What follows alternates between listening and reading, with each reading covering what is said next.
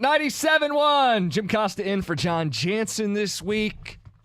Let's talk about the Tigers. And Stoney's got a stat on just how ridiculous being shut out by the Oakland Athletics is, but I think it was a painful reminder that this race isn't really a race. When you get Tarek Skubal back and you're playing the miserably bad Oakland Athletics, you figure now's a chance to make some hay. Tigers lost ground, and it wasn't Skubal's fault. No. Skubal was near perfect through 4 innings, but they lost the game, and they lost ground in the Central. And, Stoney, it's a reminder, this isn't real. This isn't real. This is an illusion. It's not real. Baez and Torque with chances in the 8th and Torque with the chance in the 10th. Combine 0 for 9, 4 strikeouts, 0 for 5 with runners in scoring position. Like, they're not a good baseball team. The team that they faced yesterday, going into that game, had an ERA of over 6. Oof. Their whip was 1.56. They had no shutouts heading into that game. Correct. The Tigers are also now the only Major League Baseball team in history to strike out 12 or more batters while allowing 2 or fewer hits and 0 earned runs and yet lose the game.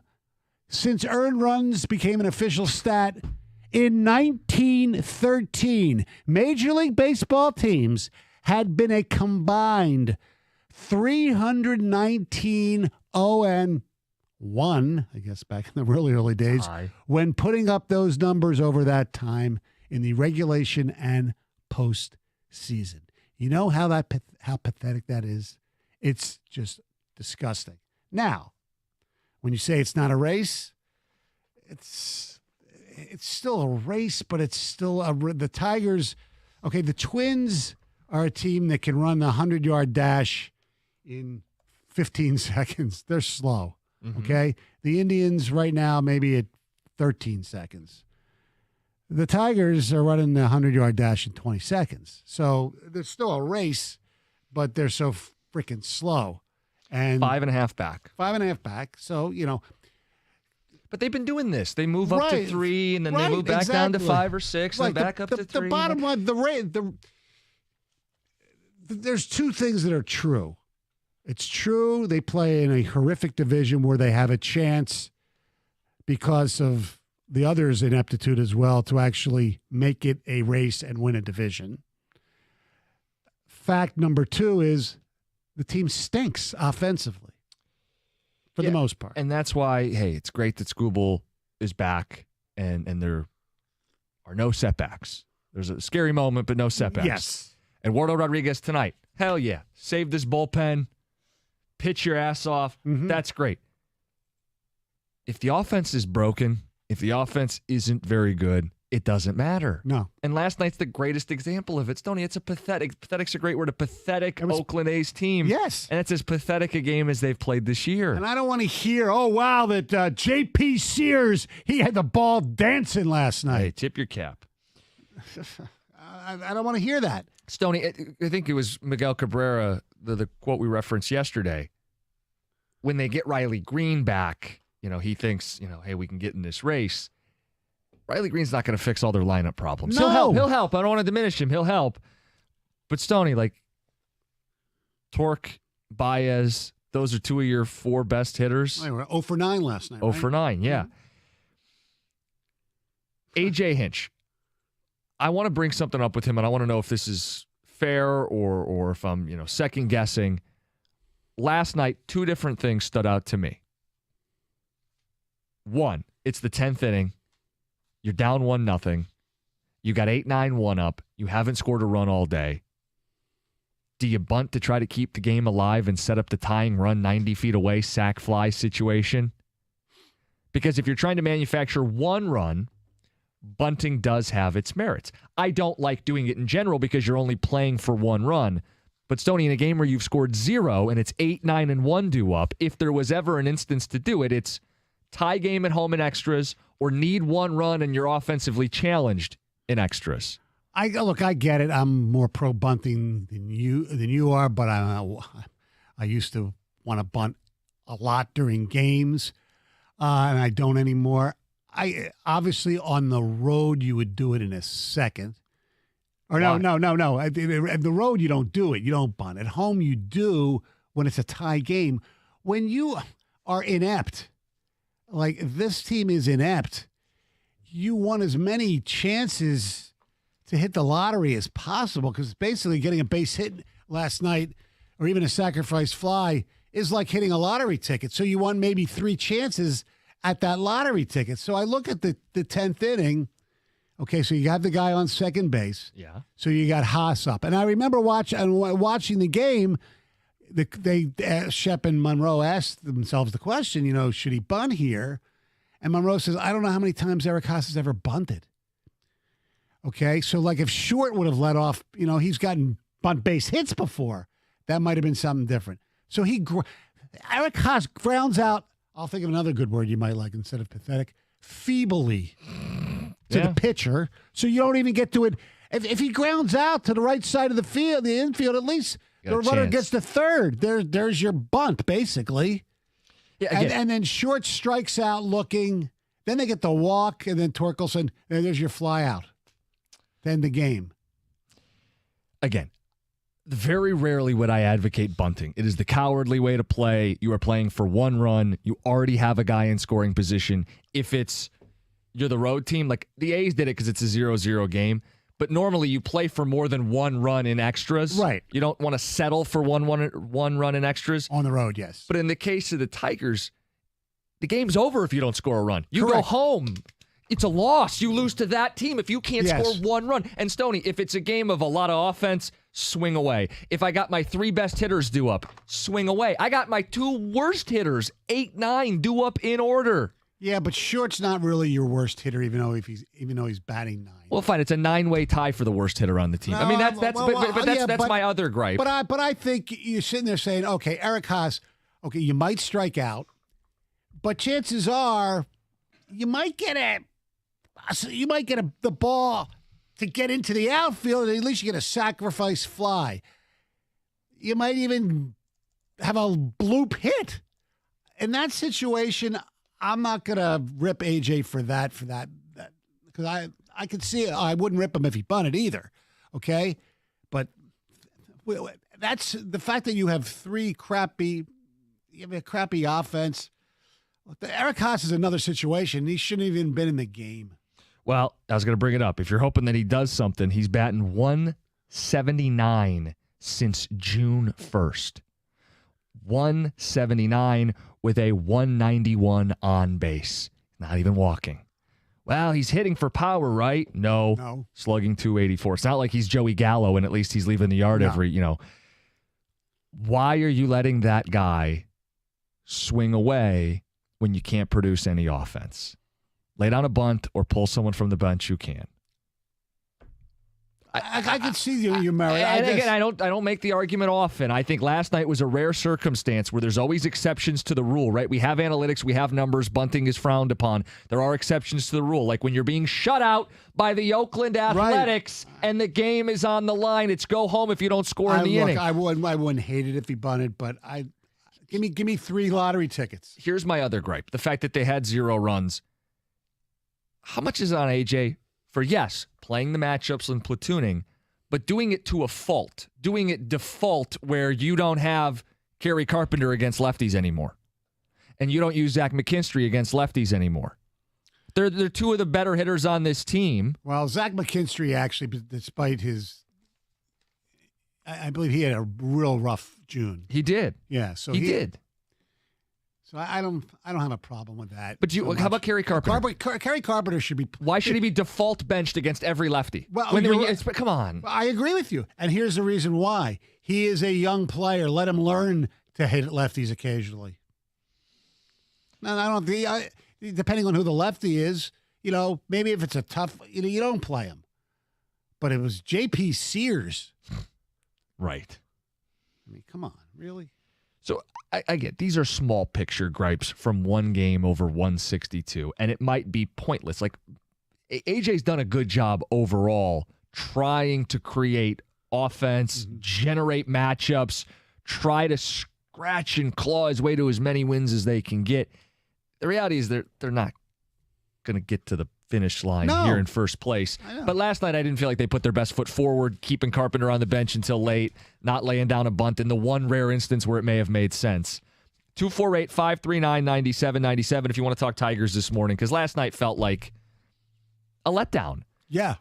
And you would think a team that's not very good, how can we have letdowns? It's because they've kind of trapped us in this spot, Stoney, where they're close enough to get you excited, but not good enough to actually finish.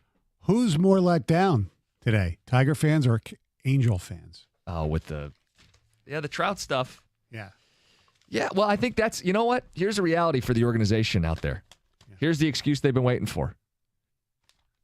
Now you have permission to trade Ohtani. Yeah. You have to trade Ohtani. With Trout healthy and making a go of it, it would have been a lot harder to justify. Now it's easier to do. Yes. 97 won the ticket.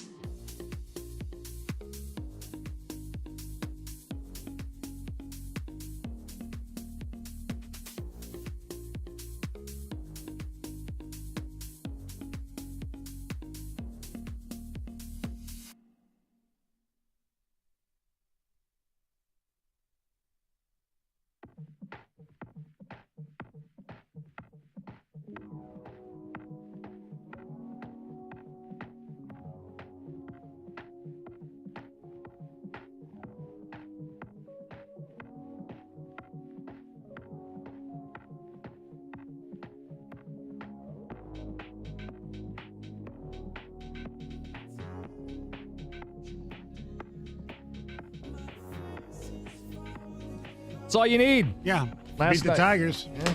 Last night, 2 hits. That's all Oakland had. 2 hits wins them a game against the Tigers, who were shut out. I know that they say you have to, forget about the night before. You got to What do you think's going through Rodriguez's mind as he takes the mound for the first time? I got to shut this team out. Listen, First of all, I don't know if he's going to get to go more than 5 innings anyway. Who the hell knows? Right. He had issues early in the year with run support. So here we go again. No, it felt like last night was a sign, and we got to stop playing the race card. There is no race. Yes. We need to stop doing this. Hey, good things are going to happen when this guy gets called up and this guy gets healthy and these stars align and the constellations are such. Just stop playing the race card. It's time. It's July. Okay. So the trading deadline is the end of the month, correct? Yes.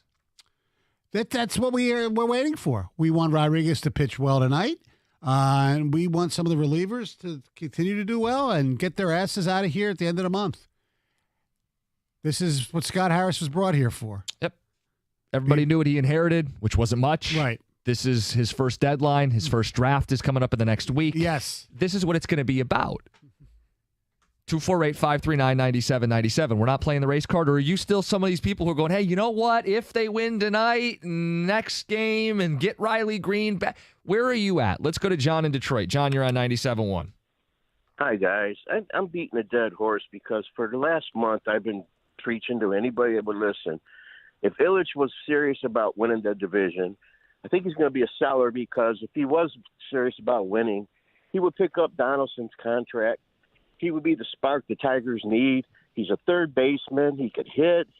He would electrify the crowd a little bit. And it's like, Illich, you could tell he's going to be a seller. I mean, that's just my opinion. Well, they and should. I just wonder. They should be a seller. Yeah, but if they picked up Donaldson, they'd be in first place. Oh, they come had him a month ago. John, let's check out. I'm gonna pull up Donaldson. I got it right here. Hold on. Okay, yeah, but you know what? You could pull up his stats, but they don't. Yeah, he's hitting 131. He don't want to be there. He don't want. Stone, you can't measure his heart. But you can't measure his want is, to. you know what? He fits right in with this team. He does. He'd be perfect. His OPS is 622. He'd be awesome. He'd be awesome. He can't make it there in New York. He can't make it anywhere. Right? How many times over the years have you said, just let him get out of New York, it'll change the scenery? And John, if he's he was 37 I was years just going to old. say that. If this was at the early or midpoint of his career, all right, change of scenery. His change of scenery is going to be sitting on the porch on the rocking chair. I mean, like, yeah, John. He does have 8 home runs in his 84 at 70 bats. at-bats. 84 at bats. Okay. No, you don't want Josh Donaldson. People don't like Josh Donaldson. Bad suggestion. No. Dwayne and Clarkston, you got a better one? You're up next. You're on 97.1. Yeah, let's get all the old guys that are hitting $150. Perfect. Yeah. No, first of all, good morning. Hope you guys enjoyed America's birthday yesterday. Absolutely. And, I was watching the game last night, and the most frustrating thing to me as a viewer is when Torque came up in the bottom of the 8th with 1 out, runner on third base. He's got to get the ball in play. He has to not think about taking it, pull happy over the left field fence. He's got to hit the ball the big part of the field. He's got to stay back, and he's got to drive it, either get it on the ground on the right side or hit it in the outfield so he can score a run. That's the ball game. And those are the things that frustrate me about this Tigers team. They have opportunities to do the right thing, and I look at it and I see selfishness. I see guys that are playing more for themselves instead of a team player. Not one of his swings looked like he was trying to take the ball right field, and it frustrates you. Well, and the I pitch, think and Dwayne, and the pitch he struck out on was ball 4. Yeah. Well, it was. Now, that was a tough pitch. It was a two-seamer running in. Mm-hmm. Yeah, but he should have taken it. It wasn't even that. close to being a strike. Well, it looked pretty good for a long time. I mean, that's hard. When it's coming at you 96, it's hard to make up your mind that fast. Well, I and get he it. kind of got sawed off and popped it straight up. Yeah, but No, that was the one in the ninth. Yeah, the that was in 10th. the The 10th. I'm the one he struck out on. Yeah. Oh, yeah. Right. Yeah. Well, that's the But problem is he anyways, had two the different at-bats at the end of the game, and he didn't deliver on either of them. But go ahead, Dwayne. Finish your point. I understand. Yep.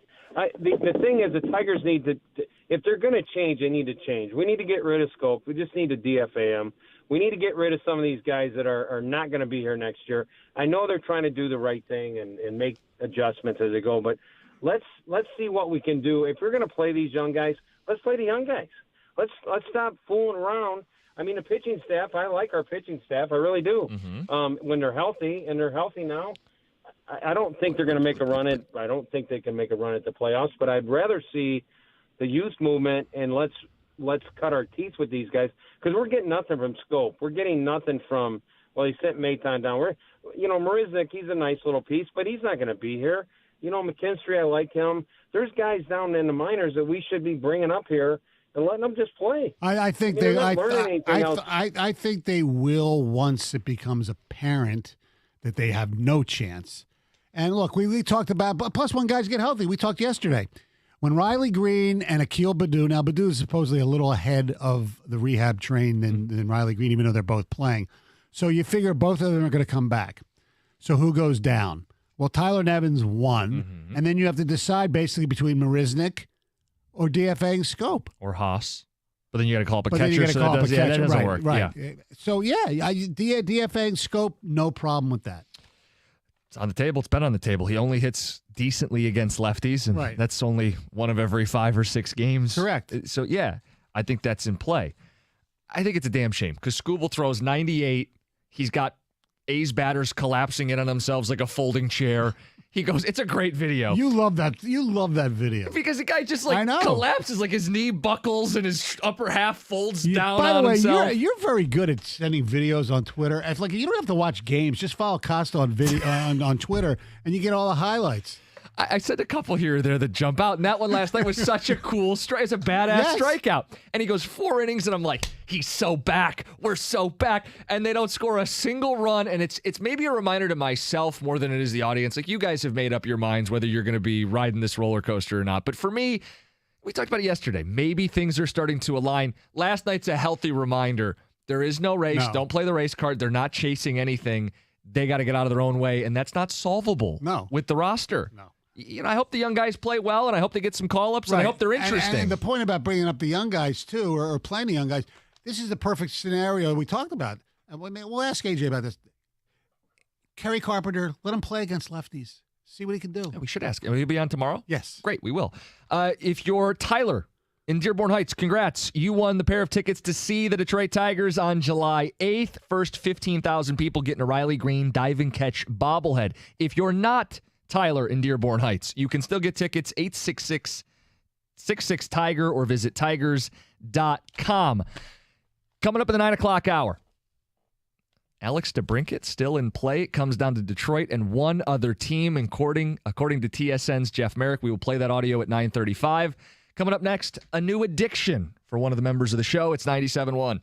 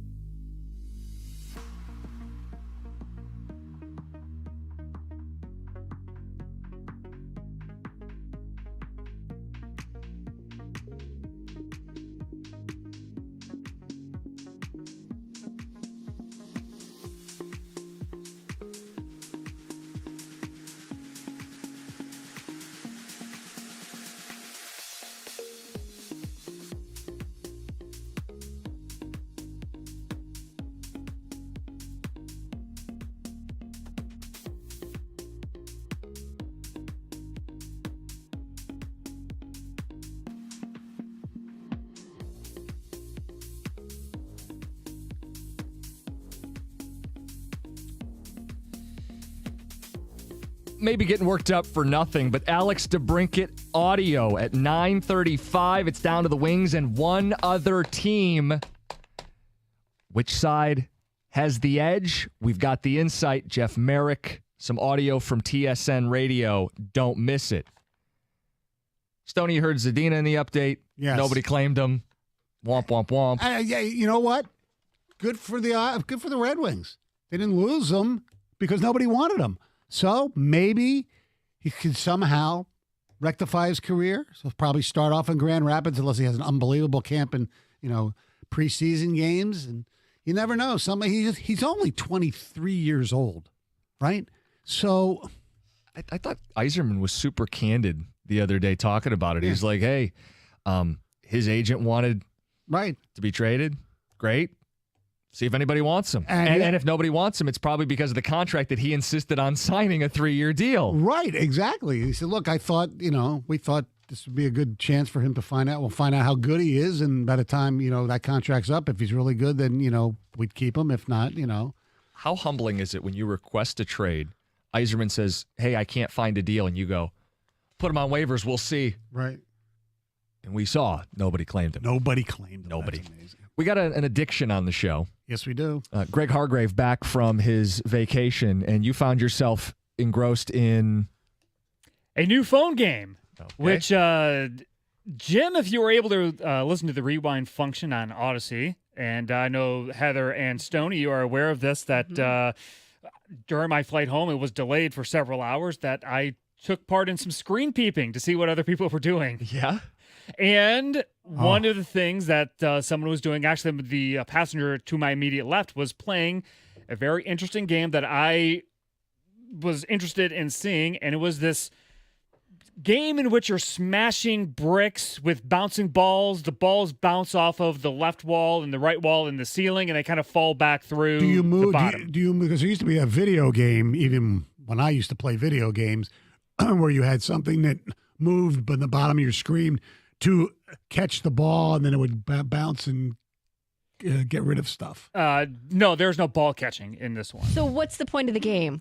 Break all the bricks. But are you moving the bricks? Do you set up the bricks? Do you move the ball? I don't understand. The computer sets up the bricks. I set the trajectory of the ball shooter. There you go. Got it. And how much time That's have all you? it is. It's that simple, but that's all it takes, right? And you've just been playing this? Yes, measured in hours over the last week. Yes. Well, Greg, I don't think I would do that, but we came up with something yesterday out of nowhere that might be actually right up your alley more than this. We want to replace your current addiction with a another new addiction. All right, maybe you know about it, and if you do, and if you did know about it, we're going to be pissed that you never told us about it. Why don't you Google or get something called ImmaculateGrid.com. Put it up on your screen. Go ahead. Immaculate Grid. Where am I going? On the computer here? Yeah. If you have a computer or your phone. ImmaculateGrid.com. Because I think Stoney's right. This is going to be something that you will probably do every single day now. Yes. It is a grid, a 3x3 featuring MLB logos and words. You have to fill them in. It's kind of like a puzzle game. It's kind of like a Wordle type of thing Yeah. without using, And for instance, do you see it come up? I do. Do you see the logos of the three for today and all that? Yes. Okay. So what you have to do right now on the Orioles, top, Yankees, and Seattle Mariners. By the way, 3 teams I did see play in my East Coast baseball. Orioles, trips. Mets, and Seattle Mets. Orioles, Mets. Thank you. And then at top is the Cubs, the Guardians, and 300-plus average seasons. And you have to find players that fit the mold. So, for instance, somebody who played on both the Cubs and the Orioles. And you click the box, and then you type in the name that you think. And if it's right, it'll pop up at the right. If not, it'll just be blank, and you lose a guess. You only get 9 guesses. So if you miss one, you can't be Get the perfect the rest score of the or way. immaculate. You can't be immaculate. You can't be immaculate. Like I got 8 of the 9 today. Stoney's guessing people that he's getting like 1%, like no one else is getting. Right, I got a 0.8% on one of them and a 3% on another one. And that was a Hall of Famer. Heather, you look like you have thoughts on my thoughts. I don't think he's interested. I think it's too much thinking for a phone game or a game in Really? general. Yeah, I Too mean, much thinking. yeah, like Too much brain power, man. Oh, So God. here's what makes an addicting phone game, in my opinion. First, simple gameplay. It's got to be very easy. You can't use a lot of brain power doing this. Mindless. Second of all, multiple game modes. Different ways to play the same game with different kind of settings, different area. Like in the game that I played called Smash Balls, by the way. simple as Yeah, that. I mean, I thought that was a podcast from Caputo. Oh, that's Busted Balls. No, it's also not what me and my wife called that. You need the ability. Whoa! Greg's got an addiction, baby. Heather with the news. No. The ability to play in a short amount of free time. Hey, I've got 3 minutes while I'm waiting at the doctor's office. I'm sitting in Walgreens waiting for a prescription. I'm waiting for this. Those small minute-long wait times, and you've got some extra time, you can pick up and play. I would say another thing that's important, it's not time-dependent. This game that you have suggested, I'm looking at it, and just like Wordle, one time a day. Right. One a day, and you're done. So I can't continue I and get what you're progress in saying. the game The thing until that- the day has passed. The thing that we passed along to you kind of has a built-in anti-addiction feature, which is it only happens once a day. You fill it out 5-10 minutes, and you move on with But your day. you can go to other sports. You from what we can. understand, we haven't found them yet, but Well, I found a couple, but you can go down the rabbit hole, and maybe that's All dangerous right, for looking you. for that next hit, Stoney. He's a fiend over here. But Greg brings up what a phone addiction game actually looks like, and he has a real example, a rabbit hole that he's fallen down, and we want to throw it out there. 248-539-9797. Phone addictions, games that you've found yourself just engrossed with that you can't stop playing. And one thing that I do want to mention, another element I think of an addicting phone game, there has to be some kind of satisfying visual signifying an achievement. The breaking of the bricks is fun to see. You level up a character in a game and you get a little or some like bright lights flashing and you see the level up, the numbers leveling up your characters, that sort of thing. Well, I have one that I think most people have probably played. I was never addicted to it, but I guess you could say there was a level of addiction because I found a cheat. After you used all your lives, you could go and like change your time zone or change, I don't even remember, Wow. so that all your lives could come back and then you could go back to your time zone in the Candy Crush. Oh, yeah, everybody got into Oh, that, right? Yeah. not everyone. But Not my Stoney. wife got into it. My Yeah. wife still plays Still. all the time. Really? Yeah. Well, people And it's have- just like that. I mean, it's mindless. You just move the candy. I don't know. It's very simple, but the graphics are good. You get to level up. All those things Greg just described are available in Candy Crush. Now, a lot of these phone games, do they have the option, like they give you the ads, or they try to make you buy like bonus lives? Like they're trying to Yes. get money out of you too. course. Now, how addicted do you get? Like, are you to the point Oh. where you will pay? Heck no. I'm not paying for anything. No, No. me neither. I'm just asking because I see people Not do me. that. Like that was a big deal with Candy Crush, right? Is people were paying for stuff? Yes. Really? I thought so. Oh, part of the no, I reason never how they got make that money. into it. I just learned how that little cheat and played for a while and then deleted it. Or you on get my ads phone. for different games that they want you to download. Right. Like, well, I guess sometimes I'm addicted. I'll go through phases. It's just solitaire. Sure. I mean, it's basic, but and that fits your thing. When you win, it has some kind of like design explosion, so to speak. All the cards go bouncing over your screen. Yes, and you can stop whenever you want. There's no time limit. Ads, I do not mind if you are either A, given a reward for watching an ad, or B, they come at regular expected intervals. So I'm looking at my phone to see if I have any that I've played recently. I downloaded this sports trivia game because I thought that'd be fun, and I thought you were competing against people live, but it's actually like people's answers from previous that are just archived, so it took some of the fun out of it for me. I wanted the instantaneous rush of competing in the moment, and instead it's like, okay, it's just another trivia game, and I'll play it sometimes in my downtime, but nothing like what Greg's talking about. Do you have one? 248-539-9797. A game that you are addicted to on your phone. Phone games that you've gotten hours and hours and endless amount of time out of. It's 97.1.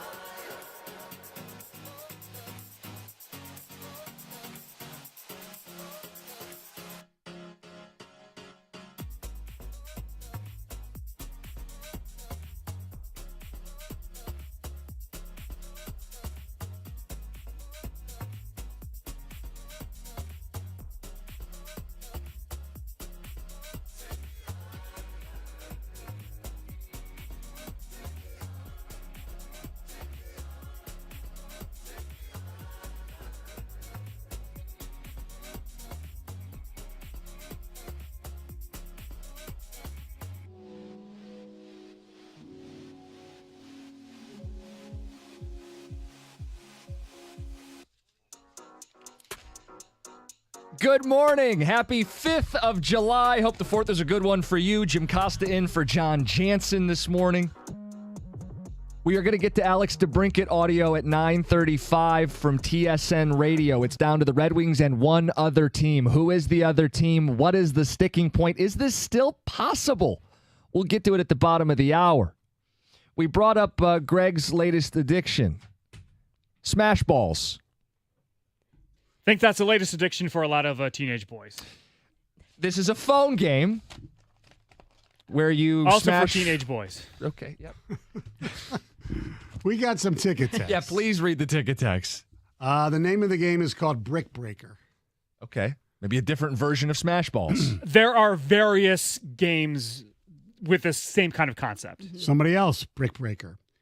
It will never be close. Clash of the Clans is the best phone game ever invented. Oh, I see all those ads for it. I've never played it. I play a lot of Retro Bowl.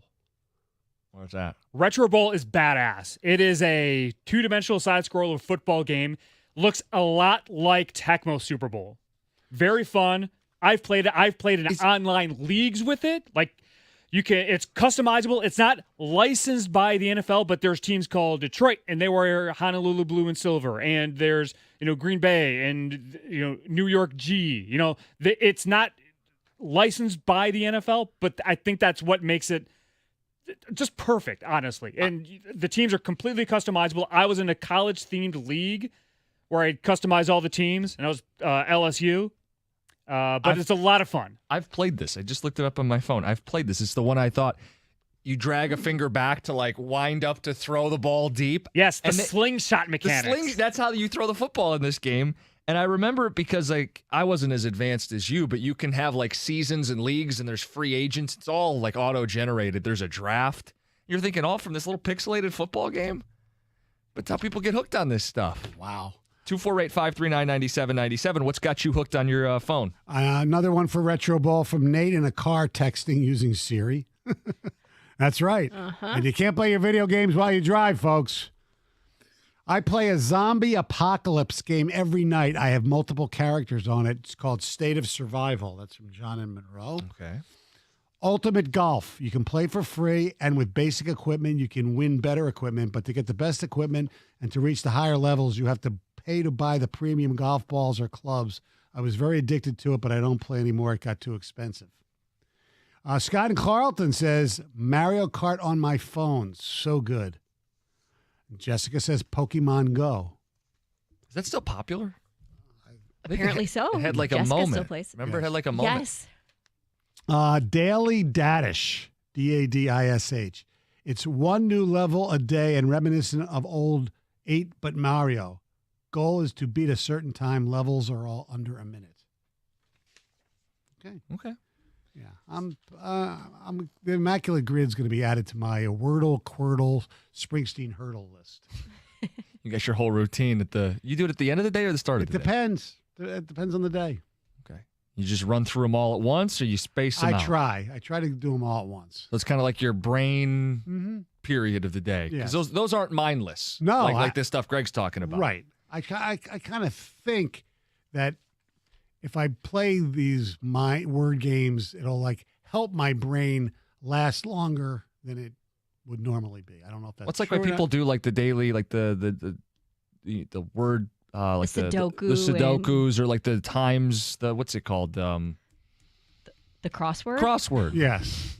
Maybe I need to play I some was looking crosswords. for Where's something he going more, with this? Me too. I was looking for something more exotic than crossword. Yes. Crosswords. Yes. 248-539-9797.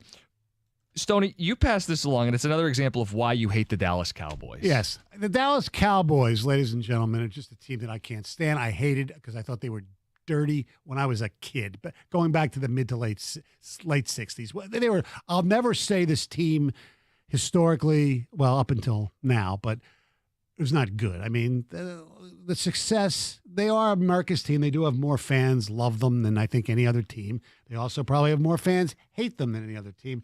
And growing up as a rival in the NFC East, I couldn't stand them. Still hate them to this day.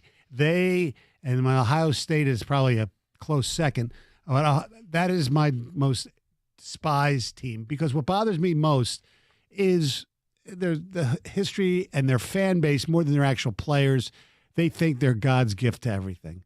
And they really haven't won anything since, 1995. Mm-hmm. So in your lifetime, Jim, the Cowboys are like, they're better than the Lions, but marginally. Yeah, they really have. If winning a Super Bowl is what you're judging, the Cowboys and the Lions are in the same boat.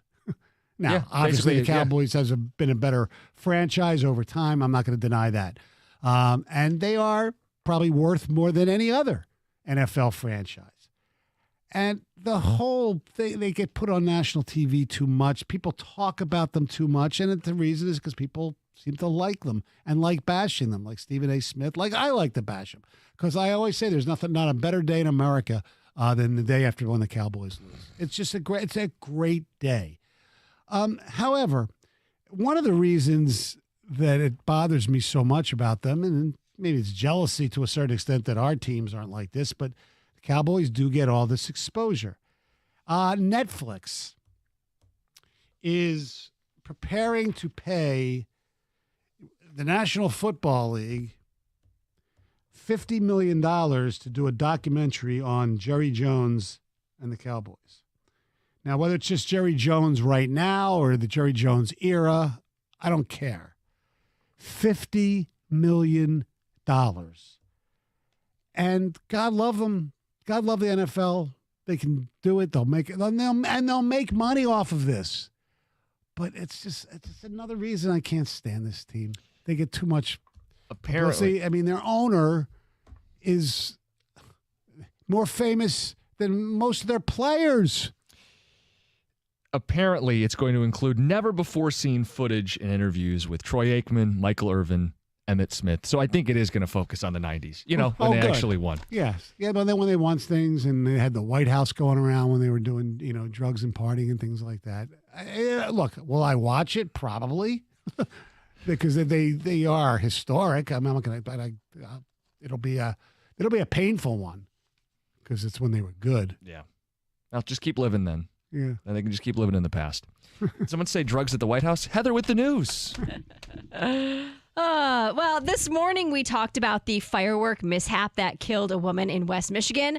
Well, of course, that wasn't the only firework display that went wrong in the same area.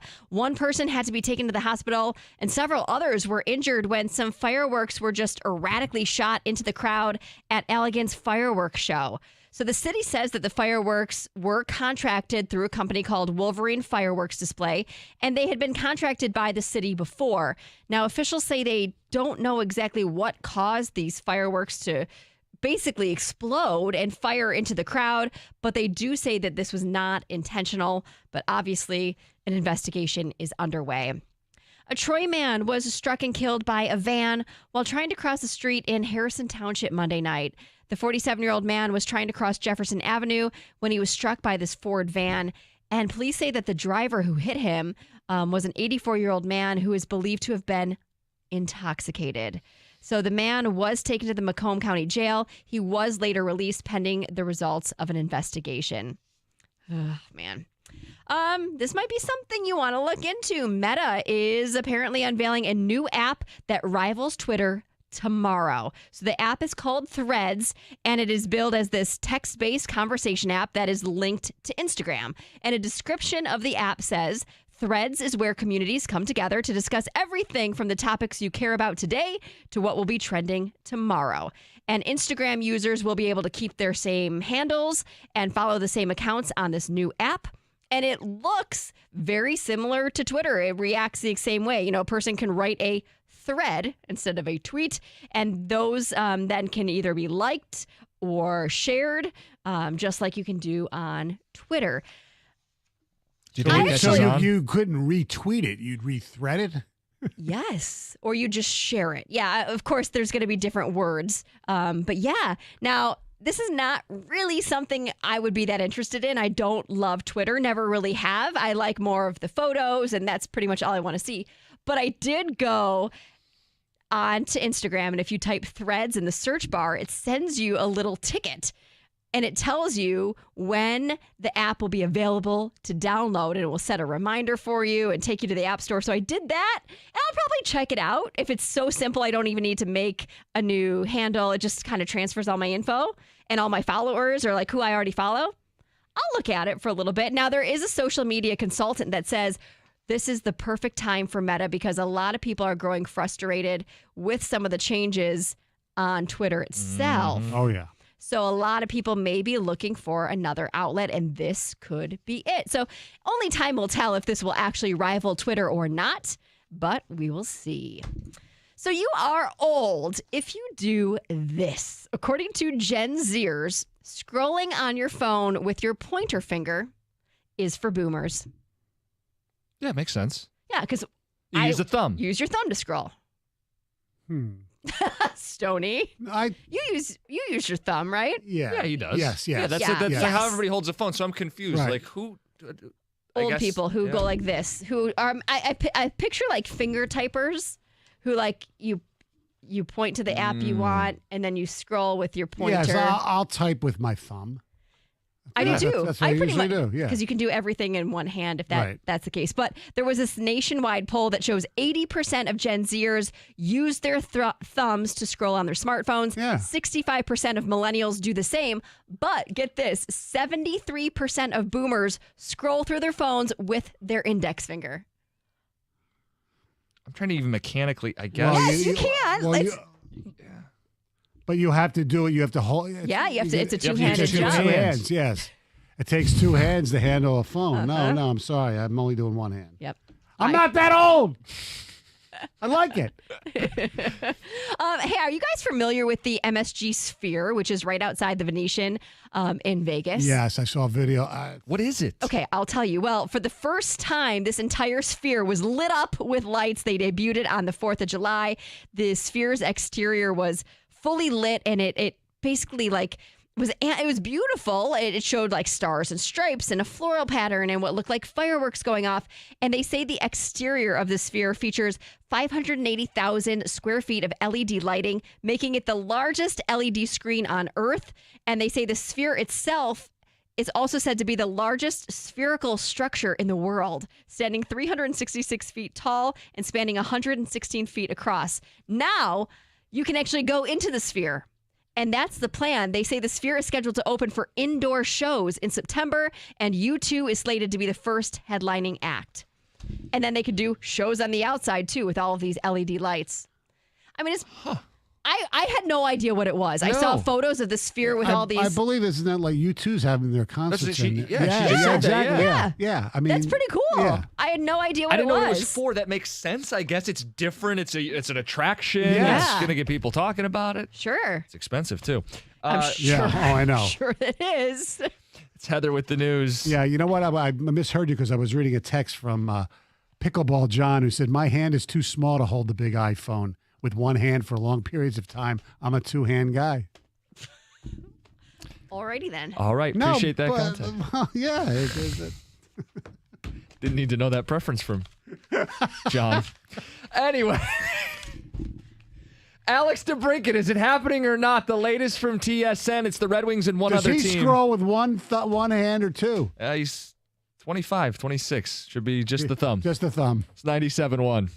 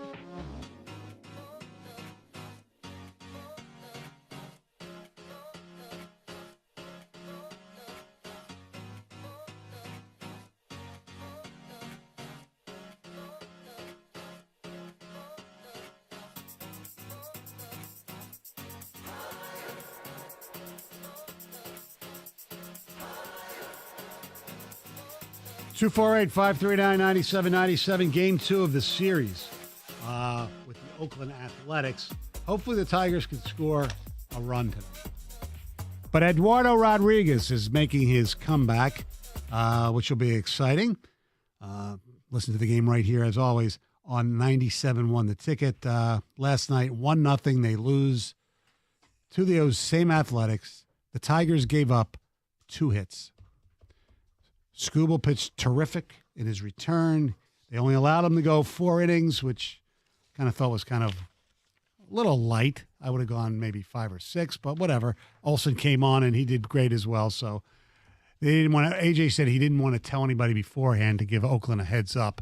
You know, like it would have certainly wouldn't have made a difference to do. They called it the piggyback start. Yeah, that makes sense. Yeah. So we did find out in the break that Greg is a 2-hand guy. Greg is a 2-hand guy. That's correct, yes. Scrolling with the index finger. it stuns me. Yes. Me too. Greg has stunned me twice today. Number one on that. Number two, that I thought he would go gaga over the Immaculate Grid. Hey, he kind of just gave us the got better things to do, guys. Yeah, No big deal. Yeah. Well, I don't think he does Wordle anymore, too. It's I do not do my Wordle anymore. I know. He's got his own deal. Alex DeBrincat. Mm-hmm. Okay, I heard this audio, and I want to play it just so people get the latest on what's going on in Ottawa. DeBrincat has not been traded. A lot of people want him to be a Detroit Red Wing, but nothing's happened. No movement. Well, what's going on? He wanted to go to as many as 5 teams at one point. Now it seems it's down to just 2. This is from Jeff Merrick. This is TSN Radio. He goes on a little bit, the context of where he thinks DeBrincat will end up and what type of factors are still at play.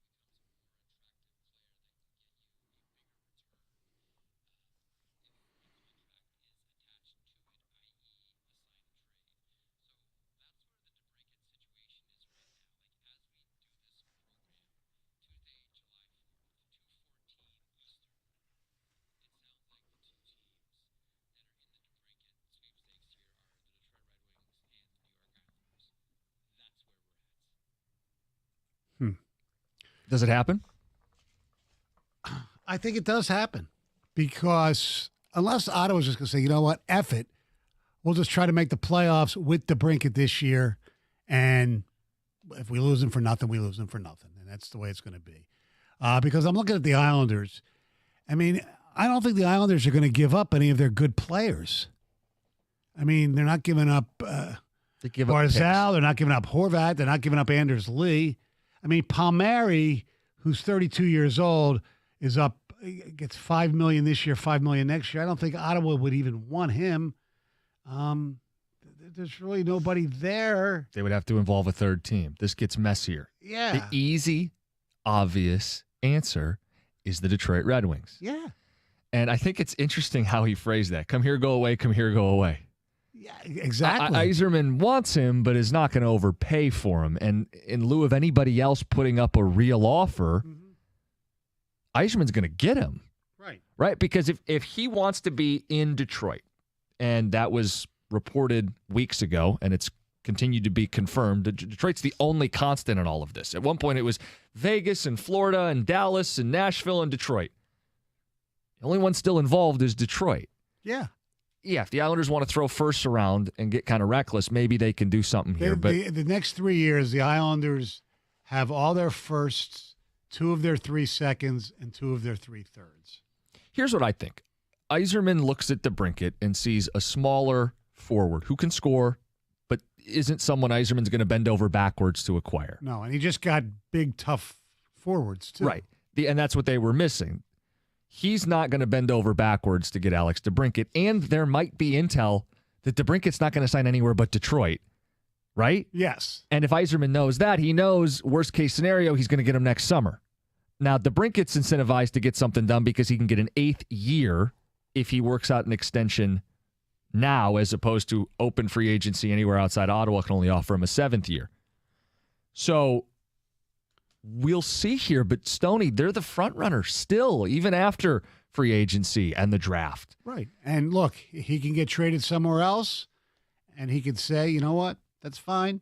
I'll play that year wherever it is, and then when I'm a free agent, hopefully the Red Wings will sign me. It feels like he's going to be a Red Wing. Yeah. It feels like he's going to be a Red Wing, and he's from here. His family's from here. His wife's from here. They have a young kid. He's looking to put down roots somewhere. And the only place that he's consistently linked to is the Red Wings. Wings still have the space, still have the picks, still have the young players. And I think Yzerman knows he's not going to bid against himself. That's, to me, what's taking so long, is Yzerman's not going to bid against himself. He knows there's not some robust market for DeBrincat, and DeBrincat's not trying to sign long-term deals in cities that aren't named Detroit, Michigan. Right. So that That feels very encouraging. Yeah. For that being the missing piece But of this offseason, it feels like it's very much within their control to get Alex DeBrincat into the winged wheel. But do you think that how much less money is DeBrincat going to take to play where he wants? Well, the other TSN report is he wants 8.7. Ottawa wants 7.7. There's $1 million difference. Where are the Wings inside that spectrum? I don't know. Right. I don't know. If Yzerman doesn't love him, if Yzerman doesn't want to pay a pretty penny, he can hold out and try to leverage this as low as he can get it before knowing that ultimately he's got the trump card. Right. This is his hometown. We have all the assets. But Let's get it done. here's the deal. If it becomes a real hardball negotiation, at what point does DeBrincat say, F this? I mean, I love it here, and I'll be here in the off season.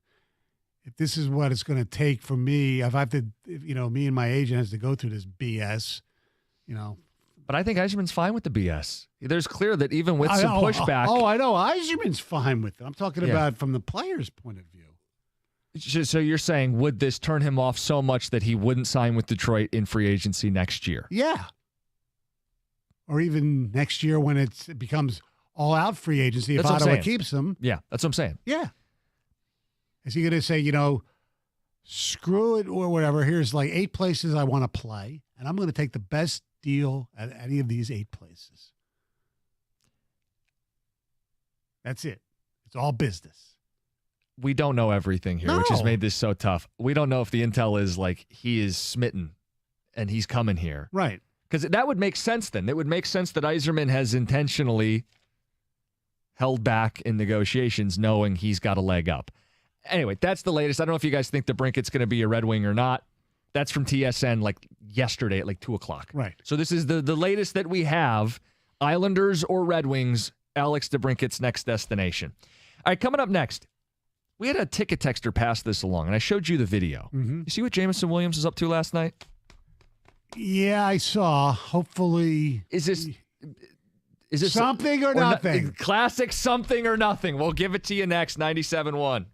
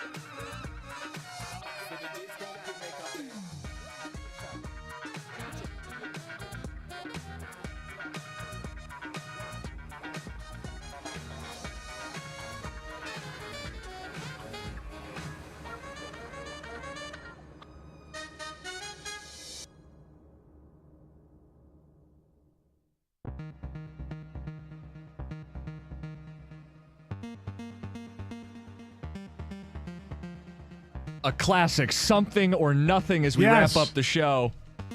The texter pointed this out, said, have you guys seen Jameson Williams' Instagram? And I clicked on his reels, and there's a video of what he was getting into last night, which is not that uncommon. No. He was shooting fireworks off at 1:15 in the morning. Hopefully he's not my next door neighbor, because my next door neighbor is probably going to, I don't know, because they did it all night last night, and I'm sure my backyard is going to be filled with debris, which will piss me off. I didn't care that he was shooting off fireworks. Who cares? You just don't want to have to deal with the mess the next day. Yeah. Those So- little things, yeah. J-Mo's shooting, I don't know what these fireworks are. It's Looks like it's like a crate of fireworks, and he comes Yes. up to it with a Bic lighter, lights the fuse, they blow up into the sky. Right. Fireworks. Yeah. Something or nothing. Because I get it. It's America and freedom and 4th of July. But given the amount of time he's missed, given the fact that he makes his living with his hands, That's it. The whole maybe stuff, just don't leave the explosives to the professionals. right. Here's my biggest problem with it, and it has nothing to do with the suspension or is he a diva or any of that stuff. It's what you mentioned, the hands. You know, JPP is fortunate that he's still alive, okay? You should know, and I'm sure I think he'd know, this stuff is dangerous. And you mentioned the hands. I mean, he lights it, and for some reason it blows off quickly than he thought, and his hands get burned beyond recognition or something like that. Seriously. I mean, and it seems like it's not going to happen to you until it does. Right. And every year, this time of year, we get stories like I had to reference them in the news. Right. Accidents happen. Right. You didn't mean to. Now, if I'm the Lions and I see this, you know, I'm Dan Campbell or Brad Holmes, I pick up the phone or talk to him or his agent and say, look, J-Mo, I mean, don't be doing stupid stuff that could hurt you. Forgetting about all the other stuff that people are bitching about. This could hurt your hands. Your hands are your livelihood. Don't do this. And then you factor in the fact that he's missed so much time already in his career, barely playing at all last year. Yeah. One career catch. He's going to miss 6 games to start this season. And thankfully, nothing happened in the video. Yes. It's 10 seconds. I think it's 20 total seconds, 2 full, reels worth of him shooting off fireworks at 1:15 last night. And again, people listening, you may have been doing the same. Right. You don't make millions of dollars with your hands. Well, if you're a surgeon, you shouldn't do it. Yeah, exactly. If you're Right. going to be performing on somebody's... Yeah, exactly. Now, there are people who are probably more astute at this topic than we are who sit there, well, his hands are no different than, his face or his eyes or anything like that. Well, yeah. So fine. Then don't do them. Yeah. We hear it every year. Dumb stuff happens. Accidents happen. Yeah. I would leave it to the professionals. I wouldn't be walking around with a Bic lighter lighting off explosives in the No. street at 1 o'clock in the morning. No. It's not smart. Especially when I mentioned, JPP. I mean, and he's a defensive lineman. Can you imagine if he was a receiver, his career would be over probably. He'd be done. Yeah, I mean, you could play as a defensive lineman with Yes. a club. And, Right. I mean, you can see guys who are just injured who will find ways to get out on the field and play. Right. As a receiver, your career's over. I Yes. mean, there's no way around it. I'm sure there are people that take a text. Oh, you guys Soft. are just, And this No. one says, you guys sound so bleeping stupid, just so you know. Okay, well, But then other people are saying this is annoying. He's using like a lighter to light off fireworks at 1 in the morning. Says it's annoying more than it is something or nothing. Yes, I know. Doug Karsh is coming to the studio. Did you want to show him something? Yeah, but I can't show. Well, yeah, I'll show it. Are you familiar with? Am I gonna not like this? No, No, I you're think gonna like this. you'll I'm- like this a lot, actually. Oh, good. Are you familiar with Immaculate Grid? Yeah, I've heard about it. These are things that I don't want to get myself addicted to Okay. because You Okay. will. I feel like it's a waste of time. Well, it's a waste of time. Well, but- 5 minutes. Right, I hear you. I choose my addictions very, very, Okay. very picky. about So what I get addicted anyway, Immaculate Grid, for those who don't know, just Google it. It's got, the one we use is for baseball, where you have 3 logos or sayings on the top and the bottom, and you have to fit them. For instance, you have across the top of the screen is the Cubs logo, the Guardians logo, and 300 plus average season. And on the left, you have the Looks like a Orioles tic-tac-toe logo, board. the Mets, and the Seattle Mariners. And you have to fit the 9, but you have 9 guesses. So, for instance, Orioles and Cubs, who played for both teams. And I had Sammy Sosa, which the greatest is they tell you how many people got 14%. I went Jake Arrieta, 24%. Mets, Cubs, I went Javi Baez, 33%. I never got to choose the Mariners Cubs because I screwed up with the Mariners 300 average season. I said Julio Rodriguez, first guess, and the rookie of the year, he didn't hit 300. So you could say anybody. Yeah, and from he the didn't say Mariners? Ichiro. Yeah. Right. I should have said it. I said Griffey on my second guess and got that right. Okay. Mets 300 season. I said Keith Hernandez. Good. Yeah. Well done. Orioles 300. Frank Robinson. Only 3% people. Gator would approve. Okay. Gator would pick his next one, but only I was one of 0.8% who got Orioles, Indians. I had Boog Powell.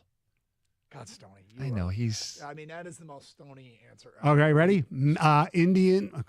Guardians, Mets. Somebody who played for the Guardians and the Mets. Mm-hmm. I don't know. Francisco Lindor got Okay. 48%. Yeah, okay. Mets, Cubs. Mets, Cubs. Javi Baez. Correct. Well, that's correct. Yes, I had that too. So did Jim. All right. 33% said that. Yep. Here's a good one. Mariners, Indians. Mariners, Indians. I have a pitcher in mind, but I can't. Who? I was right along with 9%. Omar Vizquel started his career with the Mariners. Good player. Yeah. And then I never got to what was the Cubs and Mariners? I don't have it in front of me. Greg had Jamie Moyer fit that. Okay. It's, it's one of those games. Okay. One of those Yeah. games. All right. No, I don't want to get addicted to it. Okay. That's fair. Because, you figure. Yeah, but it only It's not, I know. But at the end of every day, Stoney, I'm like, I didn't get this done, that done, this done, that done. And Okay. I'm like, it's like plus on something. top of that, you know what we got? I might vent a little bit, but my daughter's graduation party's coming up. Ooh. This has turned into my wife's Super Bowl. Wow. I mean, I'll just give you one thing that she brought up. Mm-hmm. And I'm like, oh, my God. A band. No. What are we going to do about the gutters? Do we plan to hang bunting from the gutters? Or would she be embarrassed that people might see leaves in the gutters? It's No stone unturned. Yeah, I'm surprised we haven't moved into a new home. It's what's going on. Did you see the Jamison Williams Instagram, by the way? I have not. We just passed. A ticket texter brought it up. Yes. Uh-oh. It's him shooting fireworks at 1:15 in the morning. Bic lighter into a crate of explosives. Nothing bad happens, but we did the whole something or nothing. And I only worry because of JPP, and he makes his living with his hands. Yeah, when I was a kid, some kids in our neighborhood, some of the little fireworks you have at home, they cut them open and put the powder on the ground and lit it, exploded, and they got burned. And this happens every year, and the warnings come every year, and the emergency rooms are probably I don't know this, but they probably have a rush of people with fireworks. For sure. Home firework explosion or accidents. Real quick, if we can do this real quick before you tell us what's on your show. Yeah. If you're an Angel fan today, do you sit there and say, we got to trade Ohtani now because we can't Yes. win with both of them? We certainly can't win with one. Yes. You go, all right, well, I mean, unless your organization can strike a deal with Ohtani right now, Yes, I think you have to move him. I know. And no better place than Detroit. Exactly. So that's what you guys are doing today? Bring 4 Ohtani? hours of Yeah. Ohtani. Yep. Ohtani. What else you got? I reached out to some sources about DeBrincat, Okay. so we will get into that. Kang is back, and he's got a small 4th of July aftermath bone to pick. Oh, all right. You'll hear that. Coming up next, Carson Anderson, 97 won the ticket.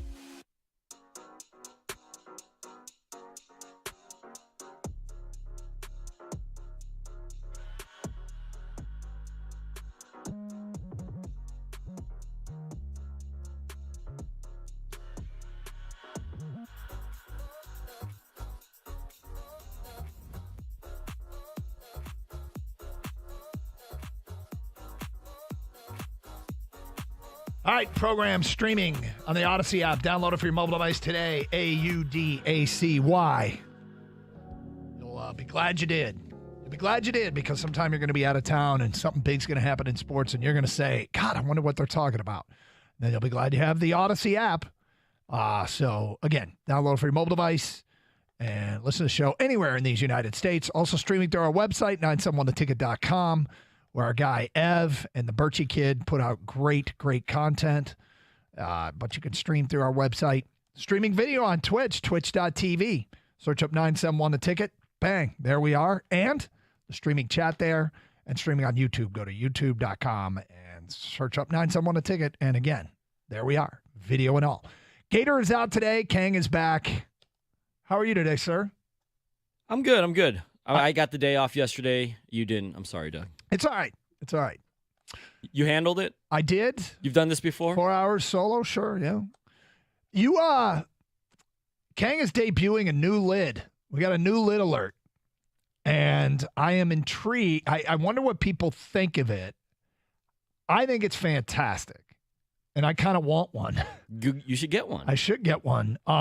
You deserve one. Maybe you could stare into the camera and show it off. Is it a specific Father's Day Tigers hat? Or It's this year's Father's Day hat. Okay. The players wore this hat. I'm looking at I didn't Not this realize exact hat. No, it's not game worn. Yeah. It's the Old English D surrounded by kind of a light blue, and your headphones might get in the way of the logo on the side, but you can see it on the Twitch feed and the YouTube feed. So check it out. Go to twitch.tv and search up 971 The Ticket. Yeah, it looks. The back is blue too. The light blue logo. Yep. No, I'm a big fan of this hat. So check it out. You can see it on the Twitch feed. So. And you can also see Kang just took his hat off, so you can see what Kang looks like. I do have hair. Yes, you do. I do have hair. Yeah. It's a good look. I'm just lazy in the morning, man. Tired. I'm trying to get here. We might have to do something with. You and I have a problem with hats. Oh yeah, And we buy way too many hats. Where do you put your hats? So in my closet, there's a shelf Where the coats are and stuff like that. Yeah. Well, no, in the closet in my bedroom. Oh, in your bedroom. Yes. There's a little shelving unit above the dresser drawers, and the high rotation hats are there. And then I've got 2 shelves with the low rotation hats. Remember, I laid them all out a few years ago. I laid all my hats out on our bed. It was like 78 baseball caps. Oh my God. And I brought in 5, remember, to vote. Oh, yeah. I was going to get rid of one. Do you remember which one we got rid of? Maryland. Yeah, we got rid of that Maryland freebie. There was a hat that we were at.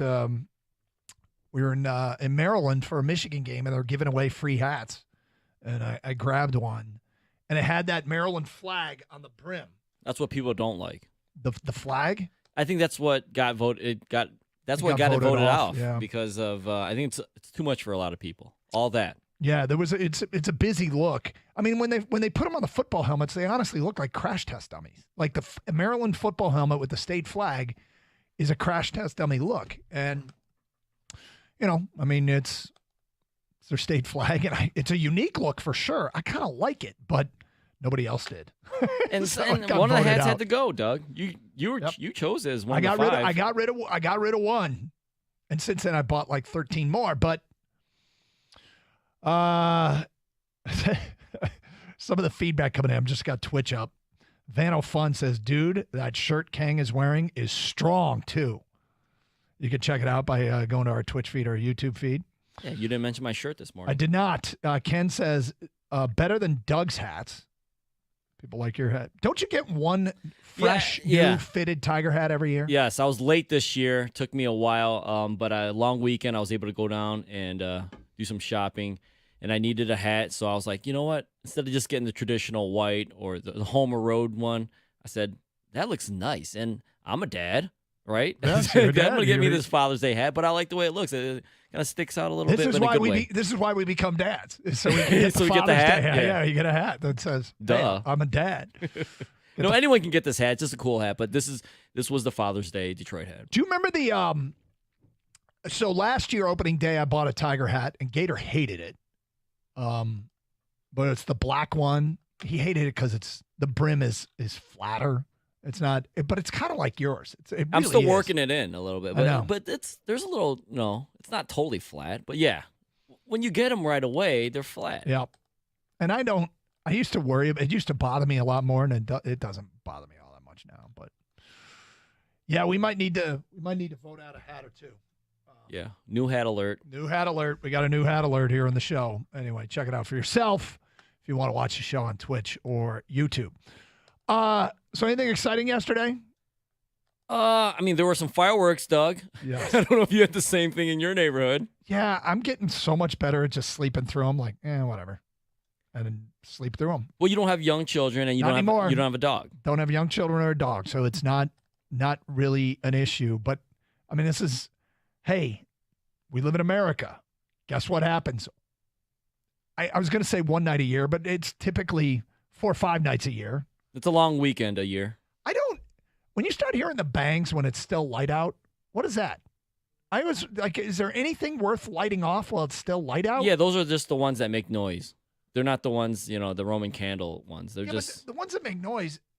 Is that the sole purpose? Is to make noise and annoy people in the neighborhood. Okay. Yeah, I mean, honestly, you just light them off and you kind of just throw it like 5 feet away from yourself and go boom. Yeah, and that's it. I think you should throw it further away from yourself, but that's what I see the kids doing. Yeah, the unsupervised kids. But I think you brought this up last year, and did it happen again this year in your neighborhood? Yeah. Listen, I totally understand this is going to come off as get off my lawn guy, but I think eventually we all get there at some point. Yep. I'm not against lighting fireworks or, hey, follow your city ordinance as long as you're within the rules of your subdivision, whatever it is, have at it, have fun, as long as they're legal. I understand. This is, it's the 4th of July. You're going to see and hear fireworks. I get that. My personal issue is that I live across the street from someone who likes to light off fireworks every year, and a decent amount. My issue is the cleanup the next day. And I think it's pretty inconsiderate. When I'm not sitting in a lawn chair watching you light off fireworks, like I'm inside because I have 2 young daughters that don't exactly like the noise and trying to get to bed or whatever. And I'm not even asking you to not light them off because I understand. Yep. You're tolerating. Yes. I mean, tolerating sounds like you're doing above and beyond, but you're okay with it. It's just part of the deal. Yeah. A younger King loved these things. An older King with the family now, not so much, right? Yep. But I get it. So you do it, you light up. My issue is I feel it's really inconsiderate. The next day, if you see me out there cleaning up my yard and you're just watching me. Yeah. And not like offering any kind of help. I didn't sit there and enjoy the show or anything like that. I'm just cleaning up the mess that you had a great time last night firing off with your kids. I mean, that's my only issue. So last night, as I'm hearing these fireworks go off, I'm just thinking, how much of a mess am I going to have to clean up in my yard? Yep. And I got, drove in this morning, saw, it wasn't too bad, but I mean, there's some obvious, I'm not asking you to make my yard look like Comerica Park, but when there's obvious shrapnel and, there's a debris field. Yes, exactly. And you can grab a couple of those things or offer to help. And if I say, I could be like, I got it. It's not that bad. Or, hey, that's awesome. I appreciate it. Because it sucks, man. How long do you think it'll take you to clean your yard today? And especially in this heat, not that you can predict the heat, but or the humidity. It's going to take me, I don't know, at least 30 to 45 minutes, I would say, because I live in a corner lot. You know this. So it's the side of my house, not just the side. I have the side of my house. It gets in my backyard and even gets in my driveway in the front of the house because he lives on across the street from the side of my house, So, I mean, I'm doing my entire yard essentially, side, front, and back. So what? 45 minutes? Wow. Yeah, like I'm going to have to do it in shifts. Yeah, that's a tough deal, man. It is what it is. Like I said, I'm not trying to, be that guy. I'm not calling anybody or anything. It's just kind of You're just going to do it, and I'm venting to you and everyone listening. Yep. Nobody pays attention to us. All right, so yesterday on the program, we got some stuff right and some stuff wrong. Last night's Tiger game was super effing frustrating. But there was still some good that came out of it, and we will talk about it coming up today at 10:18. A little bit later on, news this morning circulating around the NHL. Are the Red Wings about to make a big move? It's Carson Anderson, Gator Out today, 97.1 The Ticket. Hey, if you maybe a late breakfast or an early lunch, or here's an idea for a later lunch. Tropical Smoothie Cafe, one of my favorite places to go. I mentioned yesterday. Picked up a smoothie on my way into work. And they've got new summer mocktail party smoothies like the strawberry margarita, the island punch, or the fan favorite, the watermelon mojito smoothie. You can order on the app or online at tropicalsmoothiecafe.com. Plus, they They got the wraps and the flatbreads. Good for lunch, too. Everything I've had there, everything, honestly, has been good. And it's better for you than a lot of places. Make every day a getaway with a bold flavor and better for you pairings. Only at Tropical Smoothie Cafe, where they bring the goodness with fresh made-to-order smoothies and food. Plus, you can customize your smoothie with the add-ins like almond, spinach, kale, and chia seeds, and ginger, or supplements like Fat Burner and Energizer. Order ahead, take the scenic route, and earn rewards by ordering on the Tropical Smoothie Cafe app. It's just what I do because you get rewards points, and every once in a while you get a free smoothie or wrap. Visit TropicalSmoothieCafe.com to find a cafe near you. Tropical Smoothie Cafe. You're on Tropic Time now.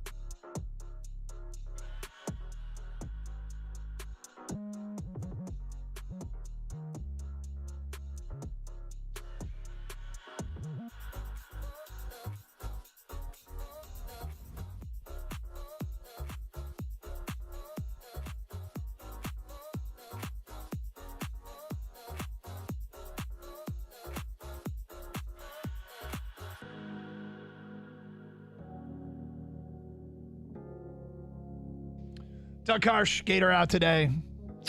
Open lines 248-539-9797.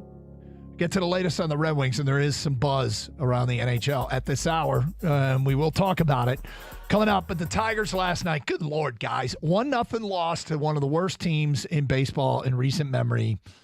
And honestly, these are the kind of games that make you want to expedite the next wave of position players, right? I mean, when you go out and they get 4 hits or whatever it was, and they get shut out, it's frustrating as hell because you're like, well, Justin Henry Malloy can do that.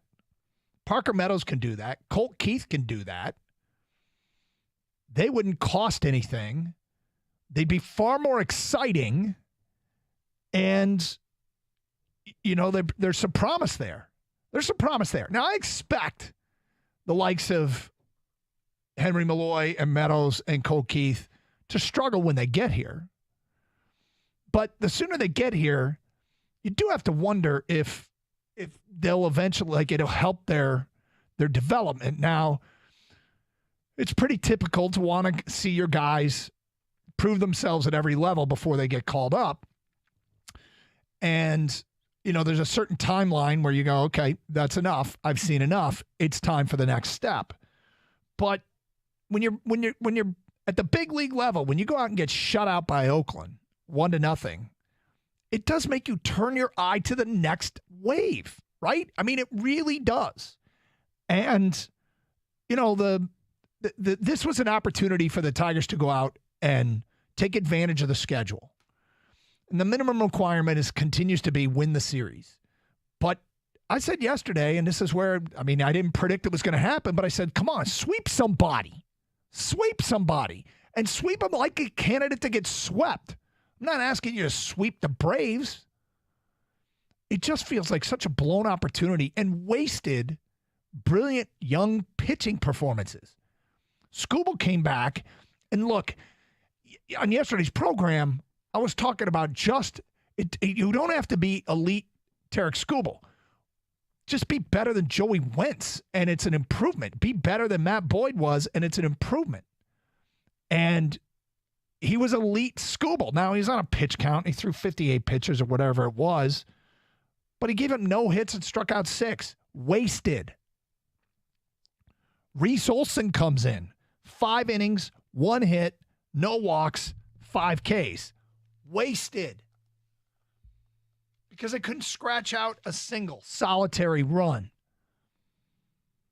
And, we brought up yesterday the fact that starter Sears, his secondary numbers are pretty good. His walks and hits per innings pitch is good.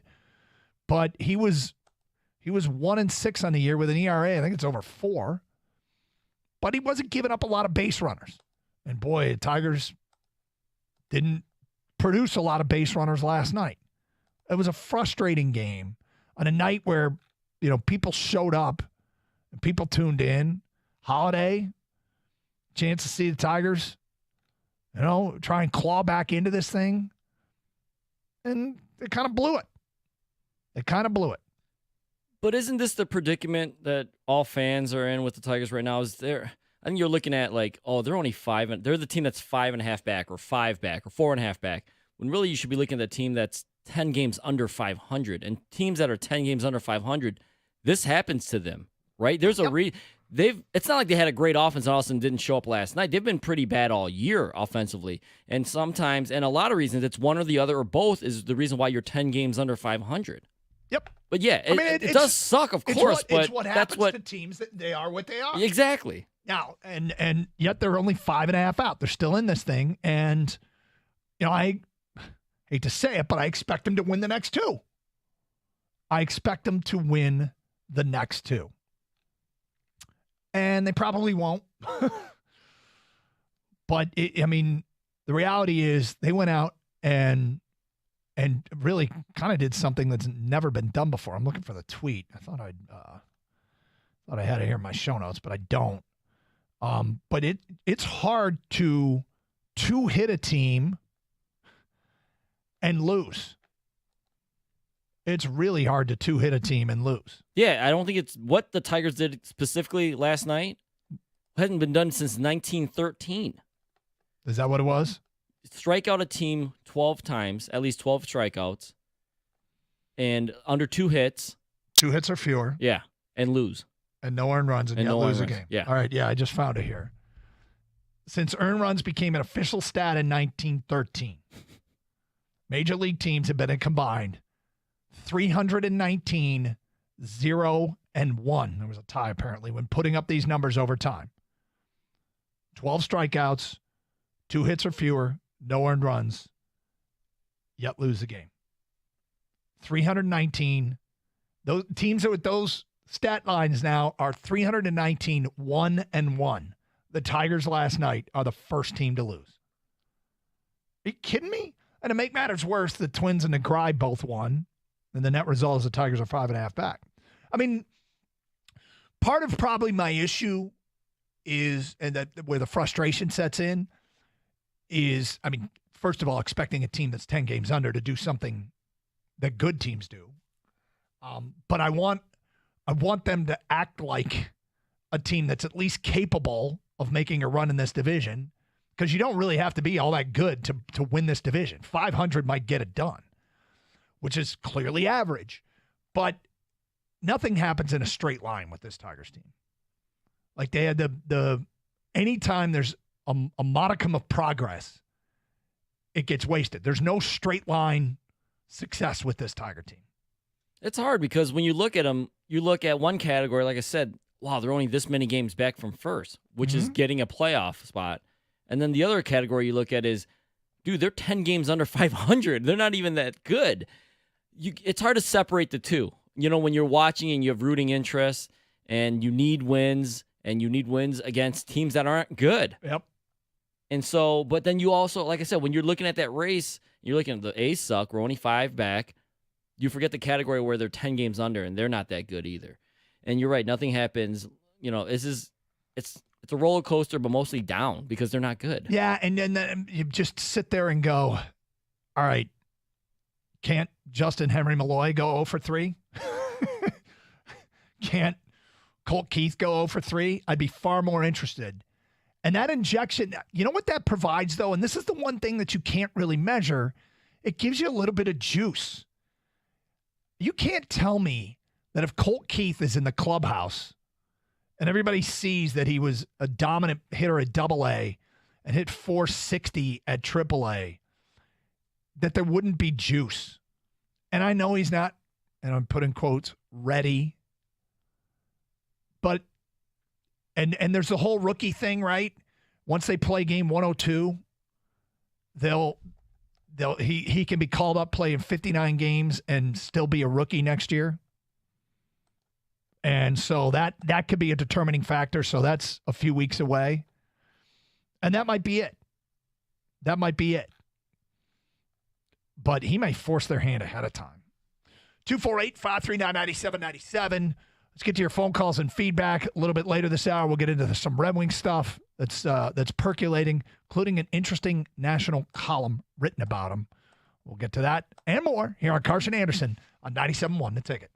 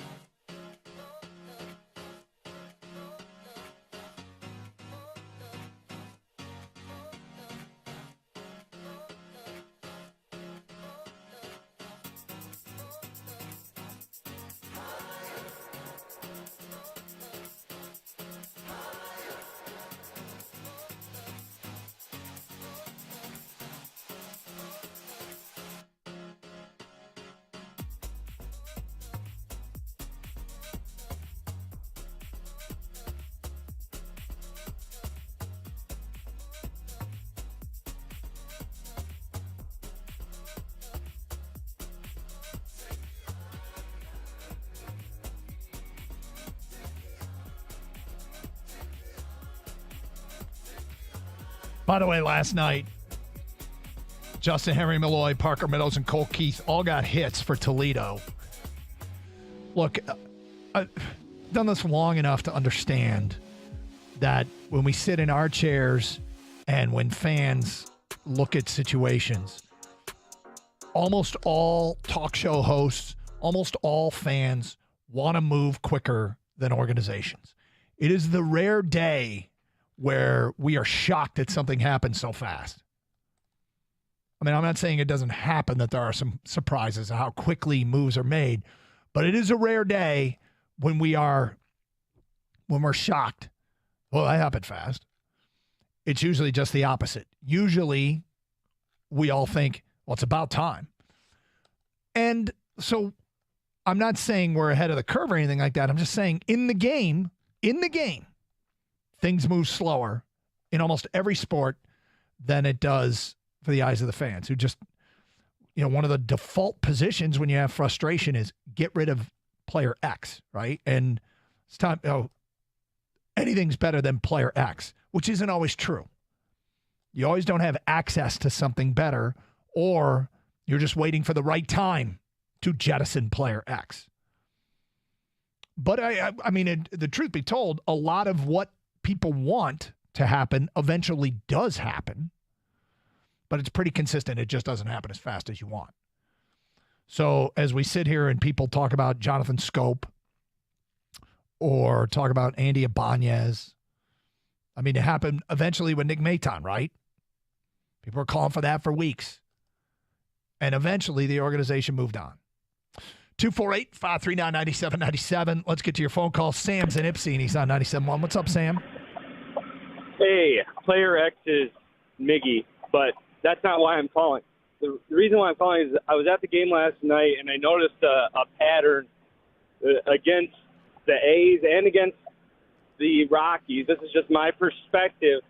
It doesn't look like they're swinging at the first pitch. It looks like they're more focused on getting a walk than they are getting a hit. And that's just my perspective. I'm not keeping stats. Maybe somebody that is could correct me, but that's what it looks like. It didn't look like they were going to get a hit because they weren't swinging at the first pitch. So they were starting behind in the count the whole night. Yeah, I don't have data to support you or go against you, and this might be one of those in games I watched type of stats, Sam. So you might be right. I'm actually more intrigued. You'd get rid of Miggy? Oh, absolutely. The A's had a pitcher last night, their closer. He could throw over 100 miles an hour. It didn't look like Miggy could even physically swing the bat fast enough to get a hit. He was just totally focused on just getting a walk so he could walk to first base. I mean, God forbid he would have to run to first base. But, yeah, he was just going for the walk. And it was their whole team. When they got that closer up, when the A's got that, it was amazing to watch him throw that fast. But it was very sad to see that. I love the Tigers. It was sad. Nobody could hit him. Well, Miggy did last night. Nobody hit the closer. Miggy had 2 hits. Right. Yeah, he did. And in the last month plus, since the beginning of June, he's hitting .318. Right. And when he hit, he jogged to first base, and I had to tell my son, make sure you stay in shape when you play baseball. Yeah, when you get to be 40 years old, make sure you can still sprint. And they're paying you that much money. Make sure you still know how to sprint. Yeah. That call made no sense to me, Not Doug. at all. Of all times, you want to criticize Miguel Cabrera. You criticize him the day after. You said that no one could hit this pitcher. Miguel had 2 hits off him yesterday. Oh, he was talking about the closer. Nobody could touch the closer. Okay, that guy was, he was lights out. But he singled out Miguel? He singled out Miguel, and Miguel has been one of their better hitters for a month plus here. And on top of that, he does have an intrinsic value. Player X is not Miggy. I mean, look, everybody's got their own opinion. That's fine. He's telling his kid not to be like Miguel Cabrera, who's made how much money in his career. He's going to be a first ballot Hall of Famer, MVP, Triple Crown. Yeah, well, if you get to that point, and back when he was far more productive, he also jogged to first on groundouts. I mean, people don't love it, But Miguel Cabrera running full speed on a sure ground out sounds like quite frankly, was a recipe for injury. And I don't love it either. But part of what made Miguel was his size and strength. But what came with it was he lost his speed. You want to teach your kids the game? I guess if he plays 20 years in a league and you tell him, if you've been in 20 years in a league, made this much money and made, put up all these numbers, don't jog to first. I think you got bigger, less things you can worry about. Come on. Some people can't get over certain things, though. Like, I don't think my man could get over jogging to first, even when he was great. We took those calls in the past. Miggy doesn't run everything out. No, he doesn't. And he hasn't for a long time. I'm sorry. I did not think we were going to criticize Miguel Cabrera today. I did not think that would be the call he would take. Are you kidding me? Today. No. Nathan Warren says, can we stop pretending that the Athletics haven't won a game this year and we should sweep them? They've beaten really good teams. The Rangers are blazing it. Setting sweep expectations are just fanboy logic. That's from Nate. So a couple things, Nate. Of course they've won some games. In Major League Baseball, the worst team on any given day can beat somebody. They're also worth 40 games under. Like, it doesn't happen in a straight line. And the Tigers went out and treated them defensively and pitching like a team that was 40 games under. And their bats went to sleep. So, yeah, they've won some games this year, but let's not pretend like they're a good team either. I would think that an average team wins this series. That's the expectation. Asking for a sweep is asking for a team that's trying to get into this thing to do something that they're capable of doing. It's not a monument. Asking the Tigers to sweep Tampa is ridiculous.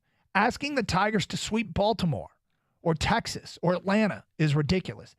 Asking for the Tigers to sweep the worst team in baseball is not ridiculous,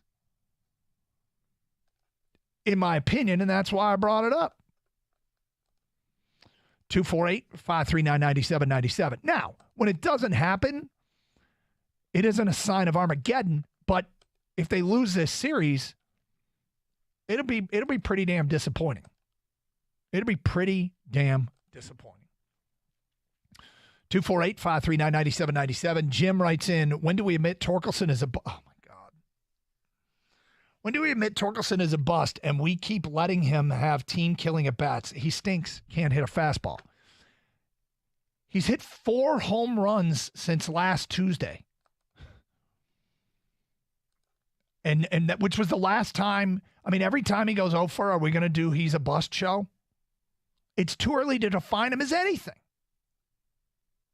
It's too early to define him as anything. And like I said, when he did go out and hit the 4 home runs, 2 home run game against Texas, hit 3 home runs in Colorado, which, hitting home runs in Colorado, no, he hit 2 more in Colorado, my bad. But hitting home runs in Colorado isn't a sign that you've arrived, but he hit some monster blast. But I said it at the beginning of the week. It doesn't mean you do victory laps either.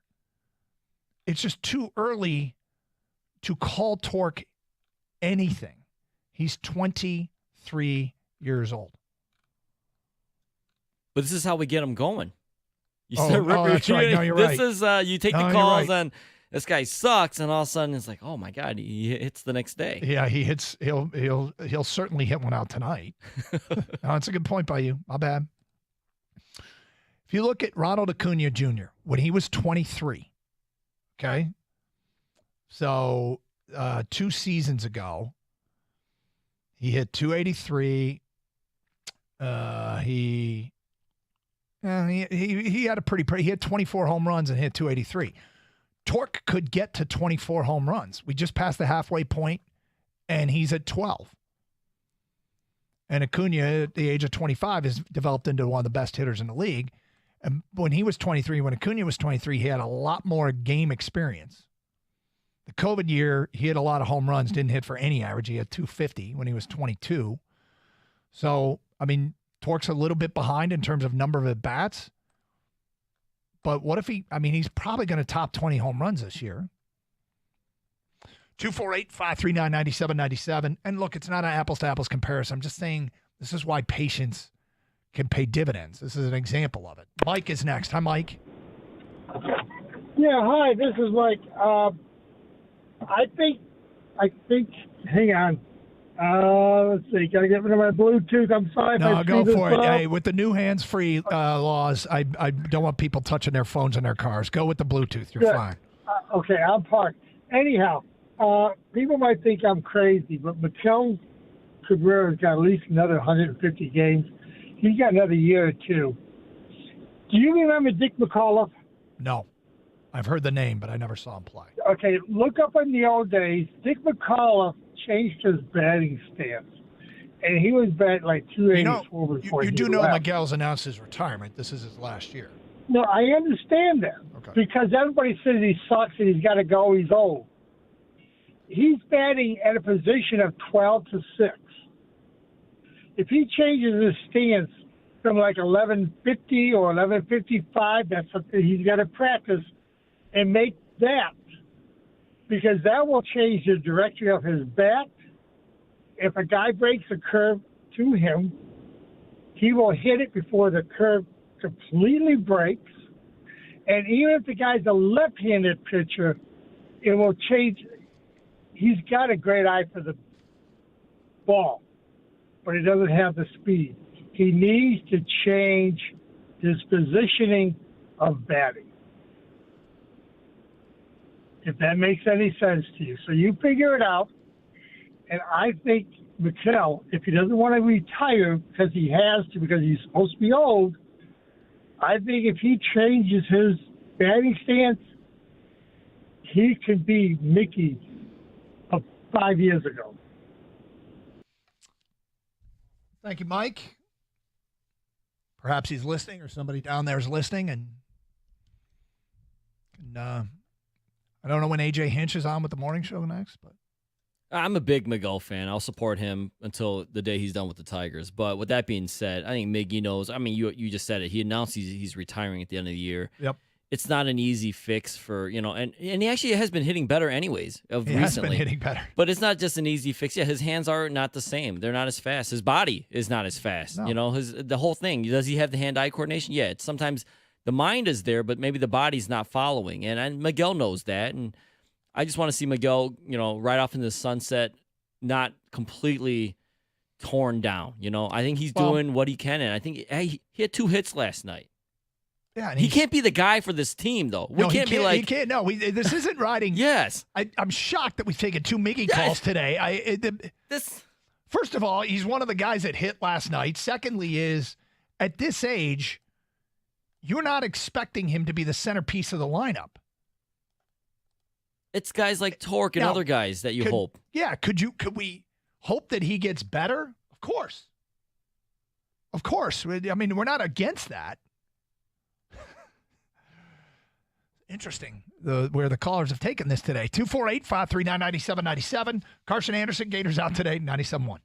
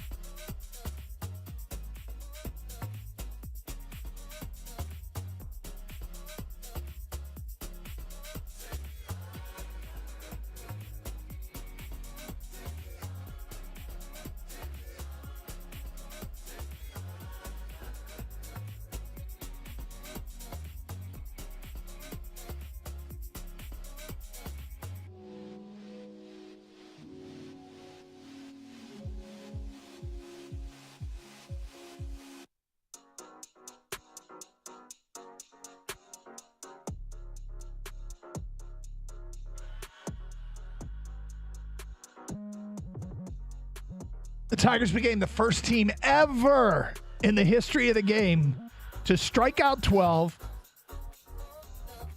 allow 2 or fewer hits, and no earned runs through 9 and lose a game.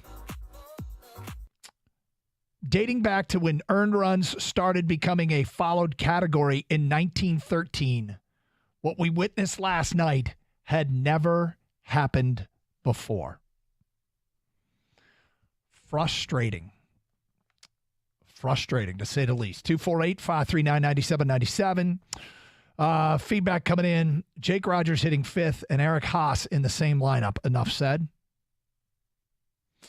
Tiger fans are ready to really get into this team, and the Tigers had the opportunity to show the fans that they're a real team. And what do the Tigers do? They show that they aren't a real team. That's from Jim. And that's kind of the way I feel today is we want them to be average because average might be good enough to win this division.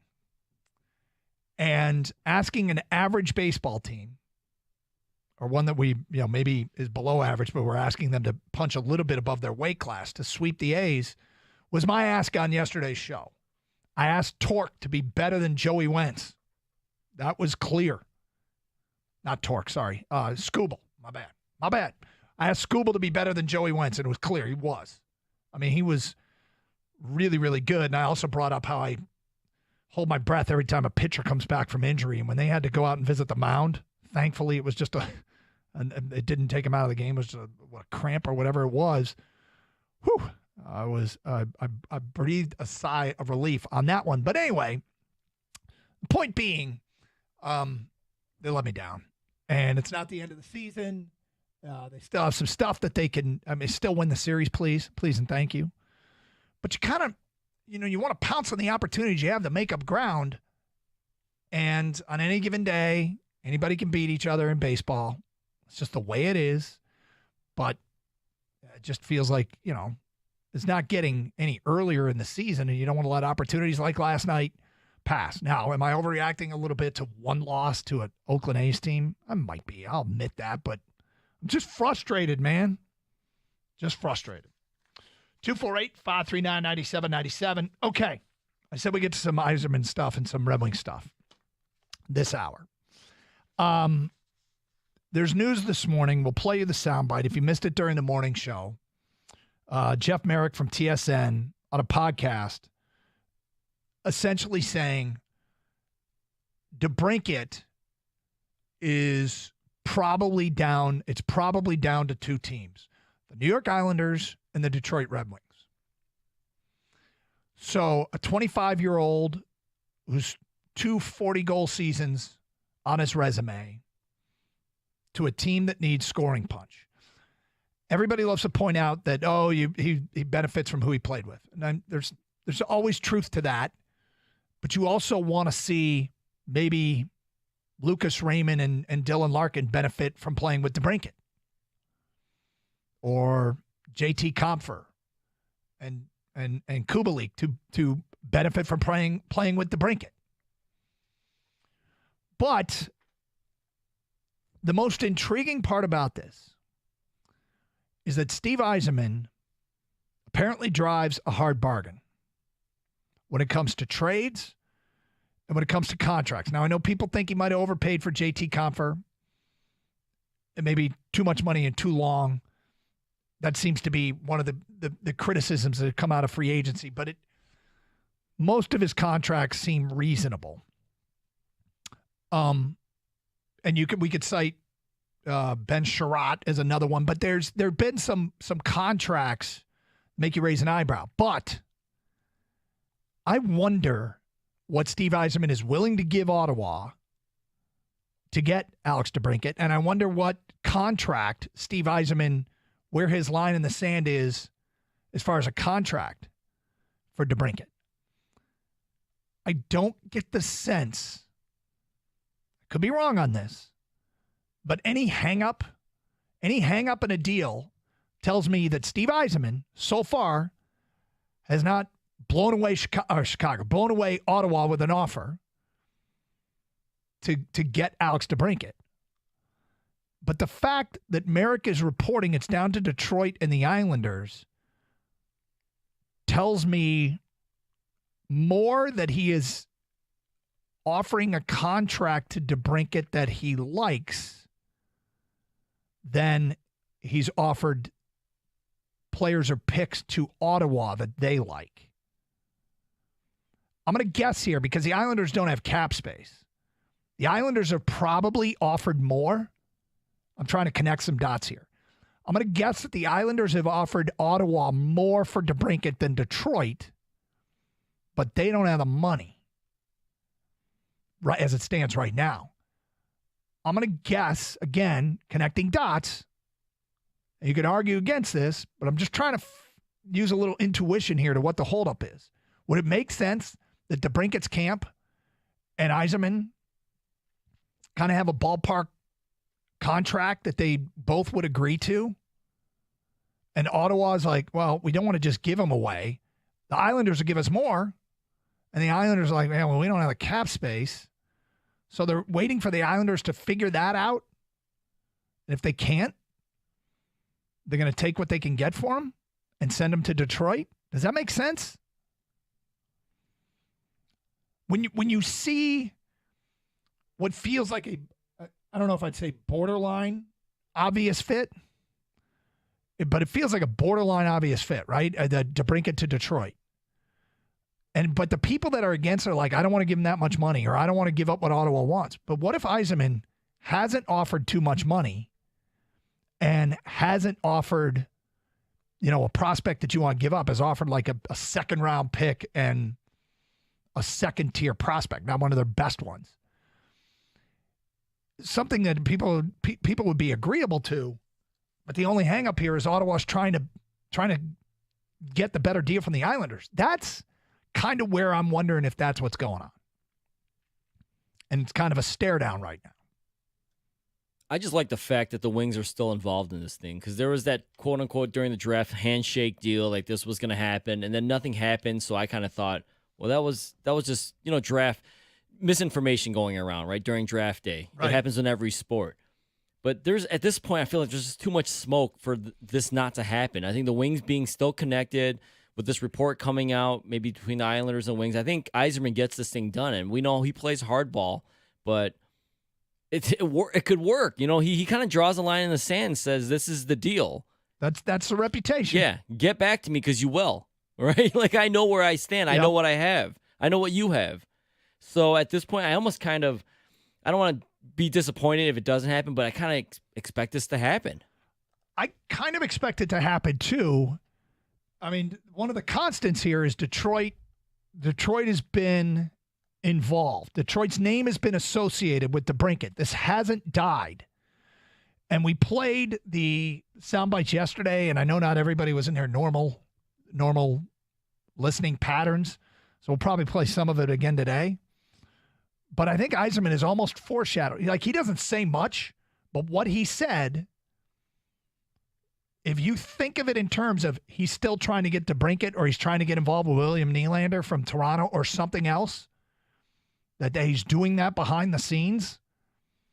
And if you take that and say, all right, here are the sound bites of what he's saying, it kind of makes sense. It kind of makes sense. So we'll play you some of the sound, including what Jeff Merrick said about the feasibility of DeBrincat to Detroit. 248-539-9797. All that coming up in the 11 o'clock hour. Things appear to be moving forward, and it sounds like Detroit and the New York Islanders are the leading candidates to get Alex DeBrincat from Ottawa.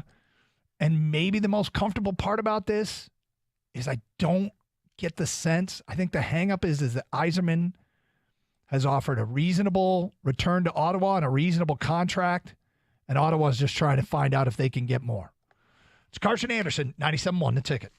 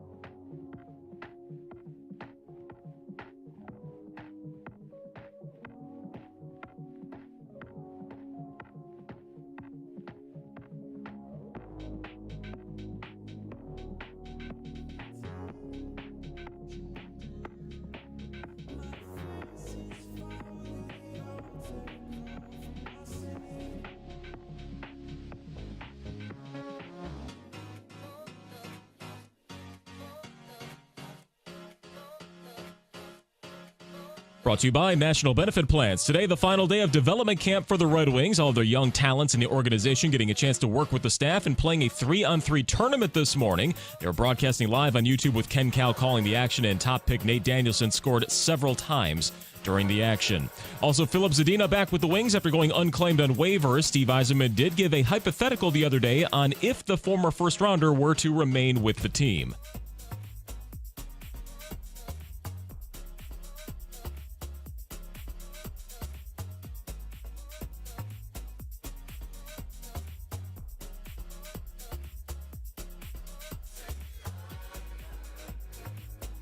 Yeah, to baseball, Erod finally back after over 5 weeks on the injury list. The Tigers ace will return tonight to face the A's at Comerica Park. He went over 4 scoreless innings with 4 strikeouts during his rehab start with the Mud Hens. Will try to continue his earlier dominance in the season where he had an ERA just over 2 and a whip just under 1. First pitch downtown set for 6:40 p.m. with Dan Dickerson ready for the call right here on 97.1. And Wimbledon with a busy day after most matches were rained out yesterday. More than 100 matches on the book for today. Novak Djokovic scheduled for around now, noon probably, as he chases his 8th title in London, which would tie Roger Federer for the most ever.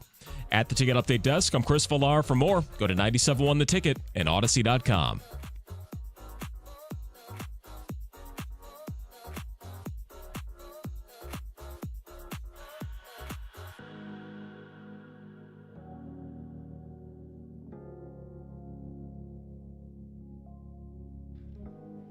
All right. Before I get back to the Red Wing thing, I should save it. There's something going on that I got to bring up on the air because it's kind of unbelievable. Anyway, we'll get to it a little bit later on. Kang, I apologize. I was distracted during the commercial break, and you know why. But did you get the Jeff Merrick sound from TSN? Yes. Okay, good. So at this hour, it feels like the Red Wings are involved and maybe, just maybe, might still make that move to add scoring punch that people want. Alex DeBrincat of Ottawa, the talks aren't over. It's interesting to hear. This is from TSN, Jeff Merrick, and a podcast, and he even timestamps it. Yesterday, he goes on and reports that Detroit's still very much involved, and here's what he said.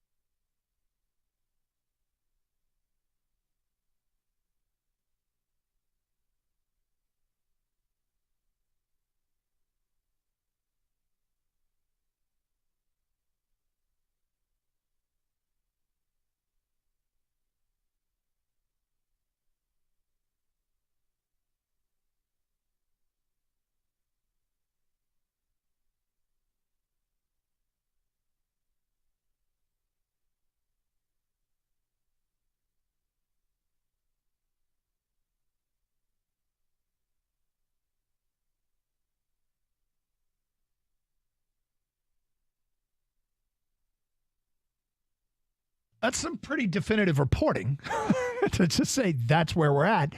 Could somebody else get involved? Sure. Could things have changed in the last, 21 hours since he made that report? I suppose. I'm encouraged, though. Okay, I'm encouraged. And Steve Yzerman, look, when he spoke, I think it was Monday, and kind of recapped all their free agent signings, he talked mostly about what they did, but I was more interested in when he was talking about what they may do. So this was Steve Yzerman admitting that they're still looking to add some scoring.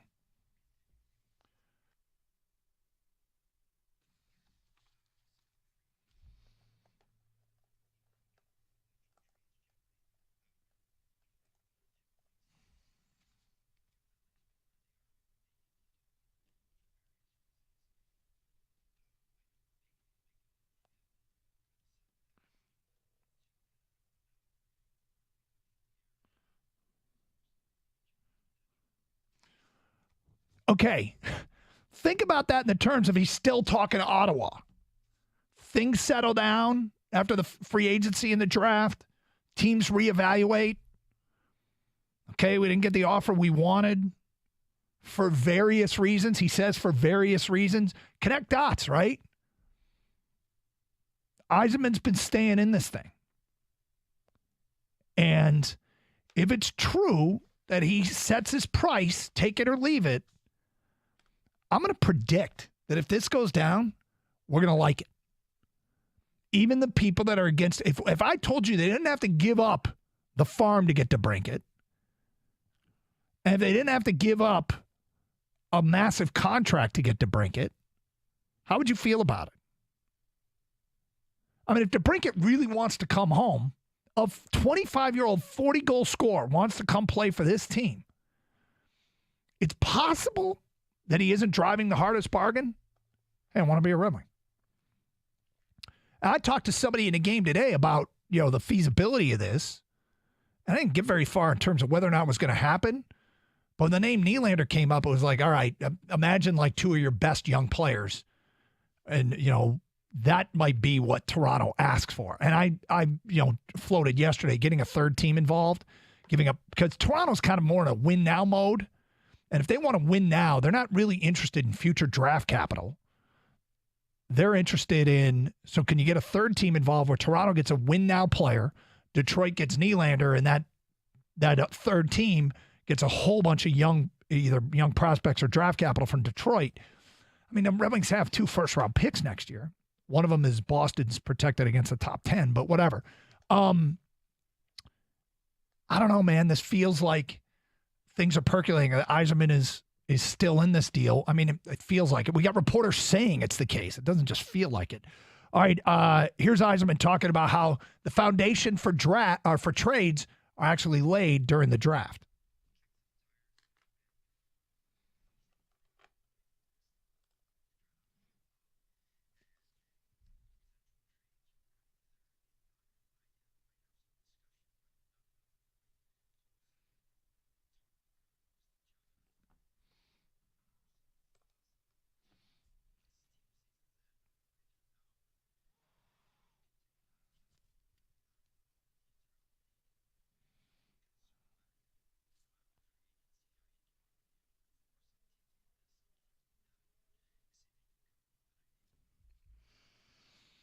I mean, so you've got an NHL insider saying it's Detroit and the Islanders, and you've got Yzerman there in the middle of all this saying those 2 sound bites we just played for you.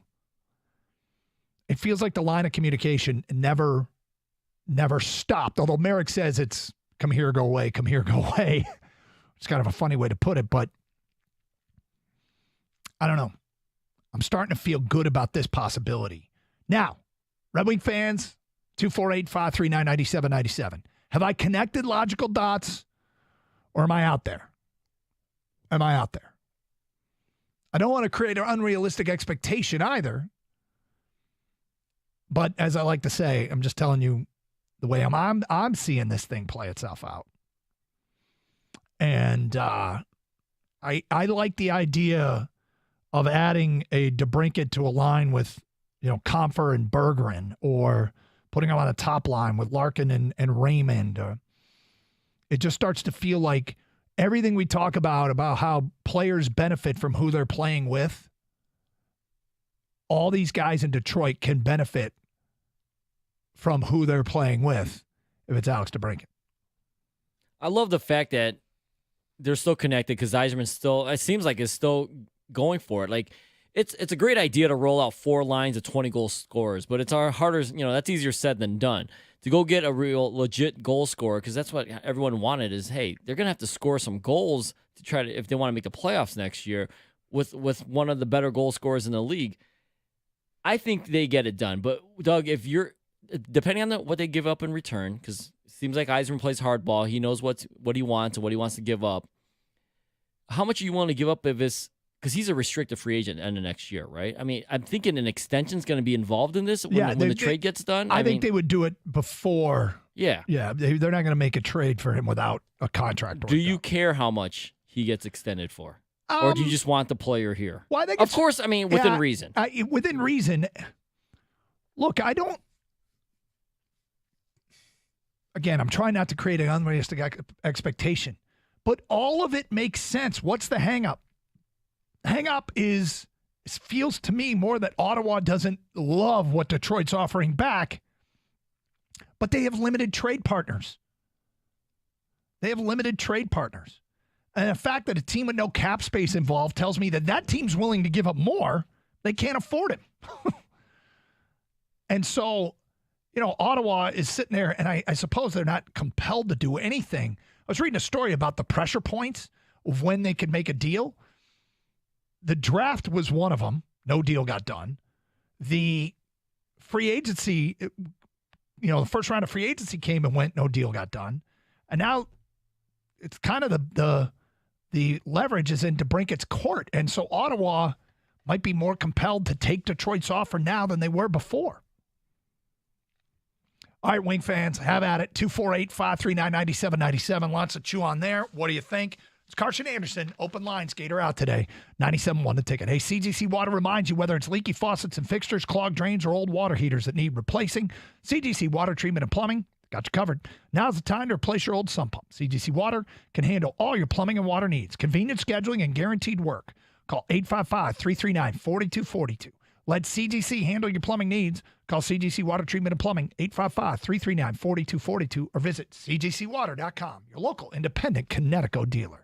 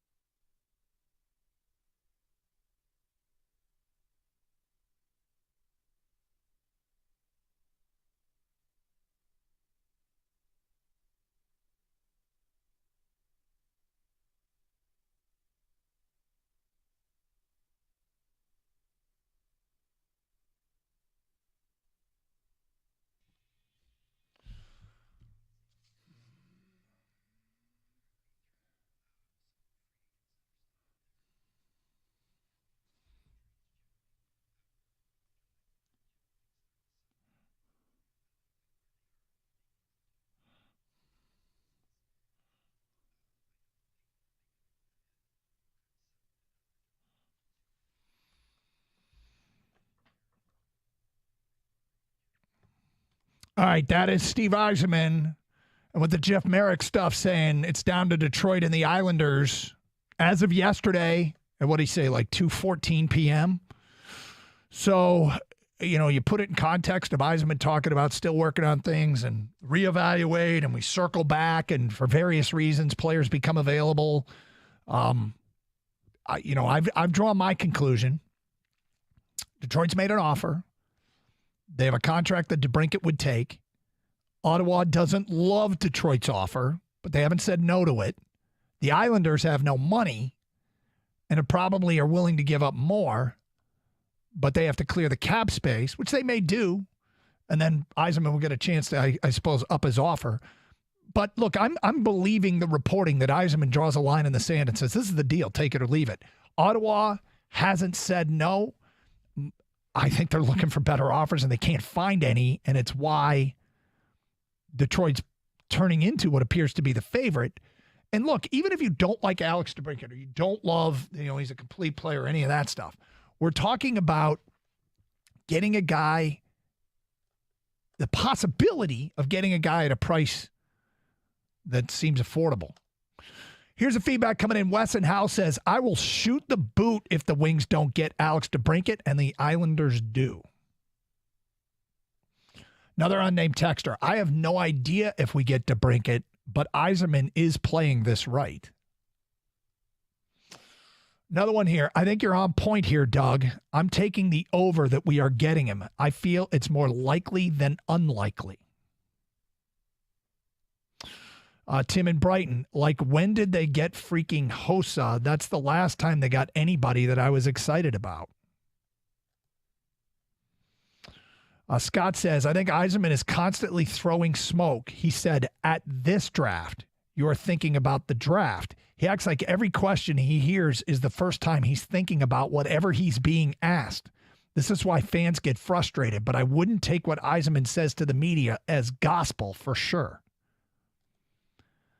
He's, he doesn't say much. I have read a ton into what he has said. Okay? I mean, and I'll admit that. I'm listening to the bunch of nothing he's saying and saying, oh, he's in on DeBrincat. And I'll admit it. And maybe it's wishful thinking, but it's fun to think about. And I don't think the conclusions I've drawn are completely irrational. So we'll see how it plays itself out. But it feels promising. Remember when he was negotiating, or we didn't know they were negotiating Dylan Larkin's contract, and that thing seemed like it was not going anywhere. Like, what's taking so long? Why isn't this done? And Yzerman got it done, maybe at the price he wanted and a price that Larkin hopefully was happy with, right? Yep. Is this kind of like the same way, just the way Yzerman operates, where he's not giving you much, but he's always working on things, and it may not seem good, but I keep going back to Brad Holmes and what he said during the draft for him, because I think it applies with every GM in any sport. We're just not privy to a lot of information that they have. He said that a lot, didn't he? He's like, and he wasn't knocking the media or the fans, but he's like, we just know things and we have information that you guys just don't have. And I think Yzerman plays things close to the vest, and he's pretty direct, I think, with his players and what's going on behind the scenes. I think he knows, like I said, what he has, what he wants to give up. So, look, at this point, maybe the Islanders clear the cap space. Maybe they circle back to Anaheim and they get involved, although it doesn't sound like DeBrincat wants to go there. He doesn't have a no-trade clause, but he can't say, I'm not signing there long-term either. But, yeah, this is intriguing. And look, I've said all along, let's wait till the offseason's over, because there's been a lot of panic. I would argue that the approval rating for Steve Yzerman as a Red Wings GM is at the lowest it's been in his tenure in Detroit, right here, right now. And I'm not worried about hurting Steve's feelings. I don't think Steve cares. I've said all along, I think he's earned a little bit of patience and a little bit of the right, not because he's a former Red Wing great player and a captain and brought us cups as a player. That has almost nothing to do with it. It's all about that he built a cup winner before. That's where I cut him a little bit of slack. If he hadn't won a cup in Tampa, I'd be far more worried than I am right now. Any patience that I have for Steve Yzerman I loved him as a player, of course, but my patience with him as a general manager, I'm judging him on that and that alone. The patience comes from building a cup winner in Tampa. Regardless of what his last name is and what his lineage as a player is. Although it's cool. I do think that part of it can also lead to, though we've seen with Alan Trammell when he was the Tigers manager, when it doesn't work, it sucks. Joe Dumars, when he was the Pistons GM, at the end, that got uncomfortable. To the point where Joe is not really very visible in Detroit anymore, and it's kind of sad. At the end of the Joe Dumars era got uncomfortable, and Joe built us a champion. He built us a champion, and that's where him being a former player makes it sad. I don't have people don't get super stoked about executives, but when that executive is a former player, and when it's all said and done, it feels like the bridge has been burned. That's where the former player part kicks in, and well, that's kind of sad. It's complete and total aside. So, are things afoot with the Red Wings? Are you feeling good about this? You feeling good about this? 248-539-9797. Feedback to the same number. We just got to patiently wait, I guess. Got to patiently wait. See what comes out of it. You know how the term or the phrase everyone uses nowadays is let them cook? Mm-hmm. Let Russ cook. Right. Let Holmes cook. Let whoever cook. Maybe Yzerman's more of a slow cooker. Like a crock pot. Yeah. Let him cook. But just kind of you set it. Yeah, and then you might forget it, but it's cooking. Right. It's the old smoker with the ribs, the 8 hours it's gonna happen. With the ribs. Is that Traeger? I swear it's going to happen. Just walk away. Yeah. It'll be delicious when we come back. There's a story on Yahoo from a writer, James O'Brien, who I've never heard of, but he has a background. He covered the NHL for NBC Sports and Pro Hockey Talk. And he wrote a pretty scathing story about the Yzer plan. We'll get to that coming up and see, like I said, my guess is his approval rating is at an all-time low, but I don't think Steve particularly cares. I think Steve's just doing it his way and believes he can build a cup winner here. Let's go to Kevin. You're on 97 a ticket. What's up, Kevin? Just listen to you guys, and I think Yzerman needs a little bit of a break. People don't realize he was set back because of the COVID whole thing and the shortened seasons. And he's doing a pretty good job. He's building a team. It's just going to take a little bit of time. But people need to give him the year or two that was set back because of COVID. Well, didn't every team have to deal with the same thing? Well, yeah, but some teams were all set. Look at Edmonton. They didn't get set back because of COVID because they got McDavid. I mean, you look at the Red Wings, they were at the very beginning of a rebuild, and that's when Yzerman came in. So, look, I mean, interesting thought. I guess I don't put a ton of credence in it for me personally. I think the setbacks, if there were any setbacks, it's their lottery luck. I mean, absolutely. I agree completely with that. Yeah. I mean, the lottery luck has been killer. In fact, their lottery luck was so bad. This is very Lions-esque. Their lottery luck was so bad that the league tweaked how far a team can fall right after Detroit was far and away the worst team in hockey and fell as far as they could fall. And the league went back to the drawing board and said, it's probably overly punitive. That feels like something that happens to the Lions. Like rules get changed or defined by the Lions historically.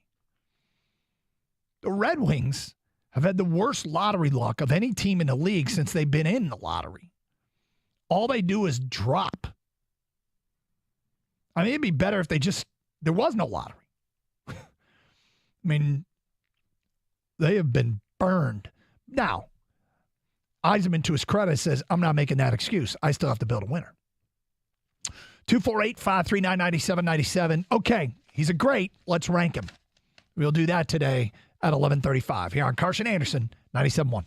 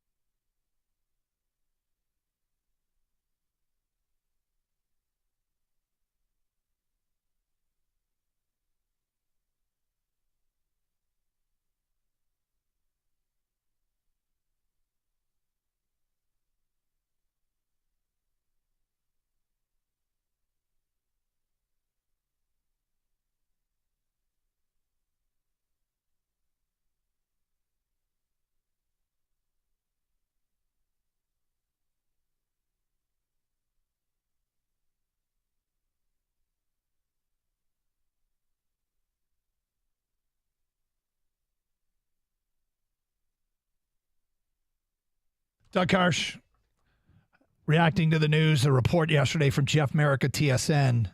It's down to Detroit and the Islanders for Alex DeBrincat. Feels encouraging.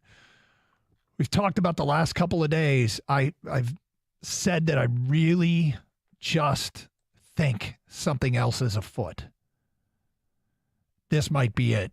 We'll see. Steve writes in, DeBrincat needs to come in under Larkin's $8.7 million annual value. Give DeBrincat 8.6, make it impossible for New York to match. And as the cap goes up, that contract looks better and better. Sam in Grand Rapids, the more you read into comments and reports, the more it looks to me like the trade has been agreed upon, but before it becomes official, Yzerman needs to negotiate the contract that comes with DeBrincat. The way the Larkin negotiations went tells me it isn't going to be as simple as DeBrincat's camp thought and hoped it would go. Maybe. I mean, look, we're all connecting dots here, trying to read into it. And I'm not mad at the general manager for saying a whole lot of nothing. And I don't think he can be mad at us for trying to figure out what's going on. 248-539-9797. Doug Karsch, Gator out today. Kang is back, the producer. Let's get to back to your phone calls. Nick is next. Hi, Nick. Hi, thanks for taking my call. Sure. I wanted to say I'm really pleased with Yzerman. He's literally showing, as a manager, exactly what kind of player he was. So patient. If he doesn't get DeBrincat, I don't think it matters. He's going to get Nyquist the year after. He set up all of his contracts with his players have 1 or 2 years left. He's not married to anyone. He's got a team that can compete and will always have cap room moving forward. He spent 3-4 years clearing cap space when we were so hand-tied. He's done a phenomenal job clearing up that space, keeping us competitive, and now he controls the situation the next 2-3 years. He did say something about, a couple days ago about how he's kind of got a hold on what the cap is going to be and where they're going to be with it in regards to it in the next couple of years. Beyond that, he wasn't sure. But, that's one thing you got to consider. They're always planning down the road, which includes, which of his own guys that he needs to war chest money for. So I think there's some truth in what you're saying. Yeah, I'm just really happy with the length of the contracts that he has. Last year, he made a ton of moves, and some of these were 3 years, some of these were 5 years. But as time goes on, they look really, really good because they're solid players like Kopp and Perron. But 2 years from now, 3 years from now, they're going to be gone, and there'll be room for our rookies or high draft picks to have an opportunity. And if they do well, now you have room to sign them. Nick, thank you for the phone call, 248-539-9797. Steve is next here on 97.1 The Ticket. What's up, Steve? Hi, good morning. How are you? I'm doing good, thank you. I think, first of all, Steve Yzerman is a lot smarter than a lot of people give him credit for.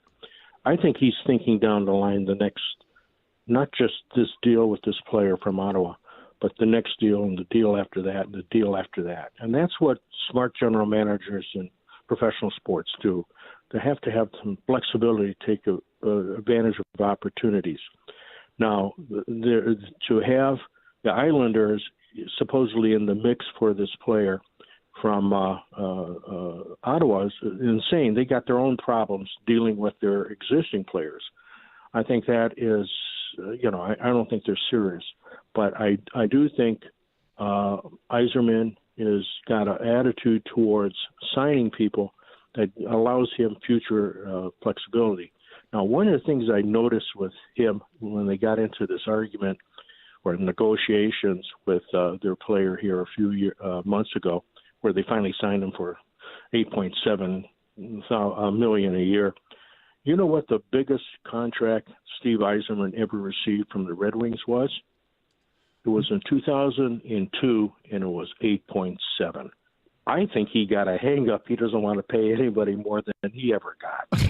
and I'm serious, and maybe a thing in his head, but I think it's a good thing for the team because he is allowing flexibility in, 3 months from now, 4 months from now, somebody will want to drop a player, want to make a trade.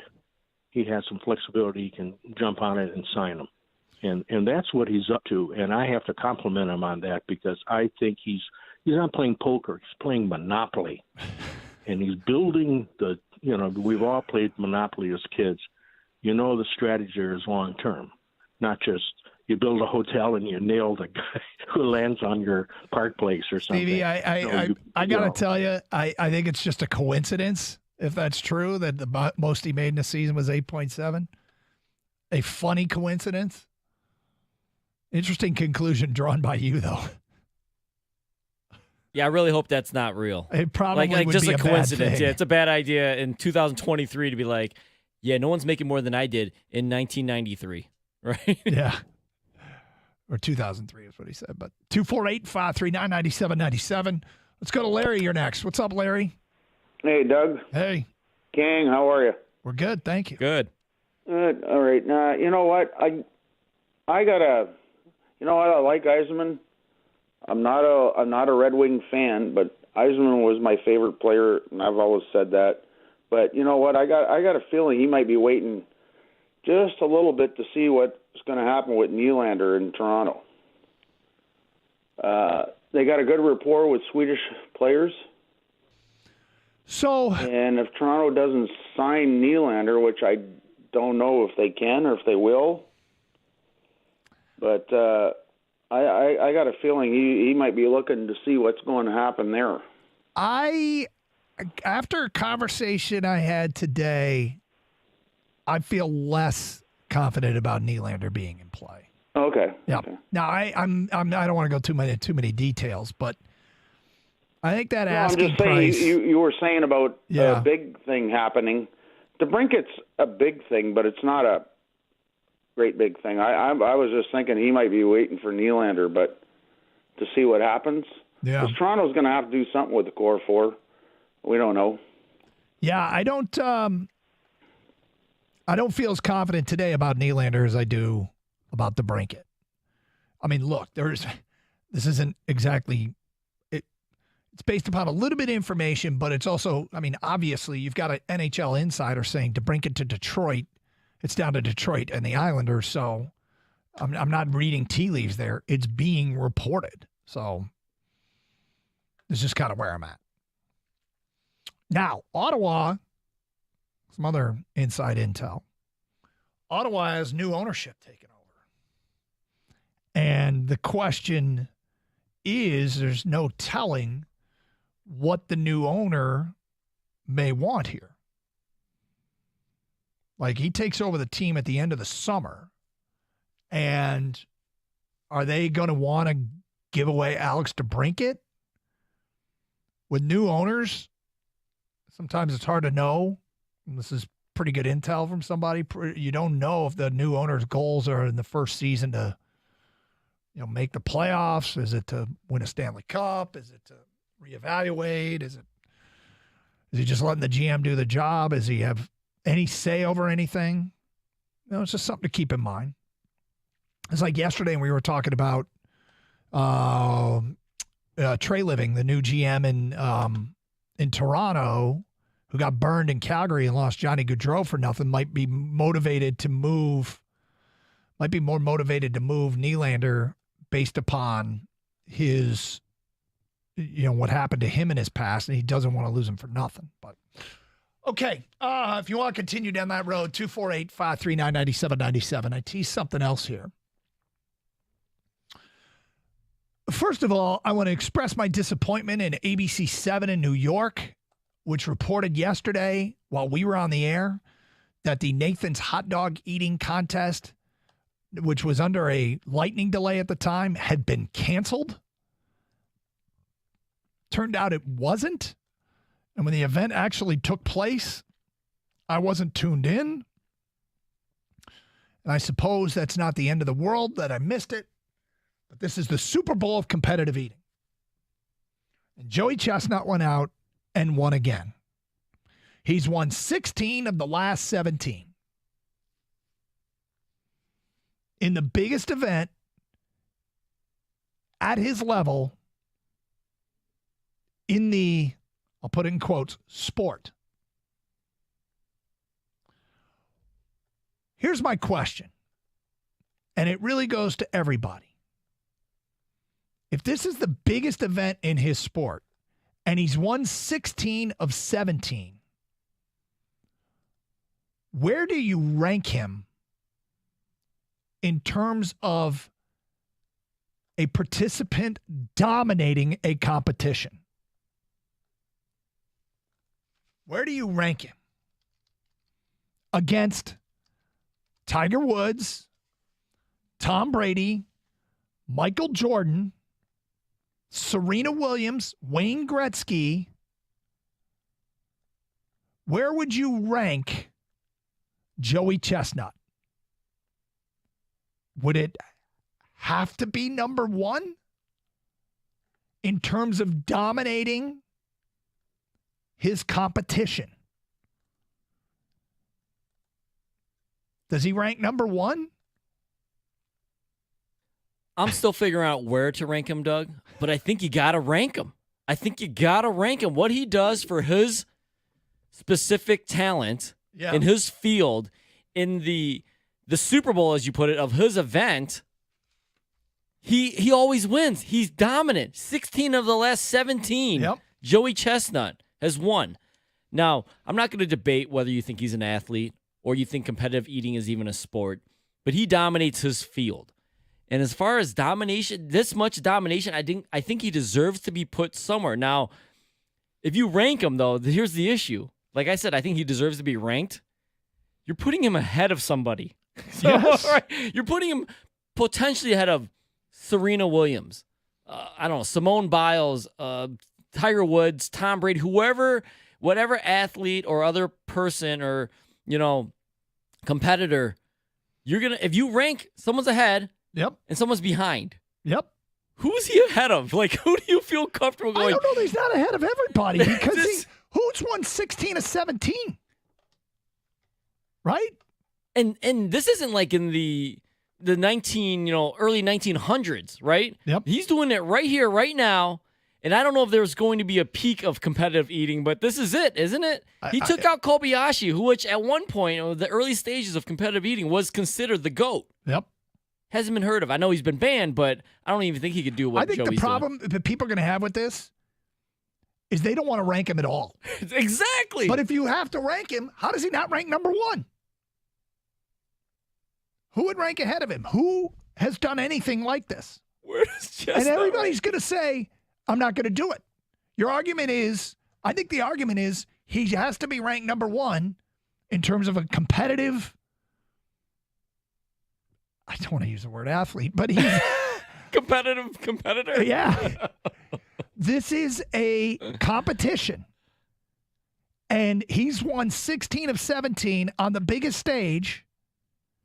So I don't know who else could rank ahead of that. You either have to rank him number one or say, I refuse to rank him. I don't know that there's an in-between. I mean, so you've got him ahead of Phelps. I mean, you could make a case for Phelps probably if we lined up all the events that he dominated in. That might be a good one. Michael Phelps, Joey Chestnut. Who's more dominant? I would probably say Serena Williams, Joey Chestnut. Who's more dominant? But I feel like these team sport athletes, how can you rank him? If you are including him in rankings, how can you rank Tom Brady ahead of him? How can you rank Michael Jordan ahead of him? Jordan won, what, 6 of 8? Yeah. And the 2 years, one he came back like near the end of the year. If we're talking about pure athletes, it's not even close. We're talking about your resume in your competition versus everybody else's. 248-539-9797. I feel like people are just going to blast away. But try and do it. If you had to rank him, where would you rank him? 97.1 The Ticket.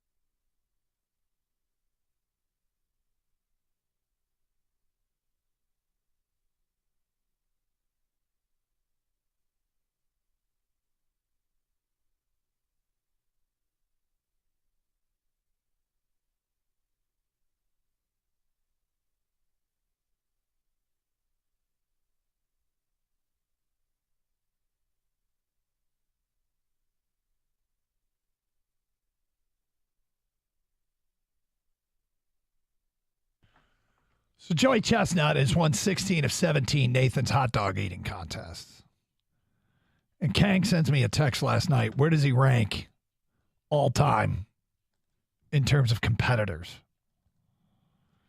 And Serious question, Doug. Well, I mean, and people are going to say immediately, there's no point in comparing what Joey Chestnut's done to what Kobe Bryant has done or Tom Brady has done or Serena Williams has done. And you can say, all right, yeah, well, all right, fine. But do you think that what Joey Chestnut does takes practice? Does it take training of the body? Does it take skill? Does it take getting into peak condition for what you are trying to accomplish? Many of the same attributes that we say it takes to win in athletics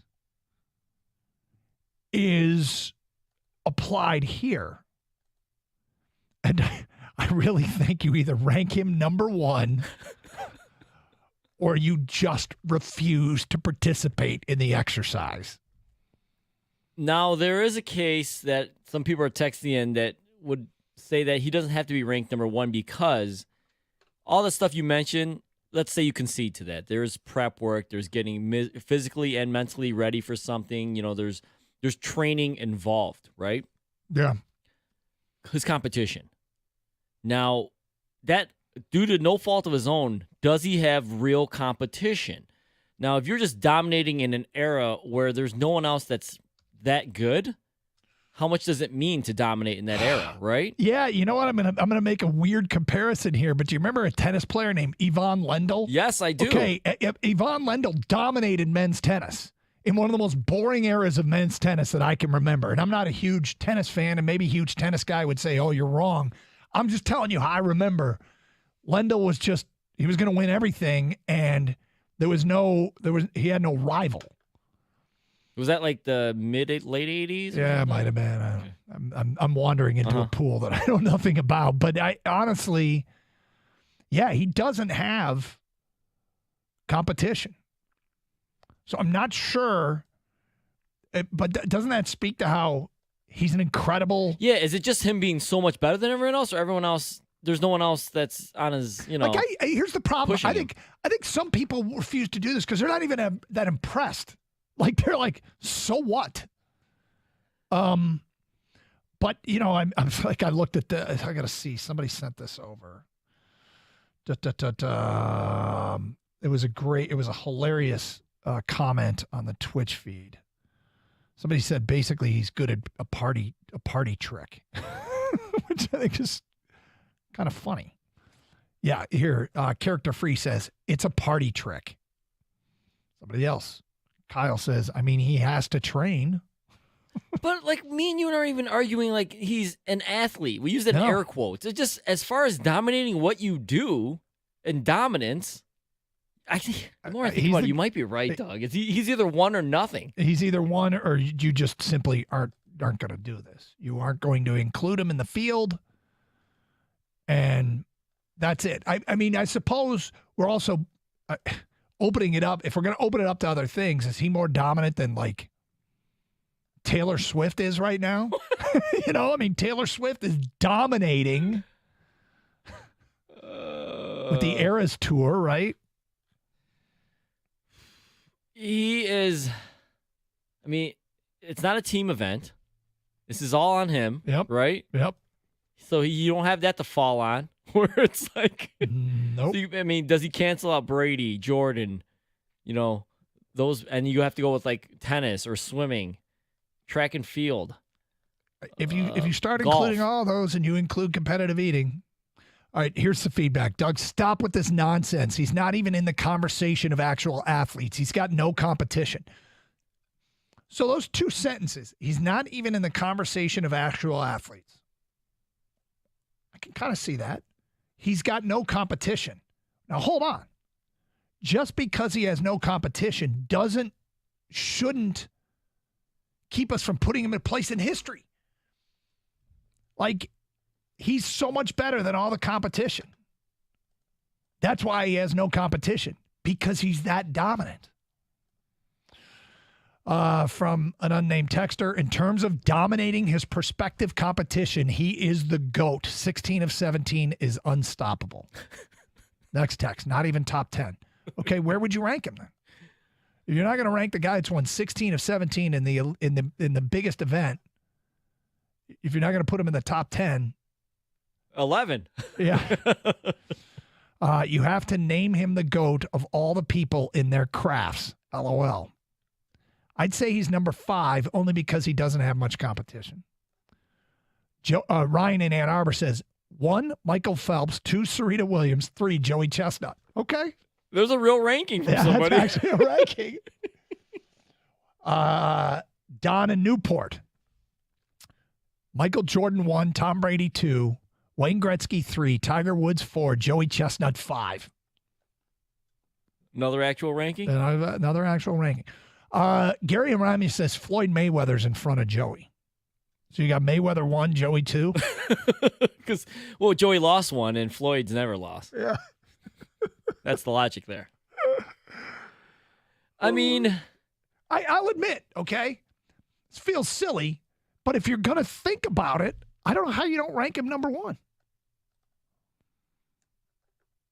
And dude's won 16 to 17.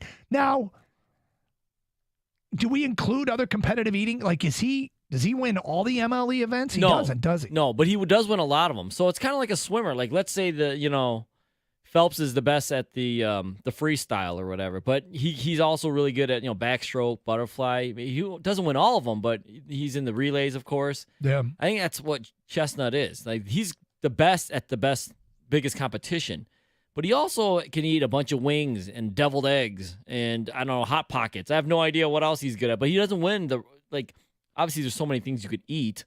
He can't dominate every single one of them, but the one that matters is the hot dog. The one that's televised annually on ESPN. This is the one that matters. Yes. Because of course this is the one that matters. I mean, tell me who won the last taco eating contest. Nobody can tell you, but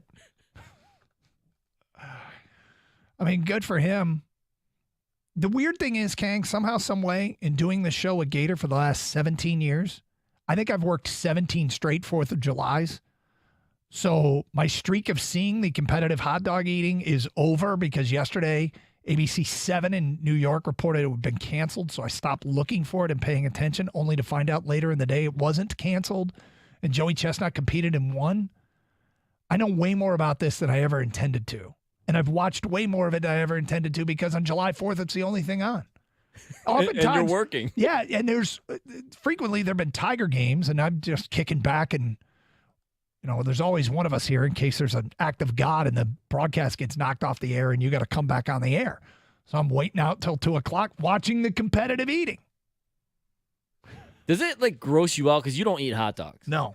Or are you just watching it as you're watching any event? I'm watching a spectacle. Yeah. And does it gross me out? Of course. Very much so. I mean, it grosses people out that do like hot dogs. I think it does too. Yep. You heard about our Twitter poll yesterday? I saw. Did you ask? Do you eat hot dogs? Yeah, do you eat hot dogs? Did you vote, Doug? I did. What about Gator? You guys cancel each other out? Probably. But the results of that surprised me. I didn't think there'd be as many people saying no as there were.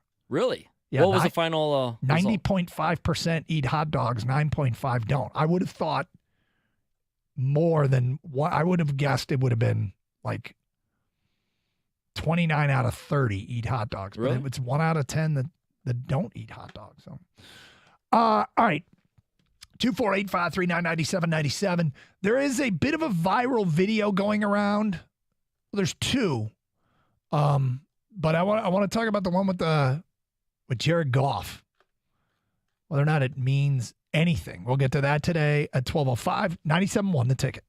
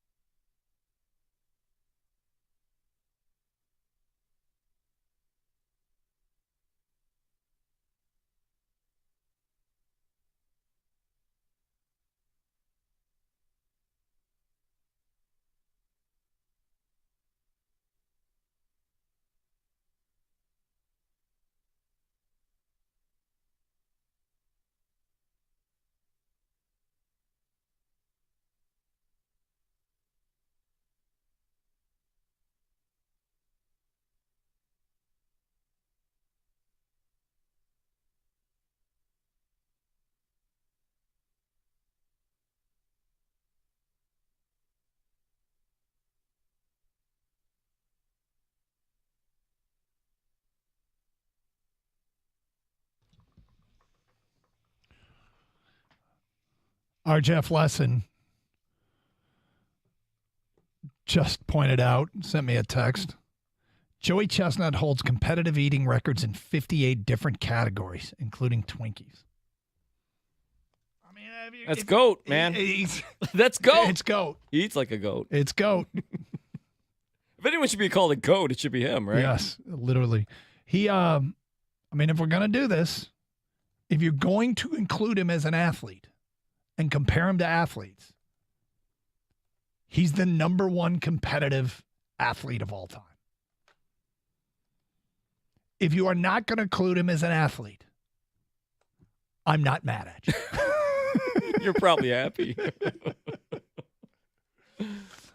All right, viral video. One came out with the Lions. And there's another one, Doug. At first, when you mentioned the viral video, before you said Jared Goff, I thought you were talking about this other video. Which is what? Which is one I hope you haven't seen. It's have you seen the Shark Florida Beach video that happened over the weekend? I know it's kind of self-explanatory, but there's no tease there. It's a but you still should watch it if you haven't seen it. Well, hold on. I have not seen it. Should I watch it? Absolutely. Okay, but here's the problem. Later this month, I'm going to be in the ocean. Maybe you won't be in the ocean after this video. I hate these stories. Like when they come on, you know, the Good Morning America does and Shark Attacks, I don't want to hear about it because I don't want to overreact and not get into the ocean because in, you know, South Carolina because there was a shark attack in Massachusetts. Mm-hmm. Or a shark attack in Florida. Yeah, or you don't want to go to Daytona because there's a shark attack in South Africa. Yeah, or something, right? Like, well, so do I want to watch this video? I want you to watch this video, and Gator, if he were here, he'd force you as well because we always make Gator watch stuff he doesn't want to, right? Yeah, and I'm trying not to pay attention to all of the what seems to be quite a bit of coverage that's going to shark attacks. People like to see this stuff for some reason, and that's why they get so much coverage. And, Doug, I'm going to say this right now. I'm not one of those where, like, oh, there's a shark attack, I'm not getting in the water or whatever. I love the ocean. I love going on vacation where there's beaches. Yep. I'm not going to lie. This one has got me a little bit, like, more reserved. Like, if I were to go to Florida next month, I don't know where you're going exactly, but I would be thinking about this video before I stepped into the water. Okay, so I'm just looking at Twitch. Don says, don't do it, Doug. Mike says T. Foss retweeted it. So if I go to Terry Foster's. All you got to do is Google Shark Florida Beach. Just Google that. There's going to be videos everywhere. I don't know that I want to do this, You Kang. do. You do, and the people want you to. Do you have the Smithsonian channel? If I do, I don't know. I have it. Okay, let me just see if we've got it here. Because they have a show that's always on. There's two shows. There, it's on right now on Smithsonian. You see what it is? I can't see from here. It's on right now on Smithsonian. Air disasters. So are you taking a plane to this destination? Okay, so I check out Smithsonian because there's stuff on there I like watching. One of my favorite shows is Aerial America. Have you ever watched Aerial America? No. It's basically helicopter and drone flyovers of all the great things in every state, and they'll do a state per episode. So I flip the Smithsonian all the time. When Air Disasters is on, I'm always like, hell no. No, don't watch I'm not that. watching Air Disasters. This is not that bad. Air disasters is terrible. That sounds terrible. Yes. And I'm like, who puts this stuff on TV? Nobody wants to see this. On top of that, it's probably not, it probably doesn't have useful information. You know what I mean? Yeah. Like the shark stuff might have useful information in terms of where I should go or where I should not go. So this isn't going to be like Faces of Death or anything like that, but it's unnerving for sure. You're not going to see something gruesome, but you should watch it. All right, look it up right now. Shark Florida Beach. On Twitter, just put it in Twitter. Well, I put it in Google, but Shark Beach. It's everywhere. The first thing I see is get out of the water. You got it. All right. Whoa. Yeah. Oh, come on. Describe what you're watching. Okay, so there are people in the water, and right amongst them is the fin of a shark.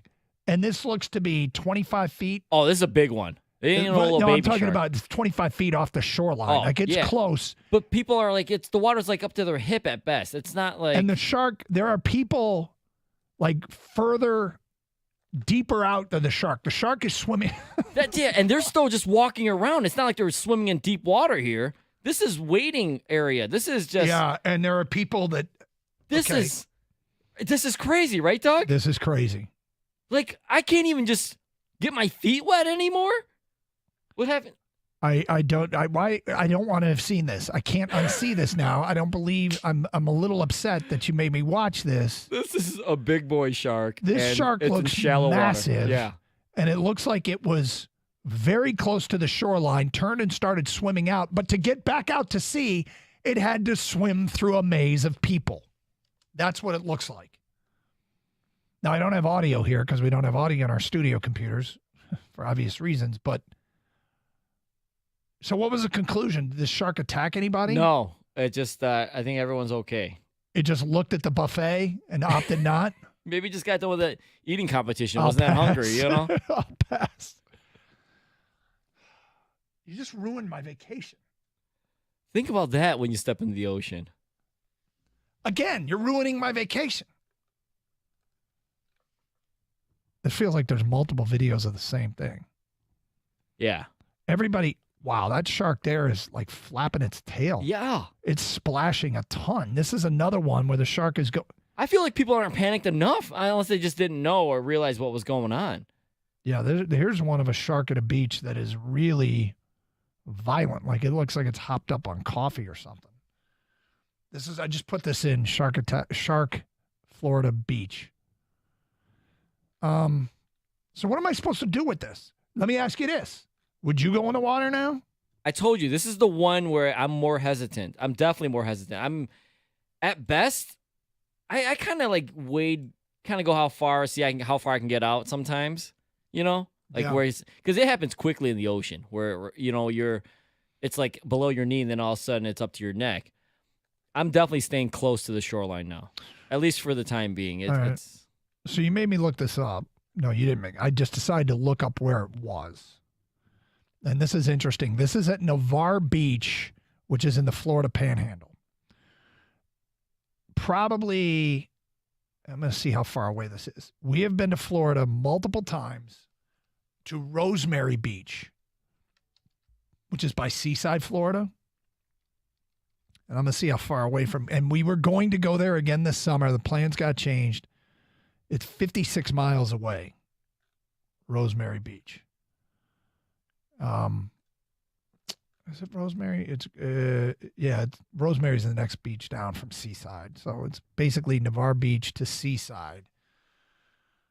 That's pretty close. It's probably closer to 40 miles away from where we were going to go. But we've changed our plans. So I'm nowhere near this shark. Doug, now we need to give the people what they want. You're on the beach. You see this. What do you yell out? Come on. You're on the beach with your family. You see this fin, and you've got to say something, Doug. What do you yell out? Get out of the water! And then if they don't? Get out of the water! I just hurt my voice. I got to get that for Gator. We are no longer allowed, for various reasons, to play that soundbite we played all the time. But I can play that one. You can play the one I just did. But we can't play the one where you guys thought it sounded like me yelling to people to get out of the water when there was a shark swimming around. It's not actually Doug. This one was Doug. That was actually me, but yes, before it was not me.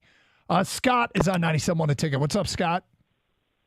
Hey there. Hey. Hey guys. I just got back from doing a bunch of diving, including a 3-tank shark dive over the weekend in Jupiter, Florida. Okay. And I'll tell you, 90% of the sharks out there are not dangerous. Don't even worry about it. If you see a shark, and it comes towards you, you just push it off to the side. If it's a great white, okay, that might be a problem. But there aren't that many great whites in that area. In fact, I think there's one in the Florida area right now, and that's rare. Sorry to mention that there is even one. No, it's okay. I feel much better about there only being one. How do you know that there's only one?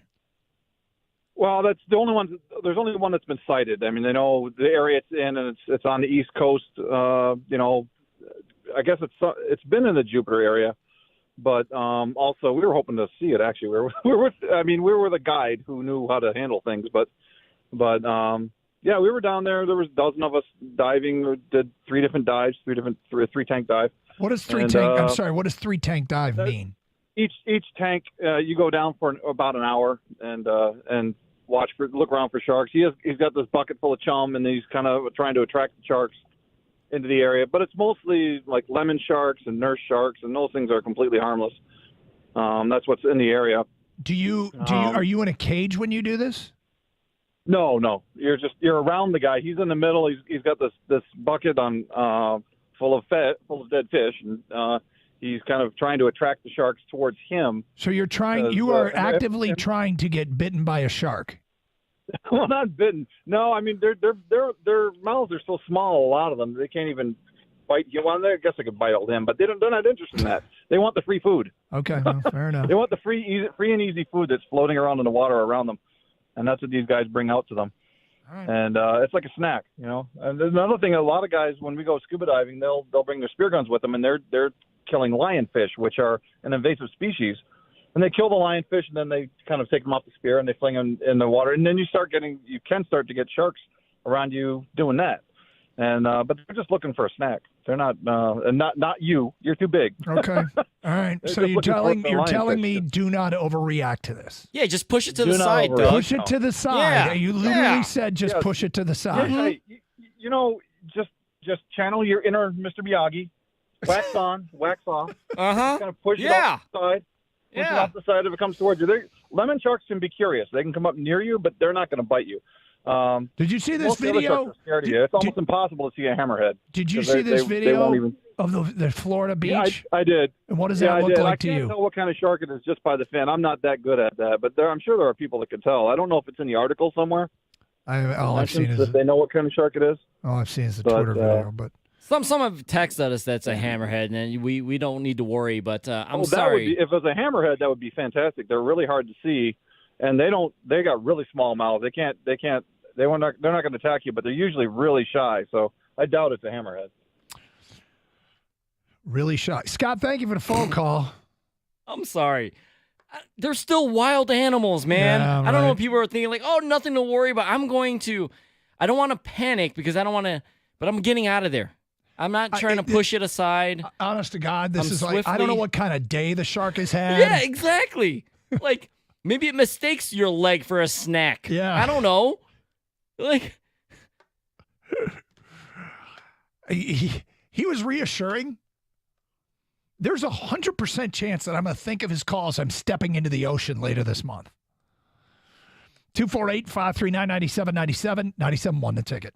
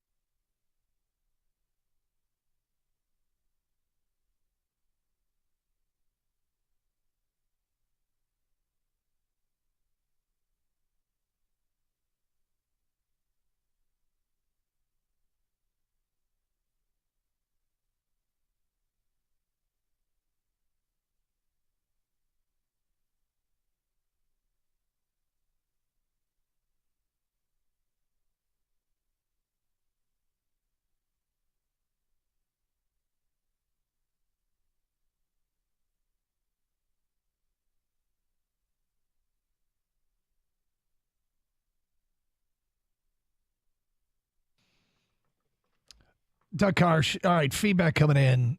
A lot of it about the last caller.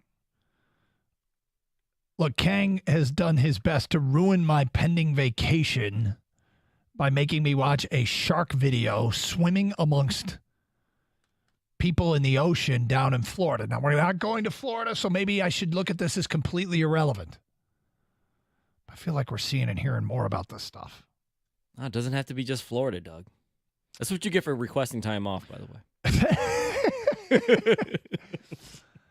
And we had shark expert guy call in. We did.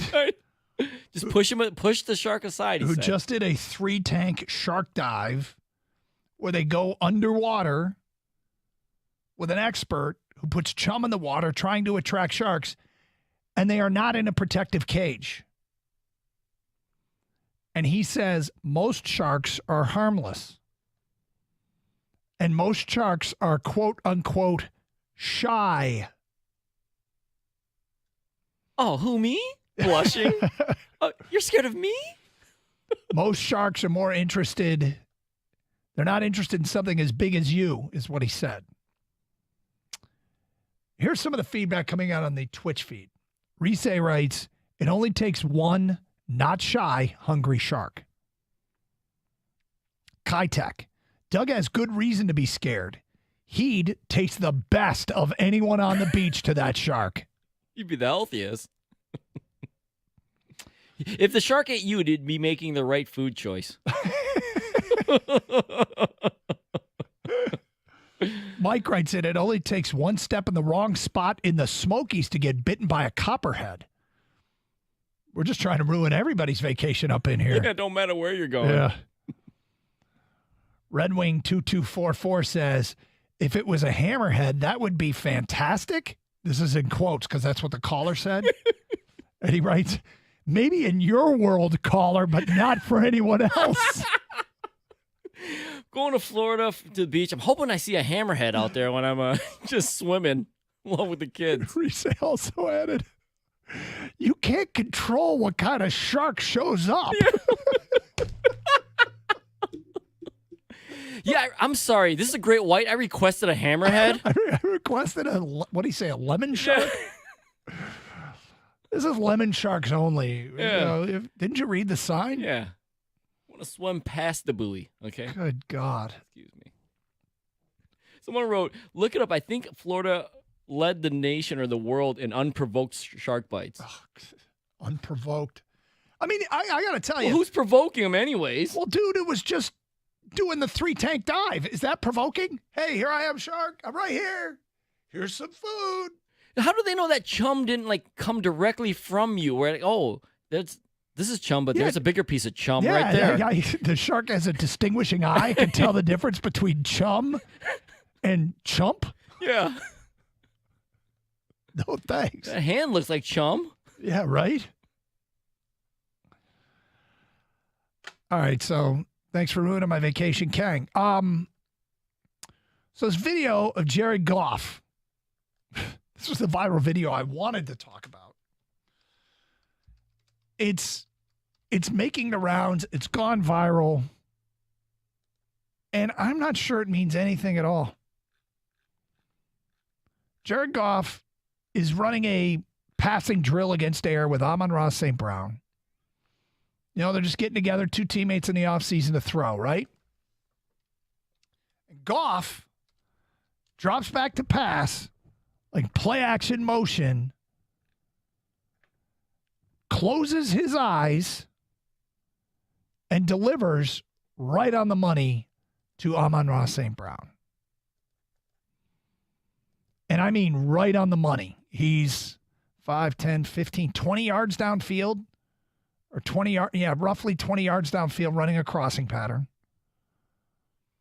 And Goff fires this football right on the money to Amon-Ra St. Brown with his eyes closed.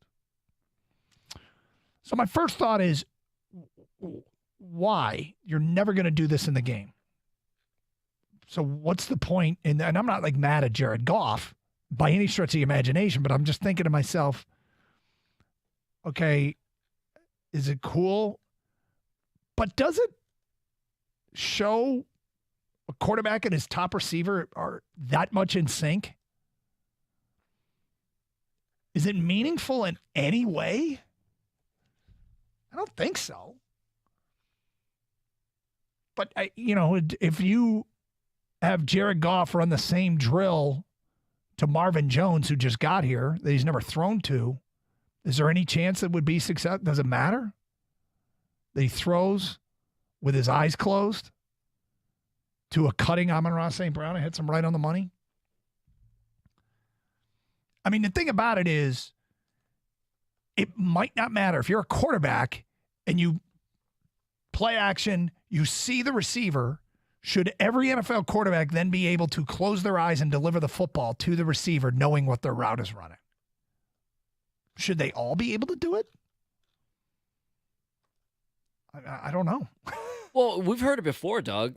Quarterbacks sometimes in routes, they're throwing to a spot, right? Throwing to a spot. You hear it all the time. But don't you generally see that spot and you throw to that spot? Yeah, I will tell you one of the things that I discovered in doing sideline reporting for 17 years for Michigan football was that there is a lot of throwing to spots. Quarterbacks, like the ability for a quarterback to see his receiver, you have to see past all those linemen, and it's not easy. I think quarterbacks several times a game are just throwing to a spot. I can't see him. I know where he's supposed to be. We've run this a million times. I know exactly where he's going to be, and I know what this feels like to make this throw. But I don't know. I guess people can decide if they think it's significant.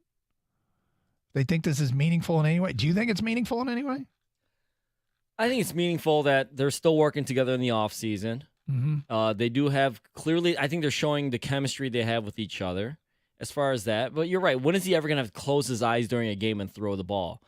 And yeah, and you're also right about the fact that quarterbacks, dude, with the linemen in front of them, the linebackers and everything that's going on, if there's weather they have to deal with, it's just hard to find a lane to throw to. Now, Jared Goff is pretty tall, so that helps. But that aerial view they show is deceptive because you mean viewers, during game broadcast? Yeah, during game broadcast, they think, oh, well, that guy was wide open. That guy was covered. Why'd you throw it there? No, that's not what they're looking at. But as far as significance of this video, I think it's fun. I think it helps get the hype going. But yeah, and I think it does help that, hey, these guys have a real chemistry between the two. They showed last year, and hopefully it only gets better. Well, it's been retweeted from our account if you want to check it out. 248-539-9797. Jared Goff closes his eyes and delivers to a cutting Amon-Ra St. Brown. All right, we talk about bad losses, bad beats. There might be none worse than this. It feels kind of like a same old Lions loss. Wait till you hear what this one competitor, what happened. We'll get to that today at 12:35 here on 97.1 The Ticket.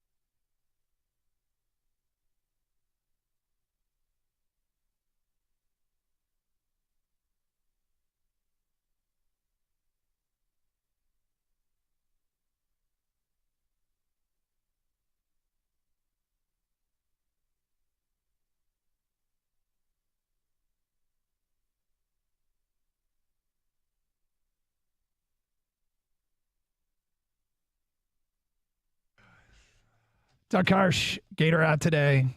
Hope you're doing well out there and hope you had a great 4th. Okay, I'm gonna make one announcement and then one request.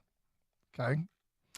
Brad Golly of Channel 7 had the video of Goff closing his eyes and hitting Amon-Ra St. Brown on a crossing route 20 yards downfield and right on the money with his eyes closed. So if you want to see it, you can either follow Brad at Brad Golly or follow us at DunGator971 and check it out. It's been retweeted from our account.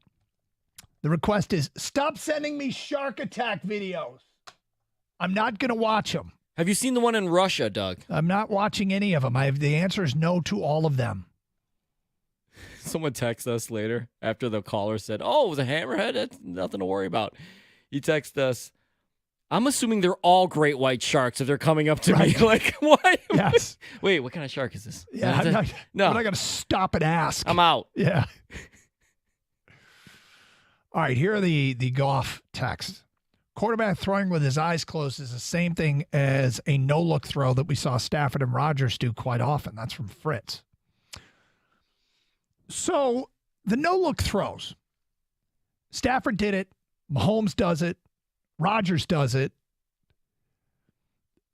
Is there a tangible benefit? Is that manipulating the coverage? It's probably actually more useful than an eyes closed throw, right? If you are looking one way, what do they always say? That the safety is watching the quarterback's eyes.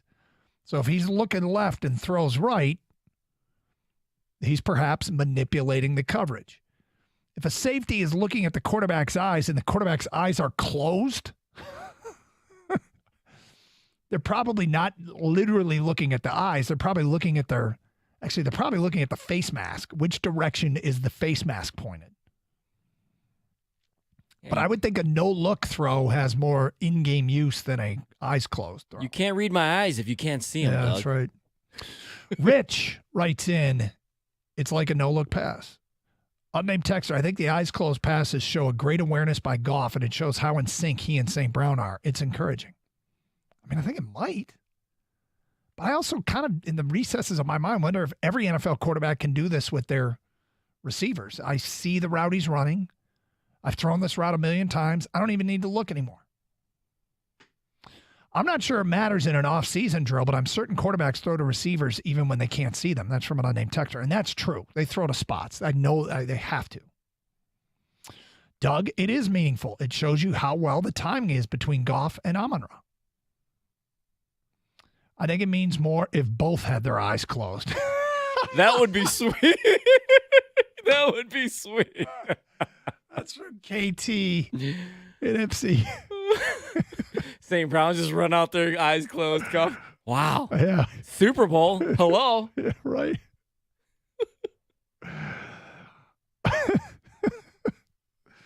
248-539-9797. Could you imagine a defensive back and he's lining up to ASB and his ASB closes his eyes? I'm like, what the hell is this guy doing? Just runs his route. Runs his route and then catches the ball. Yeah. And scores. Dave writes in via Twitter, I didn't notice the eyes closed when it was first posted. Makes me appreciate him a little more. I would love to see him get this comfortable with JMO too. I guess. I think it might be significant. But I'm really not sure if every quarterback, does every quarterback in the NFL go, yeah, I do that. I could do that too. I think they do. I think you might be right. 248-539-9797. FBG25 on Twitch says, they both have GPS. M Dubs, he knows the coordinates. Yeah, I guess so. All right. Worst beat ever. Kang, you got into work today and you said, punch in Atlanta 10K. So there's a 10K race in Atlanta. And coming down the stretch, Senberi Terferi was looking to win the Atlanta 10K for the second year in a row. She is, 15 yards ahead of her closest competitor. And it's a final long straightaway. You can actually see the finish line in the background. And preceding her is a motorcycle, a cop on a motorcycle. And as they get close to the end, the cop pulls off the route and down a side road. And unfortunately, Senberi Terferi follows the motorcycle. She's winning the 10K. The motorcycle pulls off, and she follows the motorcycle down a side street. Whoever it was in second place stays on the straightaway, and Tenferi realizes what happens, returns to the race to finish in second place. Absolutely brutal. And the weird thing is, you can see the finish line like in the distance. There's a banner, like a block ahead. Big letters say finish. But she just followed the motorcycle down a side street.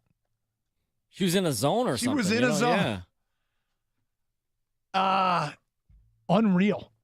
It's like the motorcycle was pacing her almost, and I don't know why the motorcycle turned or was supposed to or not, but that is a brutal way to lose or not win. Yeah. I mean, maybe, I don't know if there's money on the line, if there's a professional race. Maybe you really don't care. You knew you were going to win, and you're like, oh, crap. Still, pretty wild, huh? You know how, like, if you drive the same route every day, you kind of forget that when you get home or wherever your destination is, like, how did I get here? Like, because you're just so used to driving in that mode. I wonder if that happens with runners, where they're just running, and all of a sudden... That's a great question. You know? As a runner, are you even really paying attention? Yeah. Are you just following the pack? Or not even thinking about where you turn?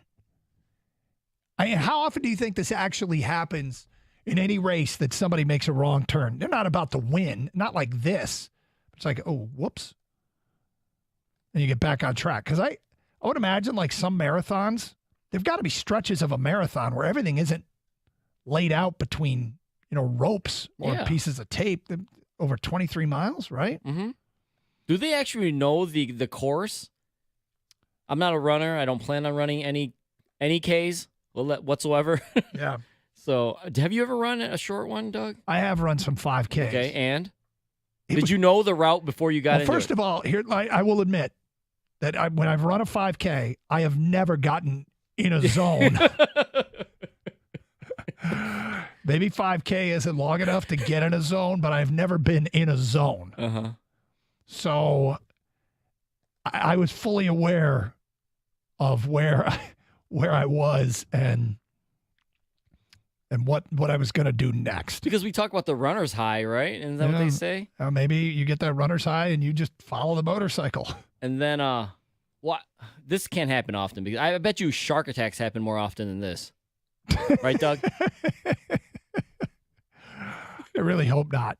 I don't know. Maybe a runner can tell us. Is this something that's way easier to happen than we realize? 248-539-9797. Phone calls, feedback. We'll talk some Tigers next hour. Red Wings mixed in as well. If you missed the buzz in the NHL, we'll play a soundbite for you, 120, that'll make you think. It's Karsch and Anderson, 97.1.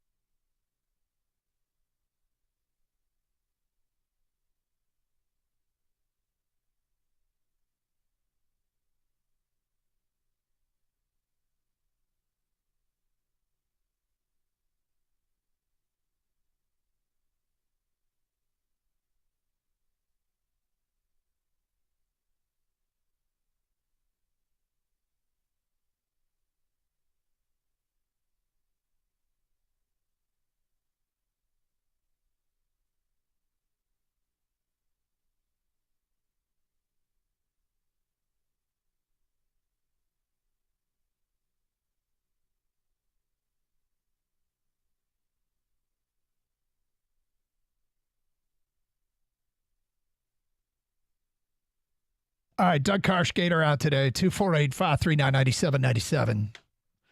So, a bunch of stuff on the table today. Tigers, very disappointing last night.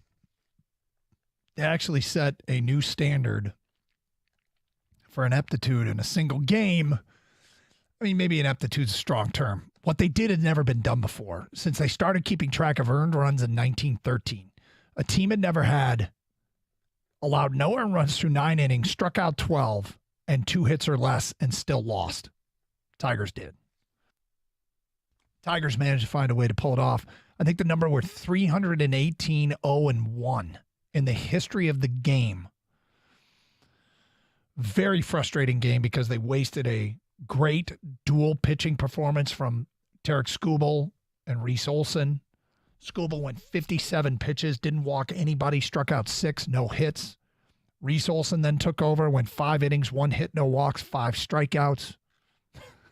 And they still lost to the worst team in the game. And hey, in a single baseball game, anything can happen, and here it clearly did. But it's a Tiger team that, Reese Olson did have 1 walk, my bad. It's a Tiger team that, trying to hang around the fringes of competitiveness in this division. It could still win the series, but they got some making up to do. And you only have so many games against bad teams. You got to take care of business. Got to take care of business. Good news is Eduardo Rodriguez goes tonight. And I like the matchup tonight for the Tigers against Ken Waldichuk, who's 1-5 with a 6.78 ERA and a 1.91 walks and hits per innings pitched. Not good. 248-539-9797. Also talking about the Detroit Red Wings. There's reason to believe this DeBrincat thing can happen still. If you missed the soundbite we played earlier, we'll replay it for you today at 1:20. If you want to go down that road, feel free. And we were discussing this runner in the Atlanta 10K. She was approaching the end. She was winning, and she managed to run off course what looked like maybe 50 yards from the finish line because she was following a motorcycle. The motorcycle turned off the course down a side street. Like it had been leading the way, and apparently she just followed the motorcycle. With the finish line, the big blue sign up ahead that said finish. And I'm thinking to myself, I mean, maybe you, and Kang, you brought up the term in the zone. Maybe you get in the zone and you don't even notice what you're doing. But she turned right off the course. Whoever it was in second place just kept going straight, won the race. And you could see her come running back on, and she must have been thinking, oh, crap. Or worse. Here's some feedback. In the charity bike races I do, the turns are painted on the road. They're fairly easy to see, but you have to pay attention or else you'll miss your turn. I've done it. It sucks. That's from SBD. When I was on the college track team, I asked a 10,000-meter runner what he thought about during the race, and he said he recalled the beer list at a local bar. So I bet they do zone out just thinking about anything other than running. That's from Jared. John says, Doug, be honest. You've never gotten into a zone in a 5K because you've always just followed the hundreds of runners ahead of you. Well, I can, John, admit I have never been in first place. At any point? No. You've never been the pace? I've never been the rabbit. But we talked about it, I don't know how long ago, the runner's high, if that's real or not, right? Yes, yeah. I got to imagine, you can space out a little bit if you're just letting your body just do the work. And I know in the competitive ones, you're not allowed to listen to your headphones or anything like that. So you can't, right. You can't listen to music or a podcast if it's a real competitive race. It's pretty funny because I was thinking about I remember hearing a competitive swimmer say, we spend all our lives looking at the bottom of the pool and admitting it's really boring. But if they're good at it and, get some gratification out of it, good. But you got to be, your mind has to wander. You lose focus for just a second. Next thing you know, you're following a motorcycle down a side street. This Panera Bread wasn't here the last time I ran this. What? How much for a coffee? Unnamed texter. She won last year. I live in Georgia. We are pretty sure it's the same course every year. So she knows the course. Yeah. She just, one moment cost her the race. Yep. Cost her the race. All right. We were talking about Joey Chestnut. If you include him as a competitor and you want to rank best competitors of all time, I think you could make a case that he's number one. He's won 16 of 17 Super Bowls. And so we had you either rank him number one or you just don't refuse to participate in the exercise because you don't want to measure him against LeBron James, which is fine. I'm not mad at you for that. Somebody emailed me the following question for you. Considering your lifetime of healthy eating choices, will you be pissed if Joey Chestnut lives longer than you? Will your last thought on earth be, oh, come on, Chestnut's still alive? And the answer is I don't think so. I don't think I'll be pissed. I mean, there's always a chance that you could like drop dead at any time, right? And if that happens, then you know I have a moment of clarity and think, well, maybe some of that wasn't worth it. The thing is, and I mean this with all sincerity, the way that I eat, you come to enjoy it. Like you come to enjoy it. And Come on, Doug. Come on. I do.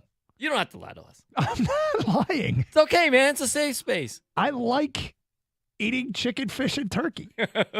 I do. I like when I eat something that's like rich in sugar, it's too much for me now. So yeah, I come to now. Not every choice I make is the healthiest. I admit that, and I swear to God, none of this is I'm better than you in any way. It's just the way I choose to eat. But could that thought cross my mind? I suppose it could. Like, are you kidding me? I should have been eating onion rings and chicken wings all along. Because those are a couple of the foods that I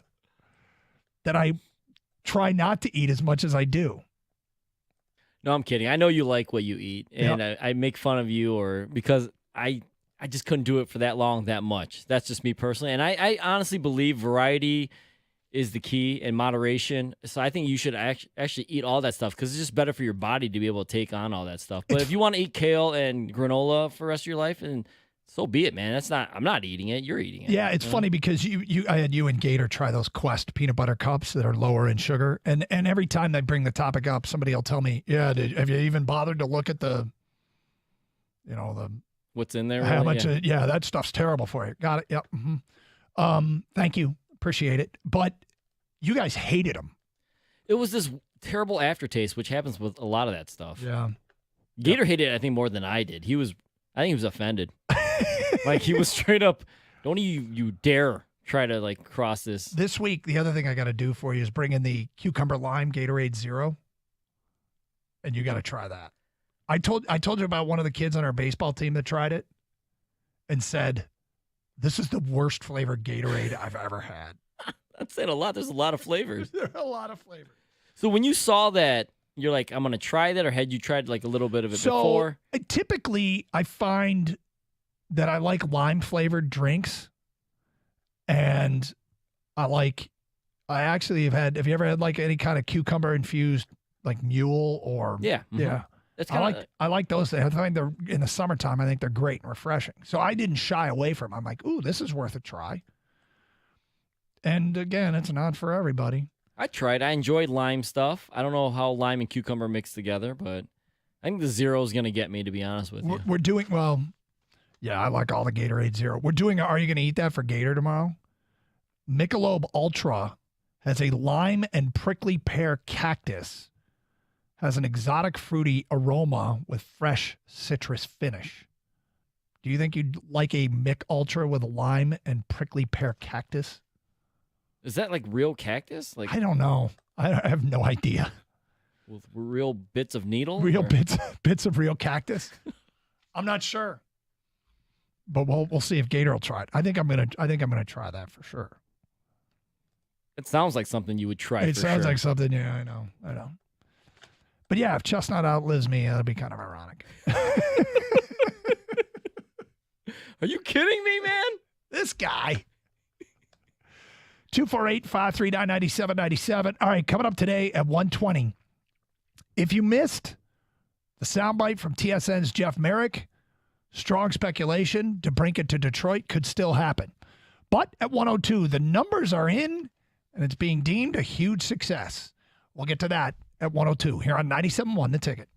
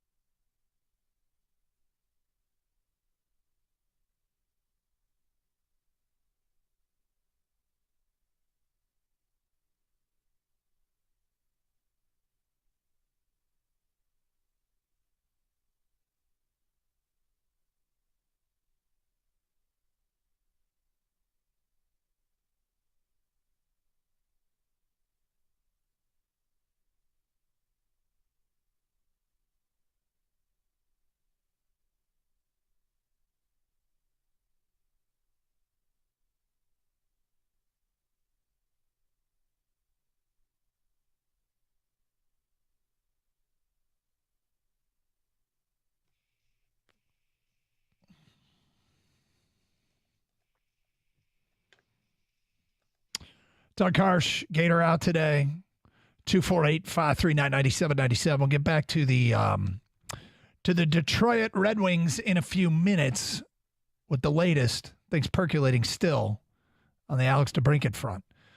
But first, the numbers are in, and I would say that this is a resounding success. The NASCAR street course race in Chicago. According to Sports Business Daily, had an average of 4.8 million viewers, the highest rating for an NBC race since the 2017 Brickyard 400. So a couple things about this. One is I watched just about the whole thing.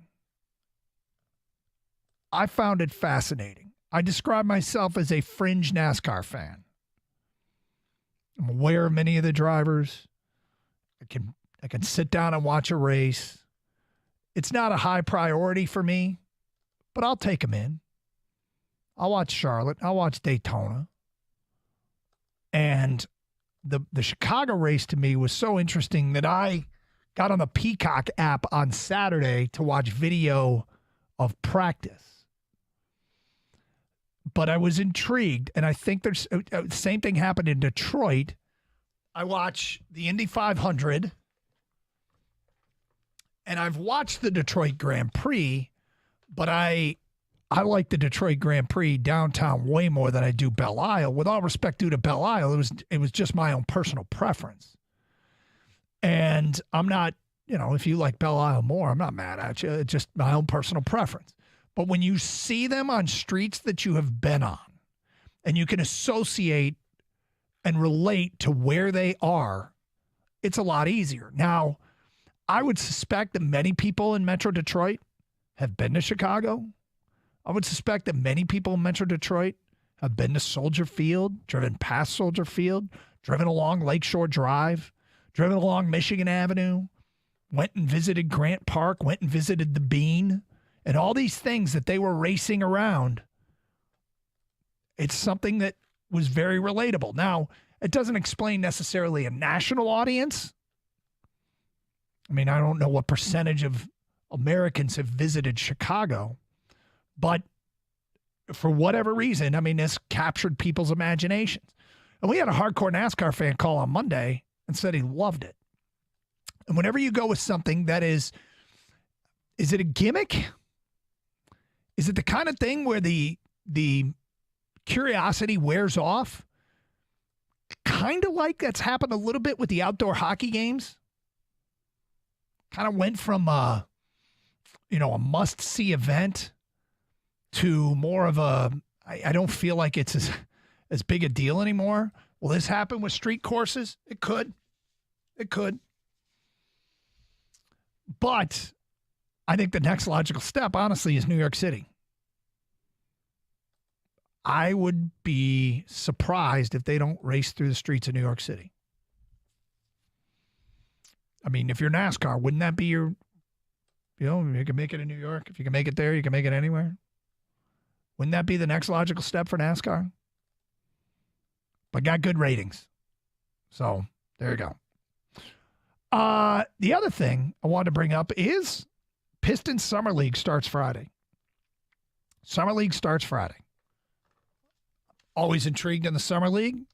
I've come to some ridiculous conclusions based upon Summer League basketball. I'll admit it. And yet at the end of the day, it's always fun to see.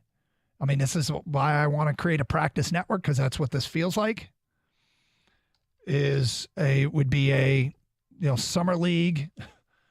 I could watch all these guys, these rookies, your draft picks, watch Asur Thompson, watch Marcus Sasser. Yeah, I'm very excited to do that. The Summer League thing that I caught the other night was Chet Holmgren putting on 13 pounds and dominating. That was fun to watch. And Chet Holmgren, kind of a forgotten man. But anyway, Kang, are you fired up for Summer League? Yeah, I'm always fired up for it. Actually, I got lucky enough to be in Vegas when the Summer League was going on one year, and it is fun, man. If you're in Vegas and you have a chance to go see Summer League, it's cool because they have 2 courts. They have the main one, right, where at Thomas and Mack, but they have a side one. It's like kind of a practice one, but they still run regular games, and you're sitting basically courtside watching some, really good like open run essentially. Okay, with really good young players. I mean, I look at the Pistons roster. Ivy's on the roster. I don't know how much he's going to play, maybe after one game or so. But you got him, you got Jalen Duren, of course. And those 2 guys that, are hopefully a big part of the Pistons' future and success. And of course, the rookies that you mentioned will be there. But I love Summer League. And by the way, it starts Saturday for the Pistons. Oh, is it? I'm sorry. I thought it was Friday. Either way, I can't wait. I look forward to it. Gives us something to watch. And yeah, it's your first chance to see the rookies. And I mean, there are 2 Summer League guys that I really got enthusiastic about that didn't really. The one was almost laughable. Henry Ellenson was a dominant Summer League player. And Stanley Johnson. Stanley Johnson, not just Summer League, but like any Pro-Am or anything like that he did in the offseason was amazing. He scored like 70 points in one of those like Pro-Am games or open runs. Another name on the roster, by the way, James Wiseman. Yeah, I was a little surprised to see him. Me too. How many years in the league is he? I'm surprised as well, but that goes to show he kind of he said this last year. He's like he felt like he was going into his rookie year still because he just did not get the playing time in Golden State, and now he feels like with Detroit a new fresh start that he saw the court a lot more and he has a lot more room to grow and develop his game. This coming season will be his 4th in the NBA. He's played 84 games. 84 games. So last year, he started 22 of the 24 he played for the Pistons. So, yeah, I actually would suspect this Pistons Summer League team would do pretty damn well. Wiseman, Duren, Ivy, Thompson, Sasser. Now, I don't know if that'll be their key. I got to go back and look at the roster and see if anybody else is going to take some playing time. Isaiah Livers probably play a lot. I would think that might be the core of who's going to get a bulk of playing minutes. I don't know. That seems like a Summer League team because the older you are, the more I expect you to dominate at that level. 248-539-9797. Here's some feedback coming in regarding the NASCAR race. M Dubs on Twitch says, yeah, curvy and city courses are sweet with the buildings and scenes, not just an oval track. It's like a video game scene. Pointman29 asked this question. Did it capture your son, his age group? No. Capture my daughter. She came in and sat down and watched the end of the race. And I explained to her what was going on.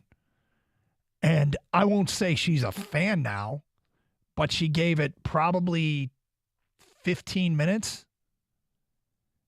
And it was probably the first 15 minutes she's watched of NASCAR racing in her life. So, she's a 17-year-old girl. She was into it as much as you can be in 15 minutes. Well, someone just texted us, do the ratings numbers take into account someone like me who turned it on for 10 minutes, said that's cool, then changed the channel? I mean, it depends. I think it depends if you cross over a quarter hour. But yeah, I mean, it said it averaged. Yeah, it takes into account someone like you. It averaged 4.8 million. So I don't know how they do TV ratings. I don't know how they're measured. I know how they're measured in radio, but 248-539-9797.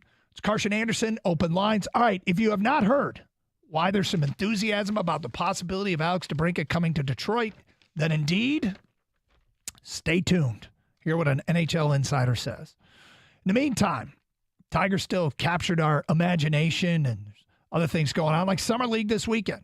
There's no better way to enjoy your favorite sport than sit back and watch it with your favorite Stoli cocktail. There's nothing like quenching your thirst with a Stoli blueberry lemonade or cucumber mule. And the newest flavor, Stoli Chamoy. As the weather breaks, you can sit outside on the patio and enjoy Stoli Premium Vodka, proudly made in Latvia. Ready to be served at your next party or special occasion. It's the summer of Stoli. Please enjoy responsibly.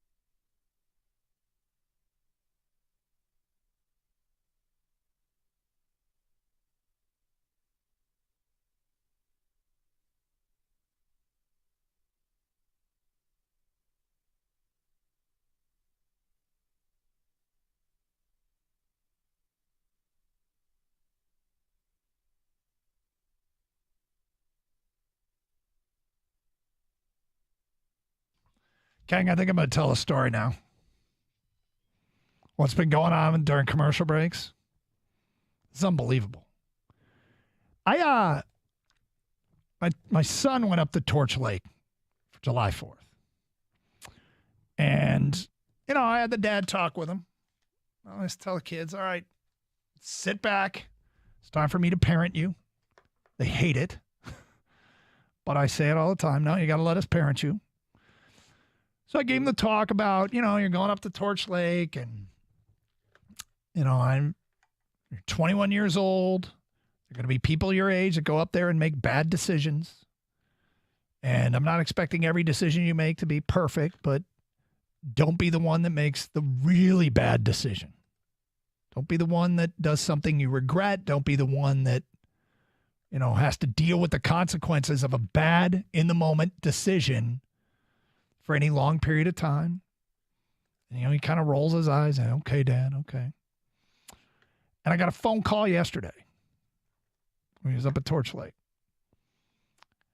And it was from a number I didn't recognize. I never answer those. And so nothing happened. And then about 2 hours later, the same number called. I'm like, didn't answer it.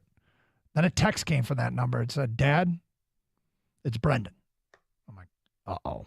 So I called back, and he's like, I am so sorry. I said, what?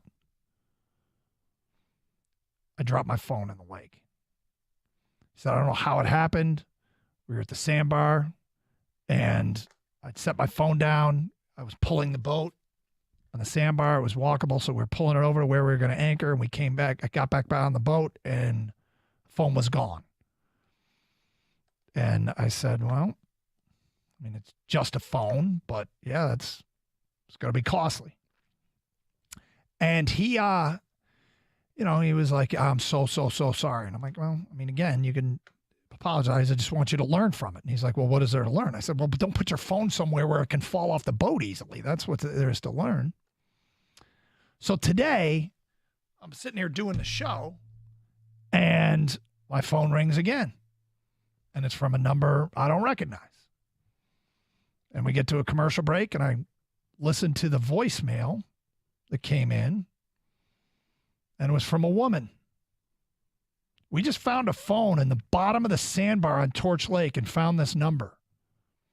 So if this is your phone, give us a call back. We have your phone. And it's actually still working, even though it was at the bottom of the sandbar. Called it back. They've got the phone. It's working. Feels like a miracle. I don't know if it's going to continue to work. It probably has some... Yeah, how are they able to get inside the phone? Isn't it locked? It's a great question. I'm going to have to ask him about that. How were they able to get inside the phone? It still works. They're able to get inside the phone and get a number. This whole thing is amazing. Might have been, maybe a missed call or something. Oh, like you tried to call it and it just... Yeah. Yeah. Yep. Crazy. That's some luck, man. It is some luck. So I told my son he's got to go get the phone, and we're taking, I'm like, you got to take requests. They're like, what do they want? You need to do something for these fine people who rescued your phone and took time out to. Now, the good news is, and I asked you this, we have insurance on the phone, so if it's malfunctioning, if there is a long-term problem, we will, be able to replace it or whatever, but I don't think that applies when you lose it, when you flat out lose it. But yeah, it might be different insurance for that. No. But yeah, also they could, I don't know how you don't know these people, but you could Venmo them money to ship it to you, and also an extra enough for a case of beer or whatever. You know what I mean? Yeah, there's options. We have options. Yeah. They live down this direction, so that's going to help. Okay, But yeah, that helps. It was... okay. You don't have to go all the way back to Torch Lake. We don't. So we have options. I'll let him settle it from here, because you made the mess. You get yourself out of it. And, but great news. Yeah. And when people are good, I love people. Yeah, they still exist in this world. They still exist. I know sometimes we don't think so, but they do. Yep. I was going to say, as a punishment, you should just replace his phone with an Android phone. Flip phone. I'm kidding. Here's your flip. Okay. So we got the soundbite from TSN's Jeff Merrick. And yesterday he was doing a podcast and, talking about a bunch of stuff and reported the following regarding Ottawa Senators restricted free agent to be Alex DeBrincat.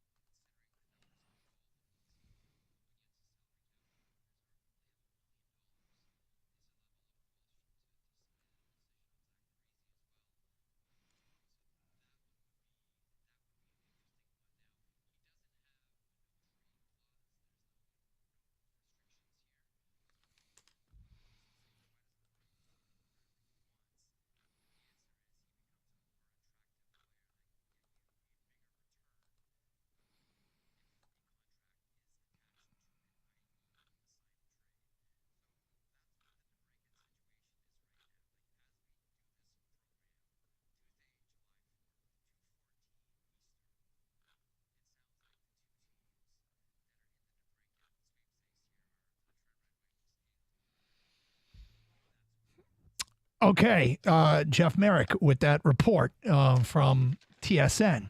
So, a couple things about this.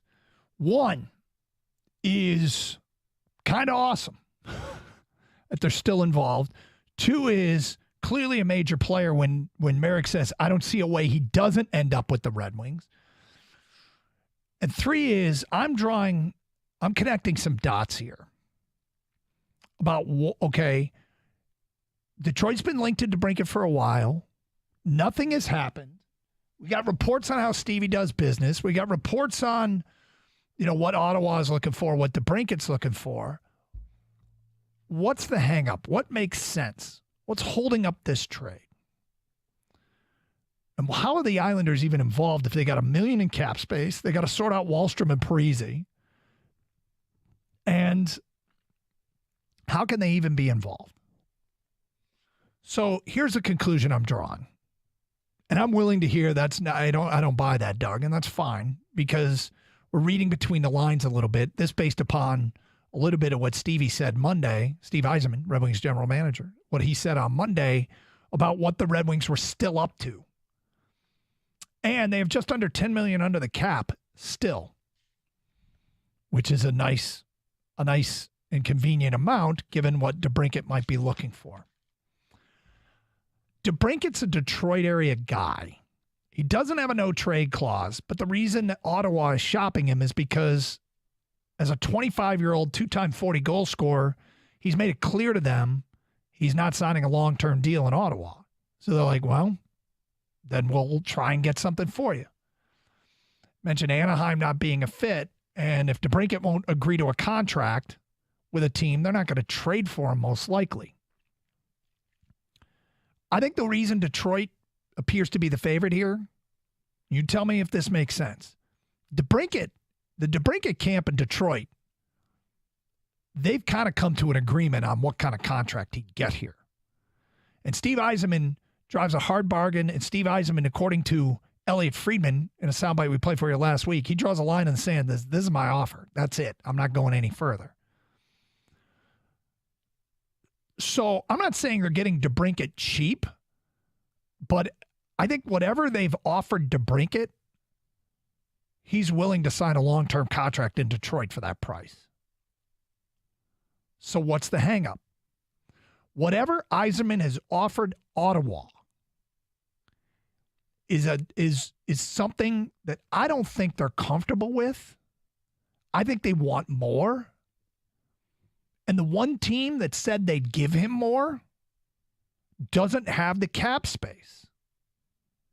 the Islanders are willing to give up more, but they don't have anywhere near the cap space.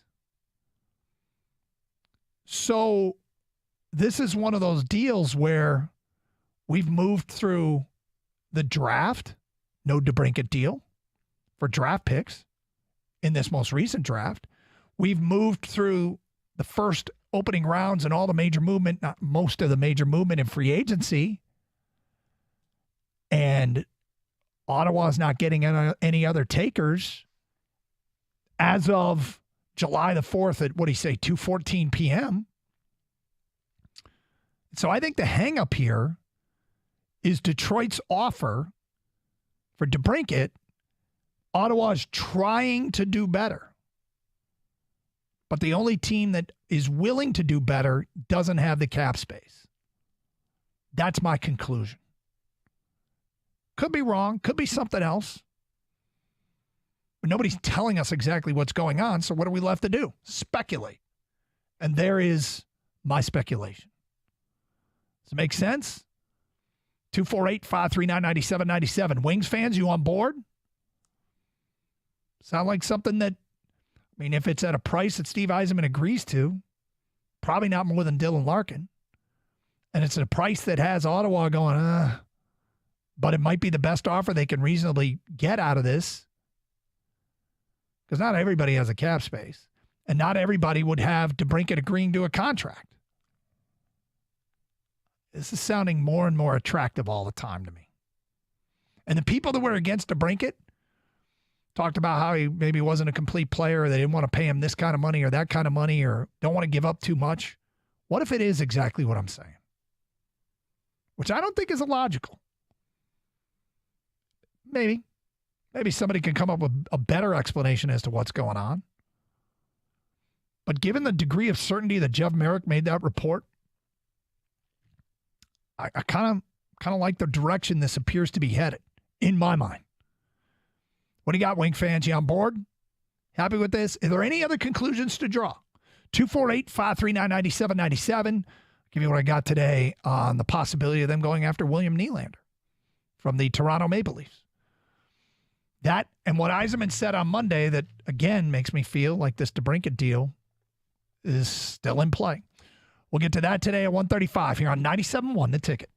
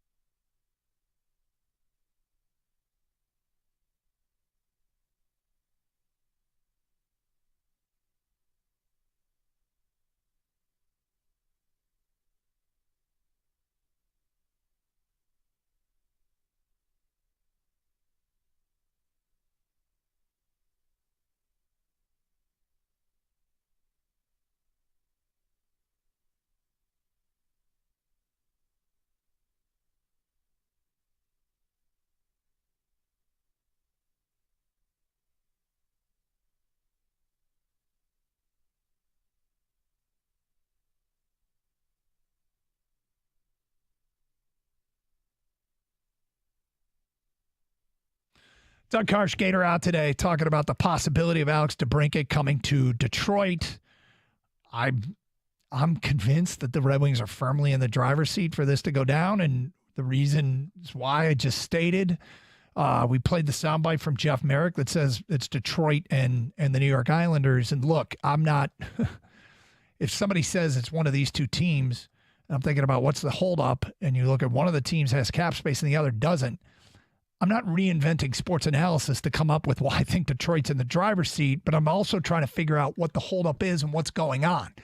All right, so I want to take you back to Monday, and this is the Red Wing general manager, Steve Yzerman, talking about that they were indeed, after free agency, which was underwhelming. Detroit did not respond great to it, but they were indeed still looking for more scoring.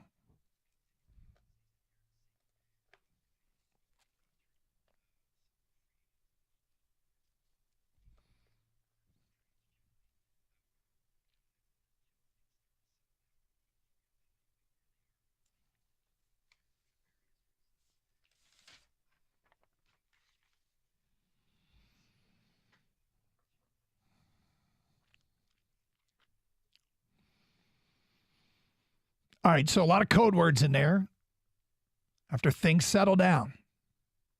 So a whole bunch of moves made during the draft. DeBrincat didn't get traded.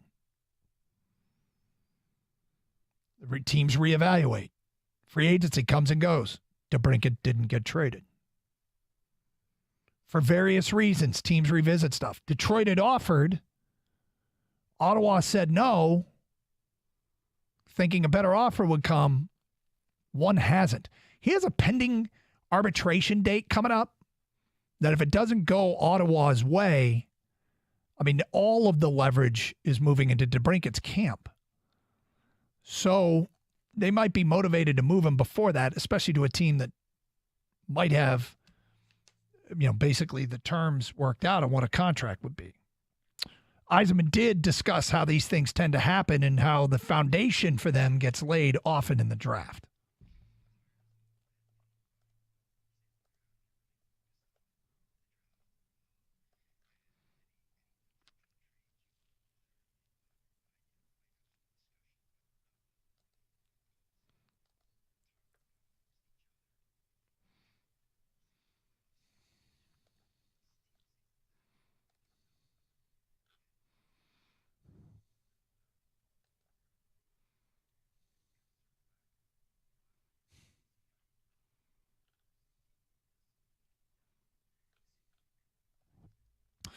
How you doing? What are you looking for?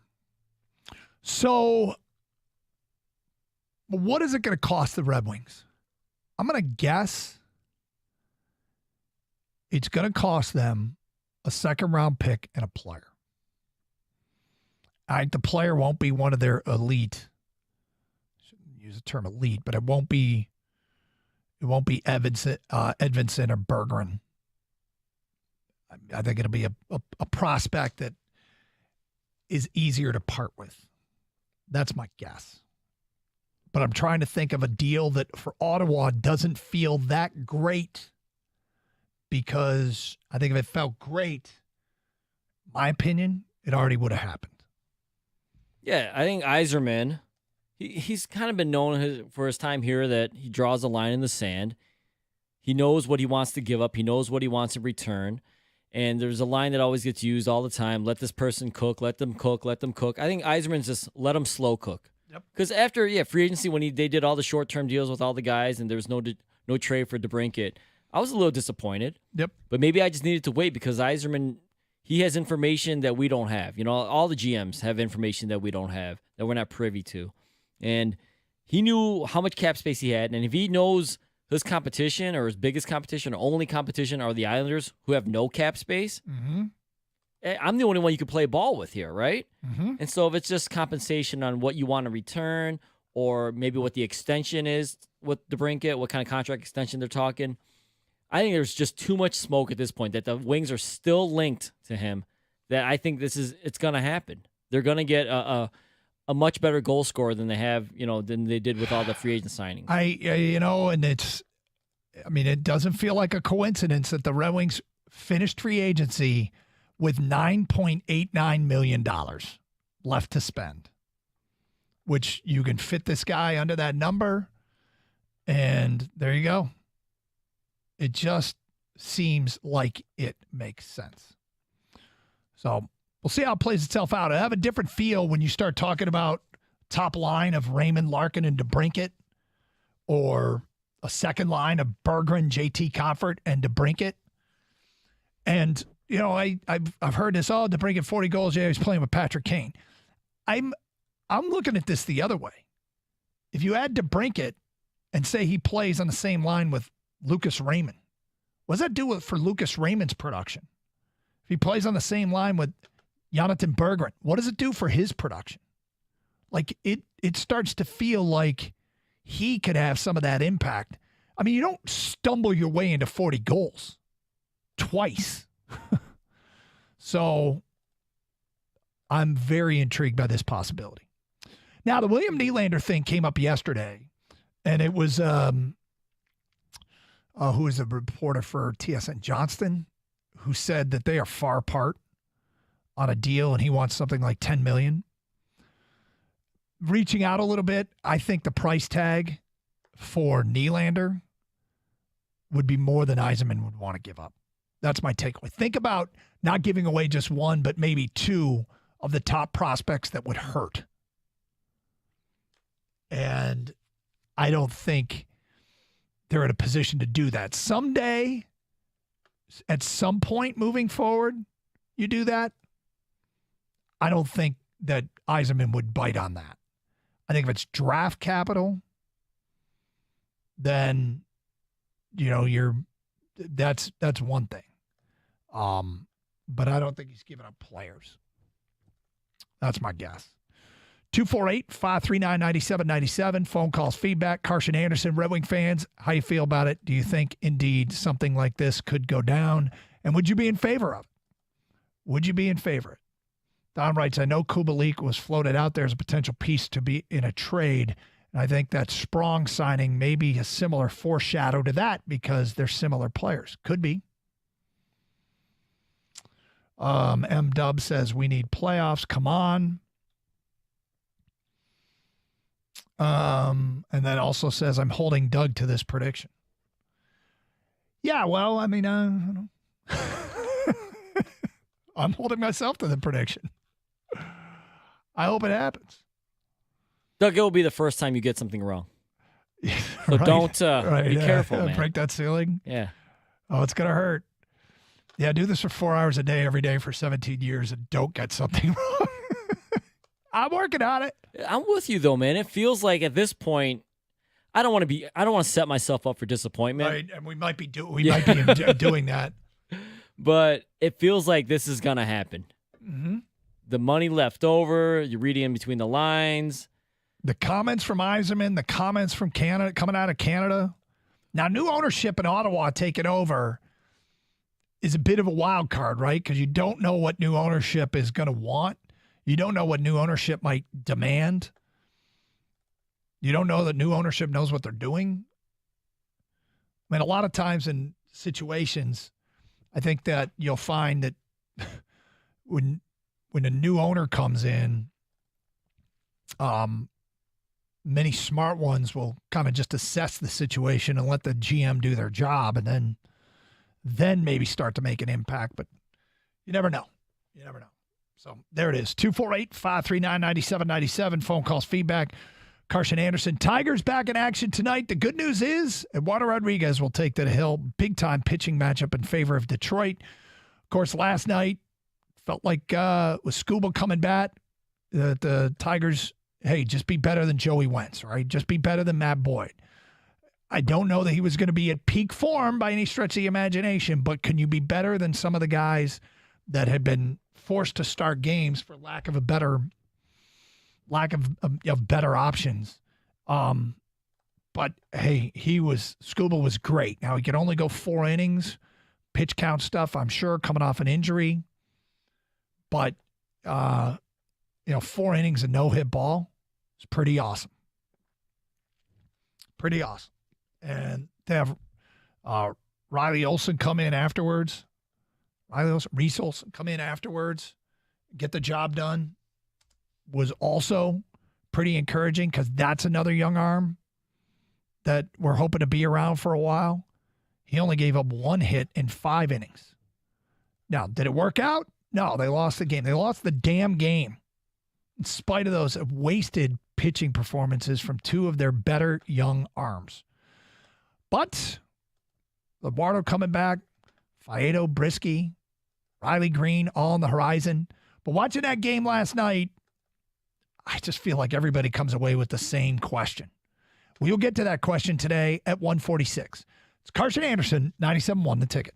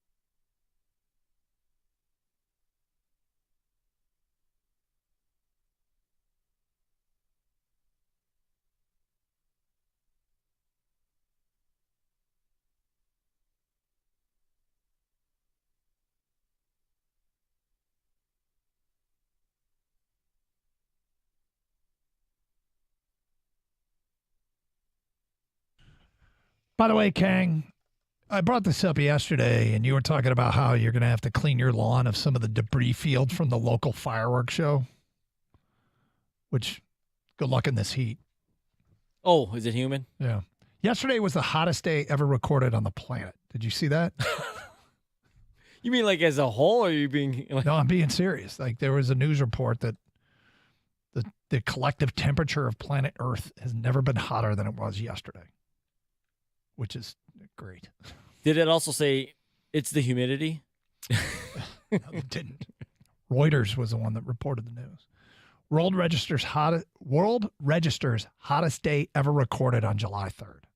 The average global temperature reached 17.01 degrees Celsius, surpassing August 2016. Record was 16.92 Celsius. Why don't I do this in Fahrenheit? Because it's right there. 62.62 Fahrenheit is what the average temperature was around the world, surpassing the record of 62.46. So, anyway, you're going to be out there. You're going to clear the debris field of your local fireworks. Have you seen these drone shows that are replacing fireworks in places? I have. I'm a fan. Me too. I want to see one now. I am a fan because I think I'm becoming, as I get older, I think we all do at some point, the get off my lawn complaint guy. Mm-hmm. And I'm not complaining that fireworks were shot off last night. It was the 4th of July, That's what that's what people do. I get that. Right. But the convenience now, since I am older and I have 2 young children, and I know people have children as well, or even dogs. You aren't right? the first to have kids. Yeah. Exactly. The convenience of the drone show seems pretty cool. You get to do and see cool stuff, and there's no cleanup. It just looked awesome. That first of all, I know that like Boulder, Colorado, and Lake Tahoe and Salt Lake were cities that have gone with these drone shows where you get drones up in the air with lights and it's dark out, and they create like this American eagle that's red, white, and blue flapping its wings, flying across the sky as music plays. With flames coming out of his eyes, yeah. Right? And at one point, they had like a Jeep with a USA flag out the back driving across the sky. It all looks so cool. And I don't know. I made the comment, and I wasn't even going to do fireworks as a topic yesterday because I said there's really no new innovations. You see one firework show, you've kind of seen them all. And I've seen some minor things. Like I went to one on a lake where it looked like the fireworks were zipping around on the surface of the water. Like they did some really cool stuff with that. But other than that, they're kind of all the same. And that doesn't mean I'm not mad at you if you like them, but I just don't particularly like them anymore. A drone show is something I want to see. Oh, yeah. I'm with you on this. Like I said, I don't know if that makes us super old guys or whatever, but I agree. And I think you can see more. You can get more creative. Hey, everybody. And I've been guilty of this as well. We don't need to see you post fireworks. I mean, we've all seen the explosion and the... Did you say post fireworks? Like yes. People putting them on their social media? Yes. Like the Instagram stories, Talk the Reels, about Facebook. Lost in the translation.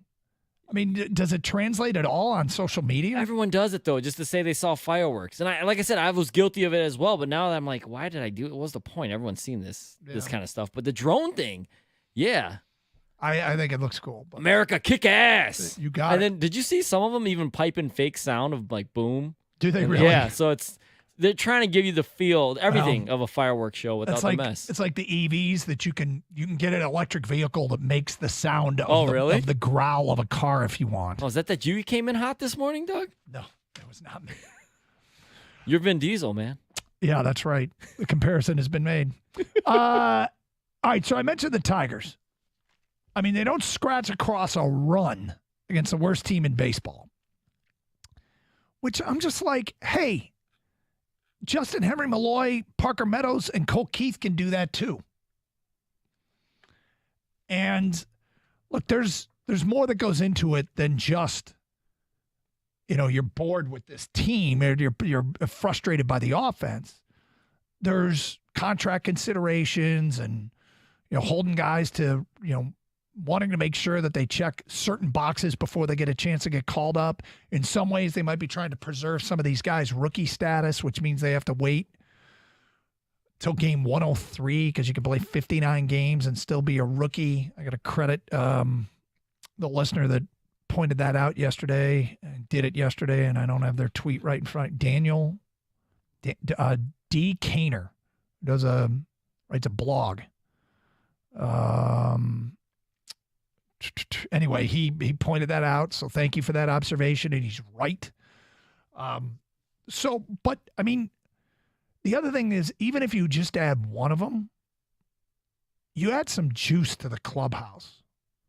You can't tell me if Colt Keith gets called up that it won't kind of have everybody a little bit fired up, including the guys on the team. They have to be frustrated as well. The only person that probably wouldn't be fired up is the person that's replaced.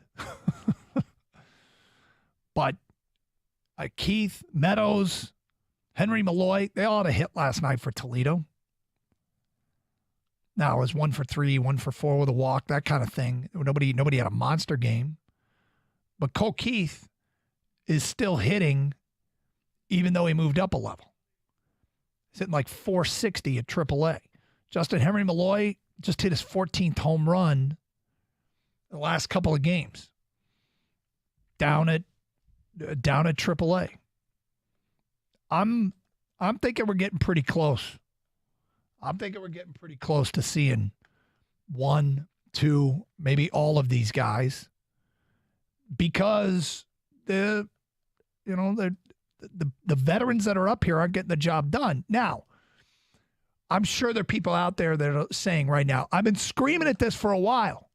It's about time you talked about this. And teams move slower than fans are ready to move. But it gets to a point where we've given the veterans their chance. They've had ample opportunity. And you just say, all right, let's give one of the kids a shot. Let's call them up, see if we can add that juice to the clubhouse, see if we can find a way to produce a little bit more offense. And, you don't know until you try. Now, you might have an idea that if you don't check this box before you get here, you won't be successful. And that's something to keep in mind, is that teams are looking for certain things that if they don't happen, I don't think they'll be successful. So they got to check those boxes at the minor league level. We shall see. Tigers and A's back at it tonight. Damn it, last night was disappointing. Rico and Mike have made their way into studio, and they are coming up next. We argued, was that the worst loss of the season? Maybe in franchise history. Come on, now we may not be in a pennant chase anymore. So you got 2 hit. You lost to a team on 2 hits. You saw the damn it. The statistical anomaly that game was made no sense whatsoever. That never been done before in baseball. Ever. You sound like him. His middle name is Salt today because he's just rubbing it in the wounds. You realize you're watching a no-hitter and what? You're not winning. Okay, bases loaded, bottom of the 8th. Torque started hitting again. You come up in 2 critical spots. You give me Stugatz. Okay. Javi had a chance to silence his critics. Yeah. Strike 3. Miggy, hey, how about just the game-winning walk-off? He was overmatched. And yet Miggy had 2 hits. He's out there playing wiffle ball. Yeah. That guy, Fujiyama, what was his name? I don't know. He was so good. That translates to better than Miggy. Yeah, he was better than everybody. No, you're selling hope. I am selling hope. I told you this earlier when I walked in a couple hours ago. I go, Did you hear the way I laid it out? Yeah, am I wrong? It. No, I didn't say you were. Okay. I love what you're selling. Yeah. And we're going to. Okay. Here's how I view it. If we get DeBrincat or anyone like him, the offseason immediately goes to A+ mode because you can begin making sense of the other stuff that people either didn't like in some total or were lukewarm on, right? Yeah. You got depth and you helped out the and you had first line. You go, okay, A+. If you don't get DeBrincat, it only furthers the discontent for whatever portion of the fan base. Like I heard you say approval rating. What percentage of the fan base do you think is in the approval portion? I don't know. I was thinking of sending out, doing a Twitter poll on that tomorrow. I we still do think approval it's rating. 2/3. I would say, but I bet it wasn't. I bet it was a lot higher. Maybe. And it's probably at its lowest measuring point yet. I don't think Stevie particularly cares. No, nor should he. That's the whole folly in all of this, is who cares? These people don't care. They don't. It's not like, oh my God, they were saying something mean about me on the radio. It's like, Dude, you're Steve Yzerman. You fly above it. Yep. The point I'm making is what? Now you're saying so Stevie's not playing a role of Izzo. He's not listening to exactly. Well, that's why I never understood why Tom does that stuff. But the point I'm making is you guys think it's so damn easy. Yeah. All right. So my question is, what is your faith this happens? I know Kang's all in. Kang says it's happening. I think it's happening. I think Alex DeBrincat will be a Red Wing. You know why? Because we want to be interesting. We want. Well, to that would be watch more. this. That would be more And interesting. I think because we want it this badly, I'm on the other side. Well, but here's the thing about it too, is it might imply it would be one of these feelings that our GM waited and waited and waited and got the guy that we wanted at the price that he wanted. That he stared down Ottawa and got what he wanted. See, Doug, I think it's going to be like at the end of the first round of the draft, and we were all saying, what do you mean you didn't draft a defensive lineman? You took a running back? Nobody wanted a running back. But they took it, and people just said, okay, well, I guess we got But I also think, too, is like and no one in this room is in this classification, but like if you're in this blind faith, Yzerman can do no wrong thing, you put yourself in a great spot because then no matter what happens, you get to defend it. Yeah, that's true. I'm not in that camp. No, because guess what? You just are like us. You want fun. You want interesting. You want this team to be good, And right? I think that would qualify me. You'd like a reason to buy tickets. Some buzz in the building. That would be there. Because there's not a human being in town who doesn't want Yzerman running the team. But that doesn't mean you can't want more. Well, we haven't had one call for him to be fired. No, which is because that's interesting. irrational and stupid. Yeah. Of course we want the guy running the team. That's all. We're going to talk about it because we have a Wild West showdown. Oh, really? Oh, yeah. Oh, I look forward to it. We got two cowboys riding into Fort Worth, and there's only one pussycat available. Interesting. Lou Lamoriello versus Steve Yzerman. Get your spurs up. 2 men, 2 guns, 1 cat. Stay safe, everybody, and treat each other with respect at 97.1.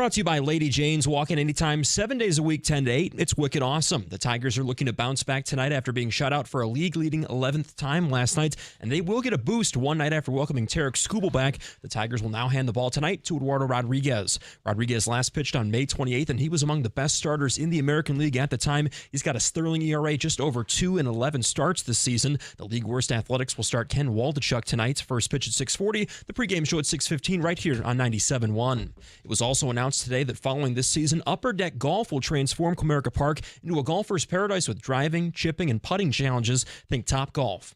Today was also the final day of development camp for the Red Wings. Reports say they're still a contender to strike a trade with the Senators for winger Alex DeBrincat.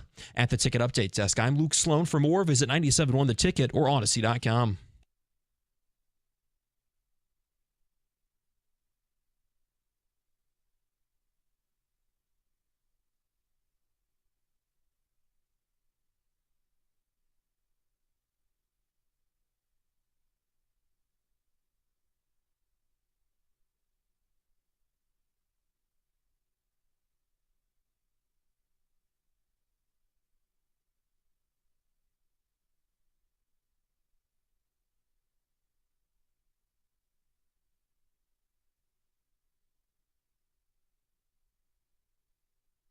And away we go.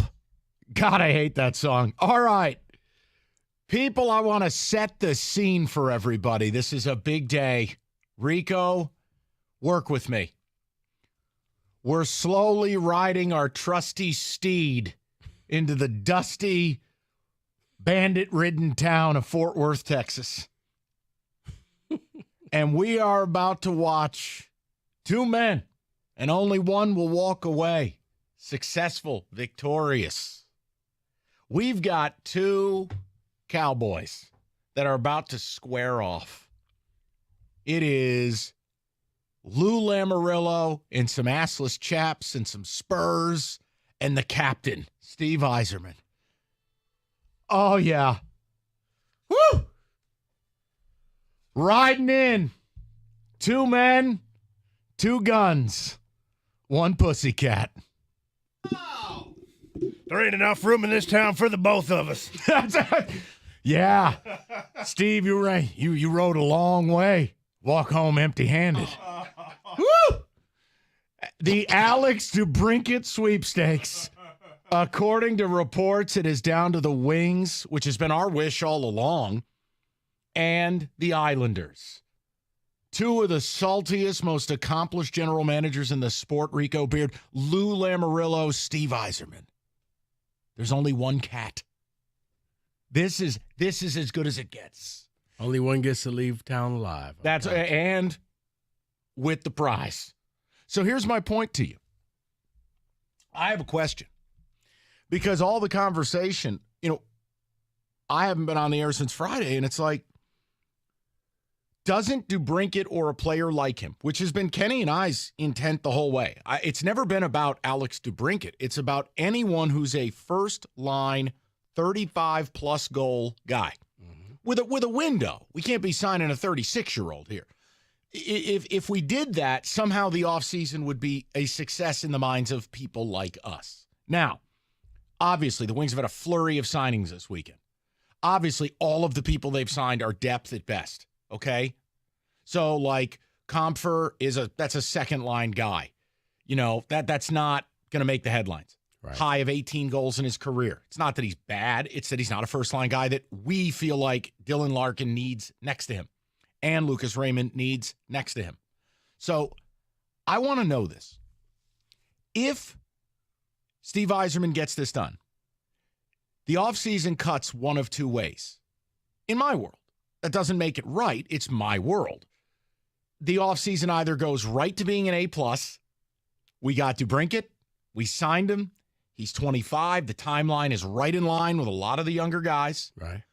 And you added depth. Right. And then all of why did they sign a backup goalie? Or why'd they sign this dude from Toronto who's a defensive defenseman? And it's like, okay, fine. The point is, you either go A+ mode and it all looks beautiful, or doesn't it further discontent amongst whatever percentage? I mean, Kenny, I was thinking about this. Doug was asking approval ratings. And he goes, well, Yzerman's approval has never been lower. Now, I don't know that I buy that because we operate in a vacuum. I still would believe a vast majority of the fans are still the Steve bots. Like, whatever he does is right. They'll defend it, defend it, defend it. He could sign a guy, not, they'll defend it. And then there's a quarter to a third, 25 to 33%, that I think is looking around going, while we think this dude's a great GM, we'd like to have some fun again and like have a product we want to watch. Yeah, I think that the number may be a little bit bigger than that, Mike, because when you look at, what is it, 2020 or pre-2020? Yes, we do. We want to break the catbit, to break it. I think that I would probably maybe say that number is 35, 40%. Okay. Of people who, because you look at the state of sports here, pro sports in Detroit, and the Wings have now been lumped in there. They were exempt for a while because everybody said, going to let Stevie do his thing. And now they're realizing, well, we're going on 5 years. We're still kind of in the same spot. We haven't really progressed to the playoffs. You're getting antsy. Yeah. Now, yeah, the majority of people are probably still have faith, but I think Harbaugh, 2020, where a lot of Michigan fans were ready to turn on him.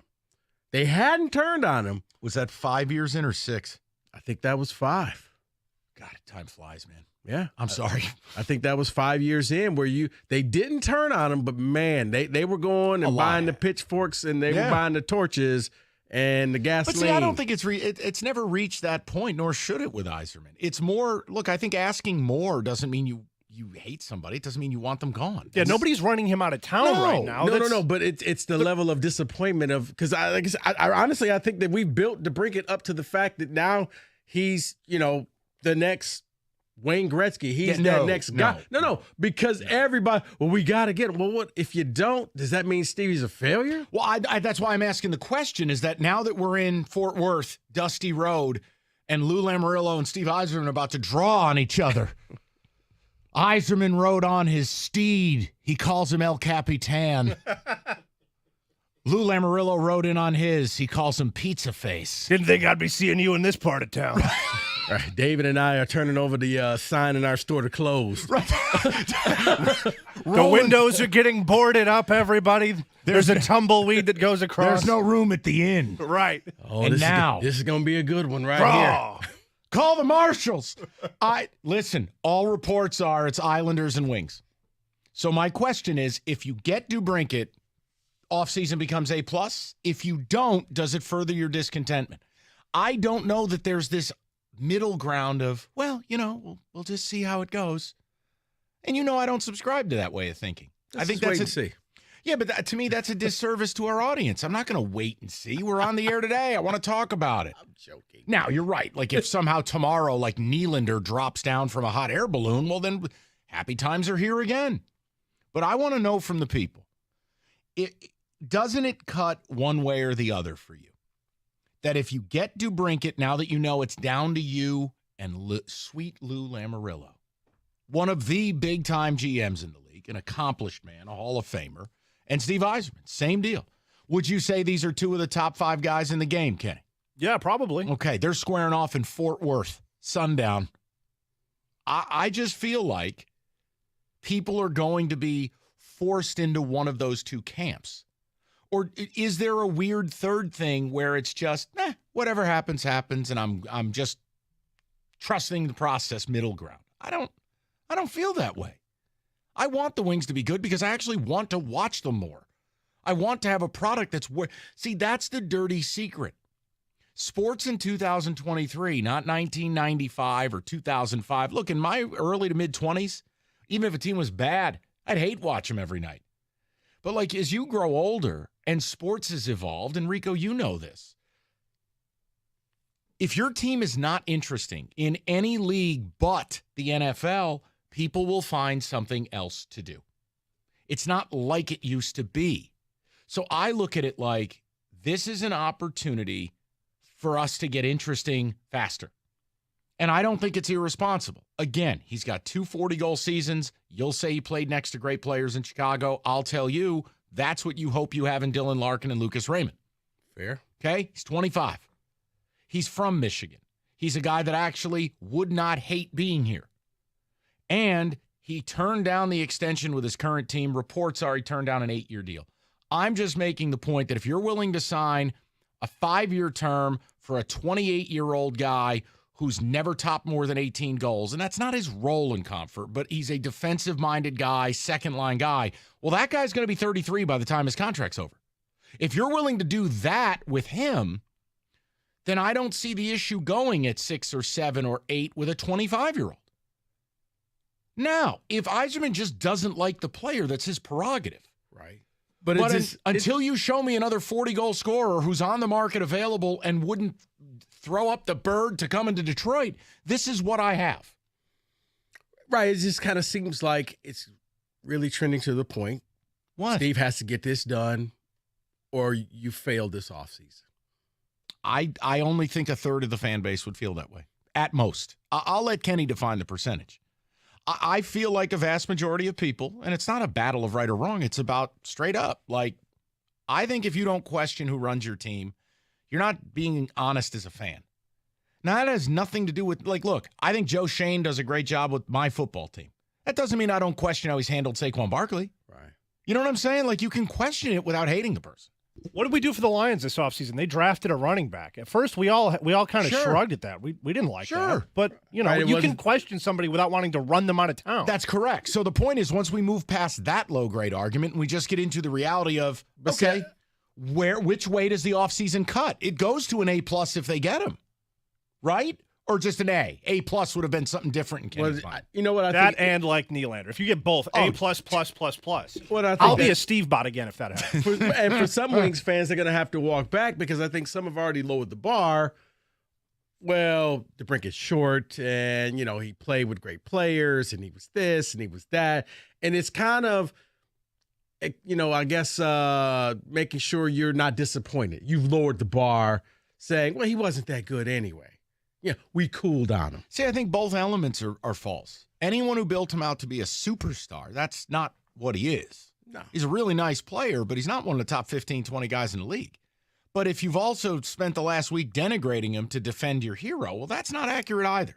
It's okay to just say this guy's going to make Dylan Larkin better and vice versa. This guy's going to help Lucas Raymond and vice versa. That's how I view it. And clearly the Islanders view it that way too, because their first line would be DeBrincat, Barzal, and Bo Horvat. That'd be the best Islander line of my life.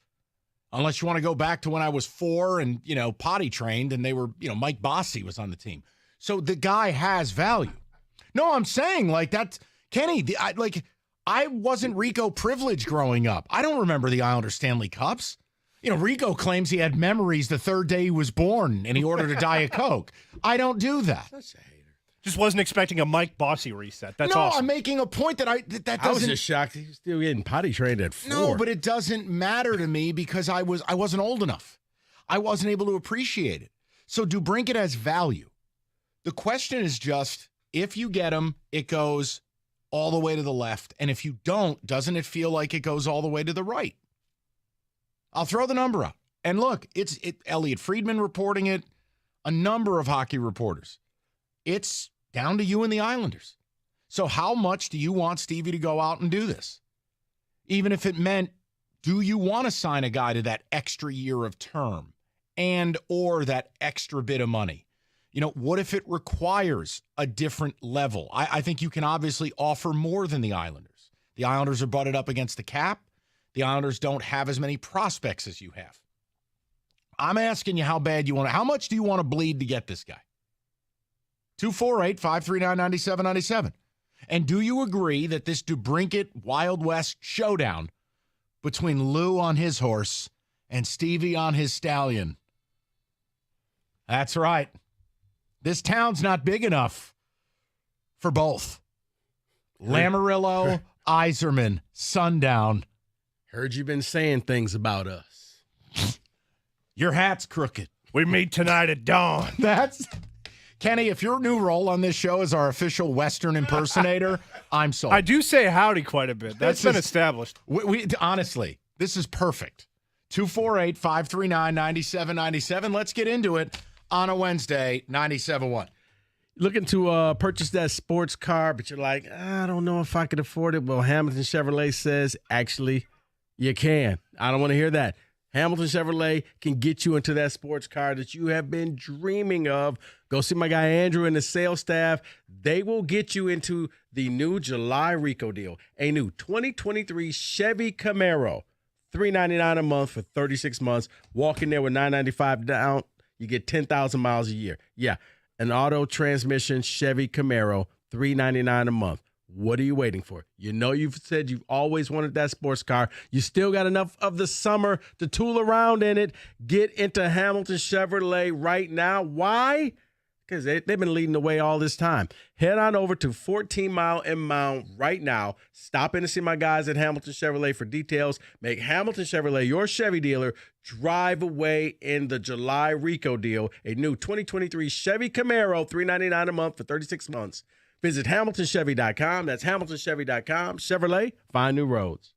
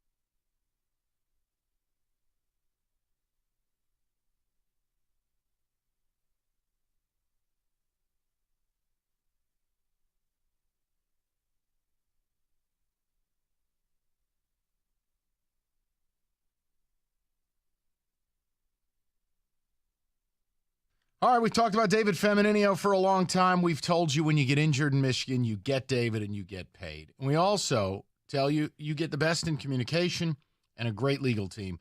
But what you get, you don't pay anything until he wins your case. So if you are injured or know someone who has been, tell them to call David Femininio, 855-65-CRASH. That's 855-65-CRASH. Or you can go to that website, getdavidgetpaid.com.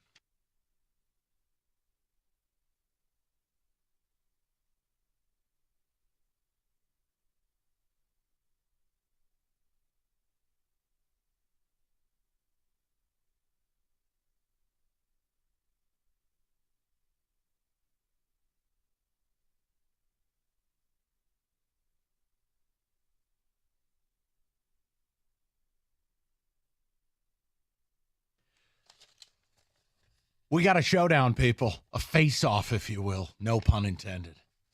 All reports, it's down to the aisles and the wings for Alex DeBrincat. So the question is, how bad do you want this to happen? And if it does, don't we end up where we all wanted to be?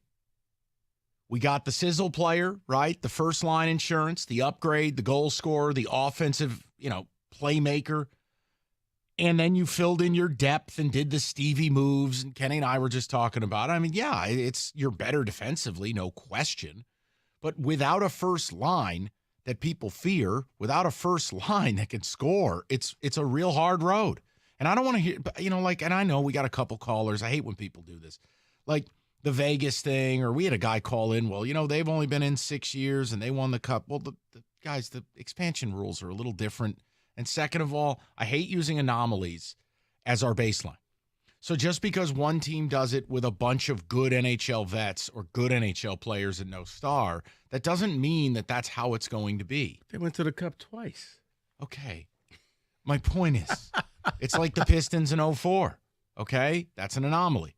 You're just not going to win it doing it that way. You got to have stars. So, yeah, I mean, I want them to get it done. I feel like a 25-year-old investment is way less risky than 28 or 30. And considering you've given a 5-year term to a guy who's never going to be a playmaker here and never rise above being a second or third liner, I don't know. What's the real issue? Now, if you don't like the player, well, then what am I going to tell you? I don't know, but I think you accusing me of being a cheater at cards, partner. David, ticket text coming in on this? Yeah, John says Yzerman needs to extend an offer to DeBrincat. If the Islanders want up him, he needs to try to get DeBrincat, but should not overspend, is what he's saying, if the Islanders get involved. What's overspending? Yeah, that's a good question. I mean, anything above, what would you say, 8.5 AAV? Is that overspending?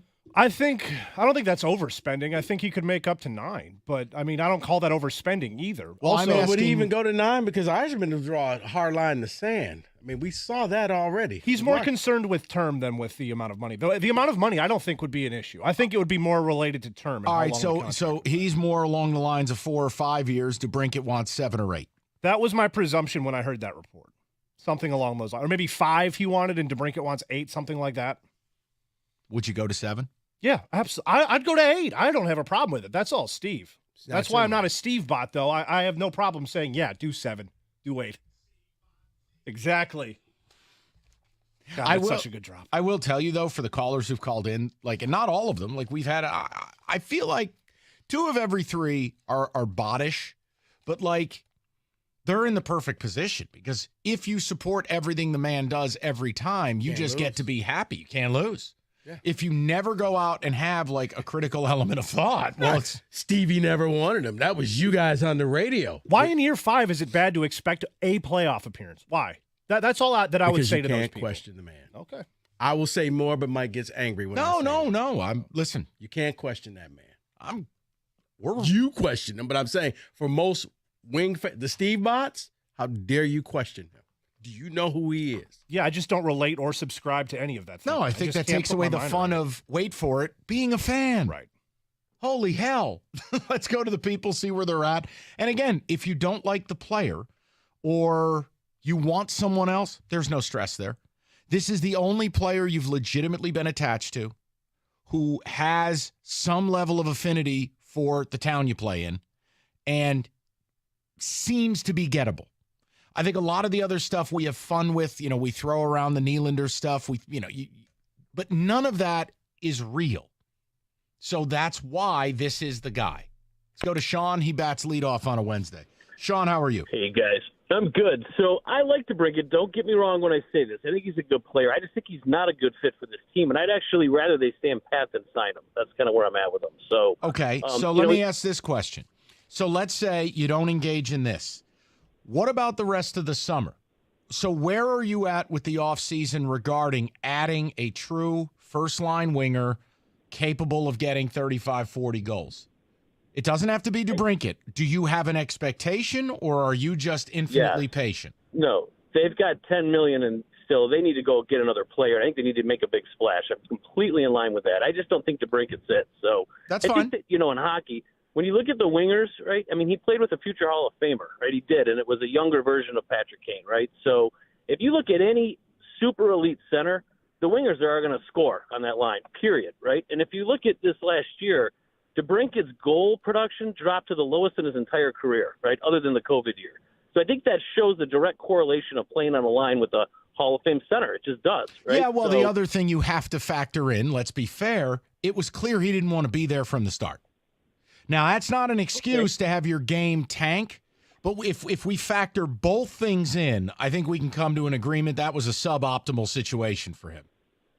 Yeah, he's a fast, small, talented guy who could definitely put the puck in the net when he gets a chance. But I think what he needs is someone to draw that attention away, like Patrick Kane did, like Matthews does for Nylander as well, right? But Nylander's at least 4 inches taller and 40 pounds heavier, and just kind of he's a better specimen, right, to bring in. Well, and look, let's face it, that's every reason he's going to want 10 or 11 million a year and want a term closer to 10 years or whatever it is. I mean, he's going to want the full the full Which to-go I don't box. think he's worth either, though, because if you look at once he's off, I mean, Matthews is as elite as you can possibly get in a center, and you're going to score a ton of goals if you play with him. I'm just telling you, right? So Sean, let me ask you this question. Hold on. I want to bring Kenny in on this. So hold on. So let's say DeBrincat is not the apple of your eye.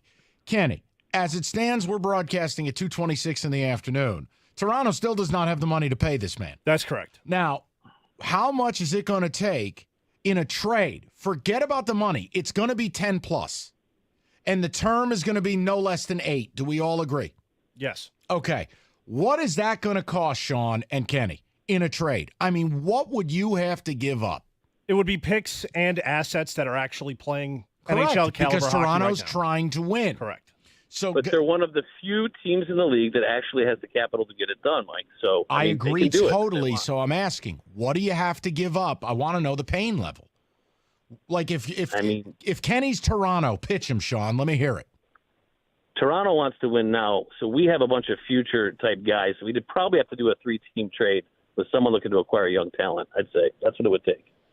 I don't hate that. I hadn't even considered a 3-team trade. I'm in. Look at that. We're in the interesting business. We That's got all I care Nylander about. now. All right. That's it. It's a showdown. But no, understand. Music.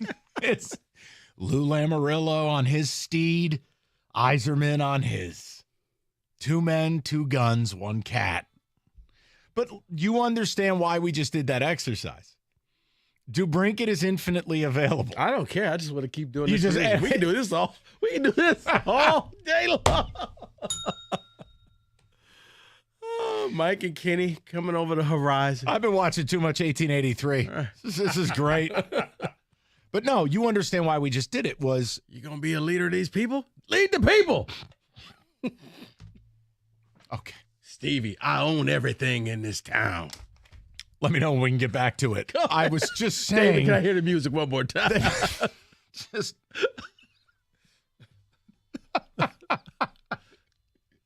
all right. So you know what? F it. I don't have a point to make. I'm done. Go ahead. Old Nation Brewing. I mean, I'm not even going to bother. Old Nation. Their full lineup is available, including the Shandy. You know the drill. They got famous for the M43, the Hazy IPA, best-selling craft 4-pack in America. And it's on tap in a ton of places. The Boreal Lager, the Fritz, and yes, the Shandy. Maybe you enjoyed some over 4th of July weekend, maybe not. Wherever you go to buy your beer, ask for it by name. OldNationBrewing.com. That's OldNationBrewing.com. They are becoming available in more places, more states. They're one of the best breweries in America. They're in our backyard. It's OldNationBrewing.com. 21 and up. And as always, please drink responsibly.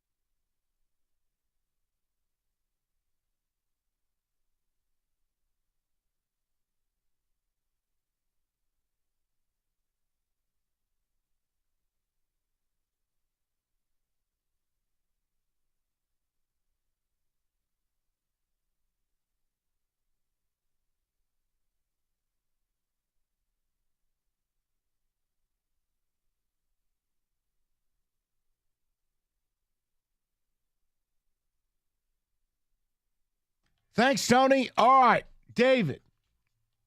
In one of the loudest polo shirts the radio industry's ever seen. He always does this when he knows he can't wear it. I couldn't. David, I admit it. There's no way I could dress like a canary. You're right. So, Let's get to the college football. I was going to ask him, what was Curious George really like?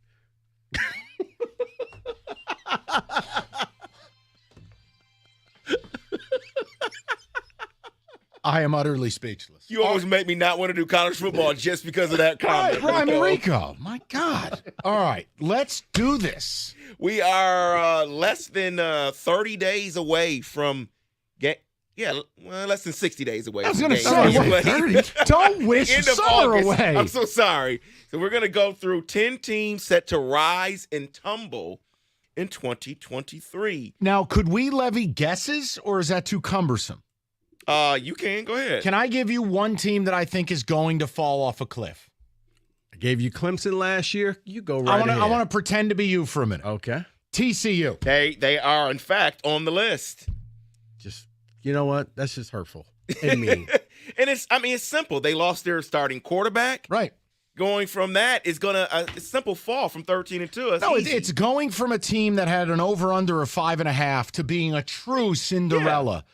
You just feel like there's going to be major regression there. And Max Duggan, that kid was like a 10th-year senior. He had been benched 3 times. He gutted it out. He didn't hit the portal. They lose Quentin. They lose everybody. Okay, so that's my one guess. I'm out. No, who else? Who else do you think is going to tumble?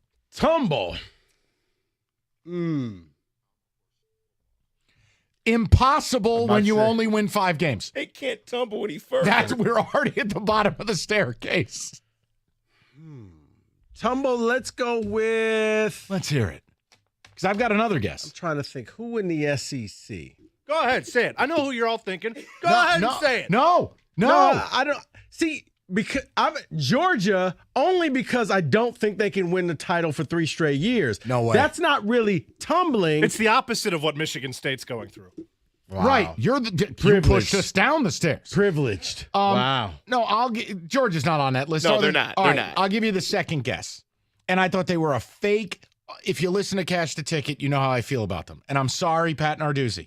We always loved the Nardone. Oh. Pitt was so fake last year and somehow got to 9 wins. I will add Pitt to the mix.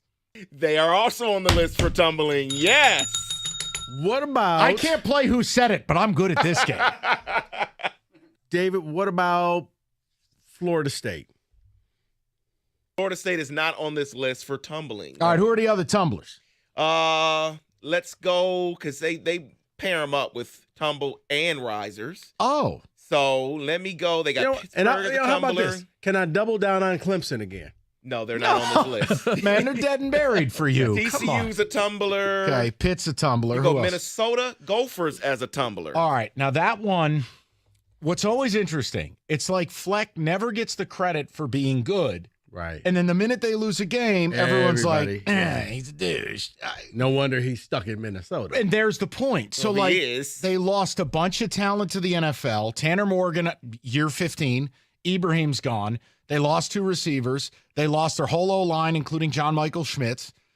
It's like, probably a rebuild year. I would agree with that, wouldn't you? Yeah, I would. Yeah, no, I agree with that. 2 more tumblers on Texas. the list. Texas is not on there. The next tumbler on the list would be Oregon State. How dare They were you? 10-3 last year. How dare you? And they're saying with the addition of DJ that there's no guarantee that that's an upgrade. Yeah, there's no guarantee he starts. It's fair. Jonathan Smith's done an unbelievable job out there. That is a brutally difficult job. It's maybe second only to Washington State. But I can see the defense carrying over into year 2. And the Reser Stadium renovations are done. That is one reason what they write that brings doubt to maybe they don't tumble because of their defense. Right. Oh, I thought you meant the stadium. Last year they played in front of half a stadium because they knocked down the other half. I couldn't believe watching those games. You see construction logo. Yeah, but no, it's fair. It was like Indiana a few years ago. Yeah. Well, yeah, because then the Michigan player get hurt and they couldn't get the ambulance Couldn't through. get them in there. But yeah, they were a Cinderella last year in the Pac-12. It's just too hard of a job to be good every year. The final tumbler will be Mississippi State. They went 9-4 last year. I mean, it's lost key players, Emmanuel Forbes on defense. How about your coach dying? Well, that matters. Mike Leach was that entire program. He was matters. the architect of their whole offense. It just, yes, and it's an awful situation, but yes, I would agree with that one. It's going to be hard to function. You're not Mike Leach. So I like this game here. So give me a guess on the riser. All right, riser on the list. I give you a 2 for 1. I was going to say, you know what? Texas. No. Okay. Rhombus? No, but there is a brand name. I want to give you a 2 here. for 1. Okay. So it's 2 teams, 1 guess. All right. They both spend like crazy recruiting. So it's like a part of an entry. Give me A&M and Miami. One of them has to be on this list. They spend too much money not to be. They, in fact, are both on the list. Yes! Miami and Texas A&M are on the list. I mean, the recruiting classes cost $20 million a pop. And What about Notre Dame? Notre Dame is not on this list. Rico's terrible at It's not on this list. But, I mean, stop me if you've heard this before regarding Miami. Tyler Van Dyke, if he rebounds. I know. What are we doing here? How long are they going to do this? But they've bought so many players. John Ruiz has been at the forefront of it. And then A&M, we all know. Like, one of those two has to have a good year, right?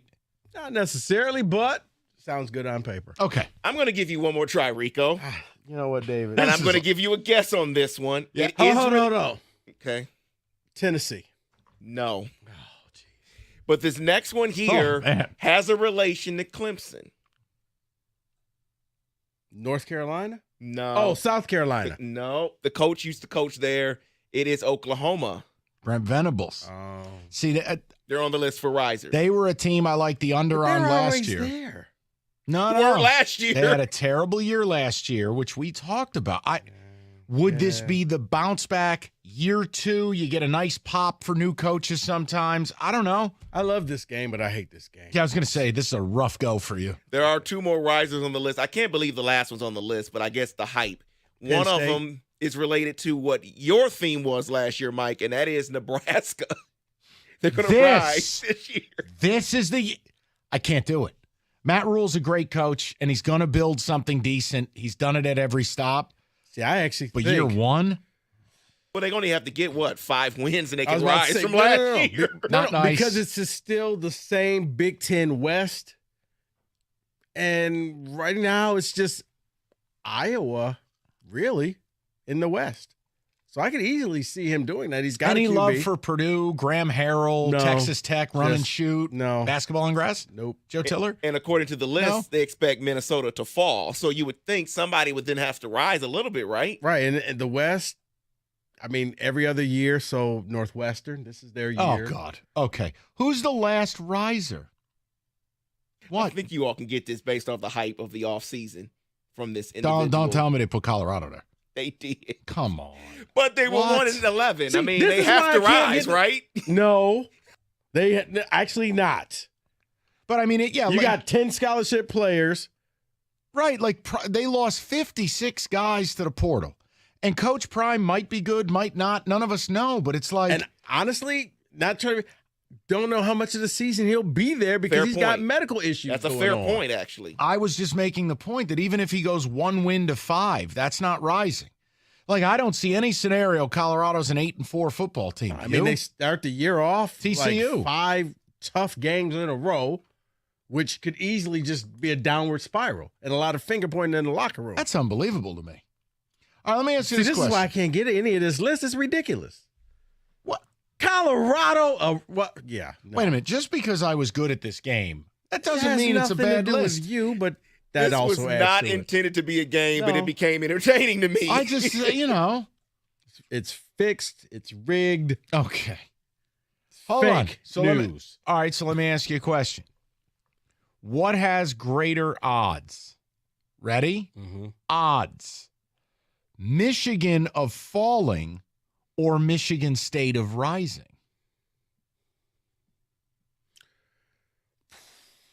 Well, I'm going to go with no. I'm going to go with, if you believe Vegas, it's MSU rising because they have Ohio State winning the Big Ten. Okay. So if that's the case, Michigan can only go so far. They've won the Big Ten 2 years in a row. I believe they're going to win the Big Ten again. So I just wanted to see because people. But on Monday we did the new Vegas odds is Ohio State is the favorite to win the Big Ten. How can Ohio State be the favorite? They don't have a quarterback. We know who it is, and they got to go to Ann Arbor. Which is why my answer would be it doesn't make sense. Michigan falling. I will say it again, and I hope the hosts on the station make a drop of it. The Big Ten goes to Ann Arbor. Okay? It's as simple as it gets. You've earned the flowers. I understand that. I'm saying, if I look at what Vegas says, Vegas is all about the Buckeyes. I don't understand it, but Mike, here's your Jim Costa value pick. Go ahead and put your money on the Wolverines. Put your money on the Wolverines. And that is your college football list. Whether it's an IRS collection or audit, civil or criminal, or a rhombus, the Michigan Department of Treasury, you need Maurice and Jerry from Abraham and Rose to represent you. Not some tax organization with random people answering phone calls. You need a real set of lawyers with experience. Jerry used to work for the IRS. The IRS will take away your peace of mind, hit you in the wallet. You need reps with a plan. Call Abraham and Rose to get to work today. 248-539-5040. That's 248-539-5040. Or go to abrahamandrose.com, and you will never have to personally deal with the IRS again.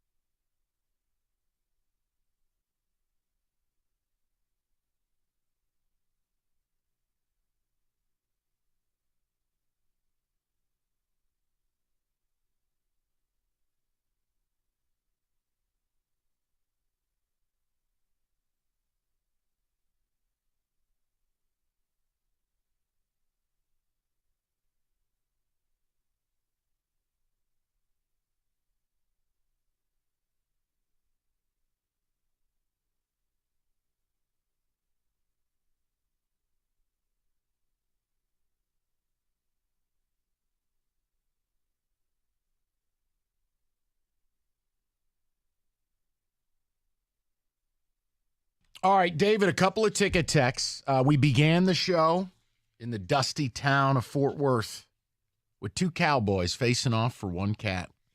Lou Lamoriello, Steve Yzerman, the Alex DeBrincat finalists, according to Elliot Friedman. We'll get back into that a little later today. We got to talk. It's a little bit of Lions and a little bit of life, if that makes any sense. We're going to do that next. But David, a few ticket texts, and then we'll go on the board. And then I'm very interested to see the response with our 3 o'clock topic.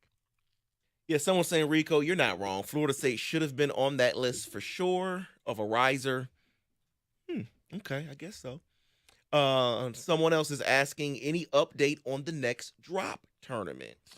David, you were working on that earlier, so do you want to provide that? Yes, the drop tournament will be Tuesday, July 11th.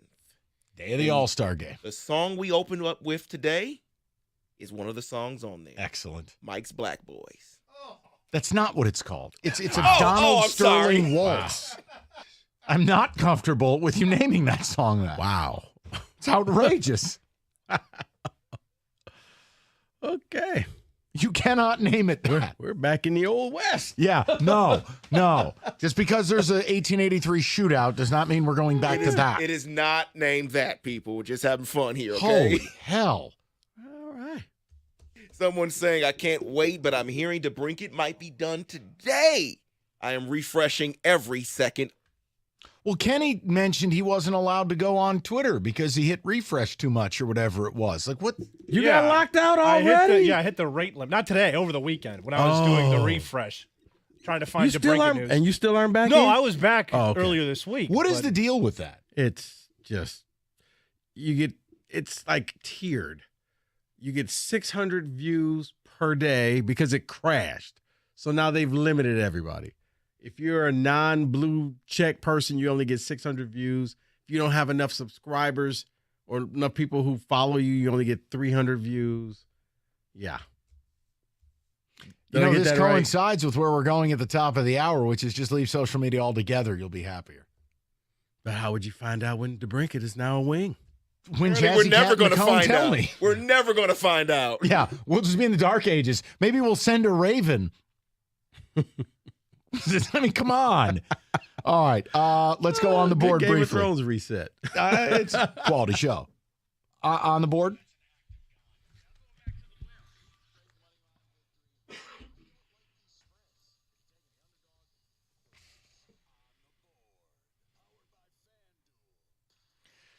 Okay.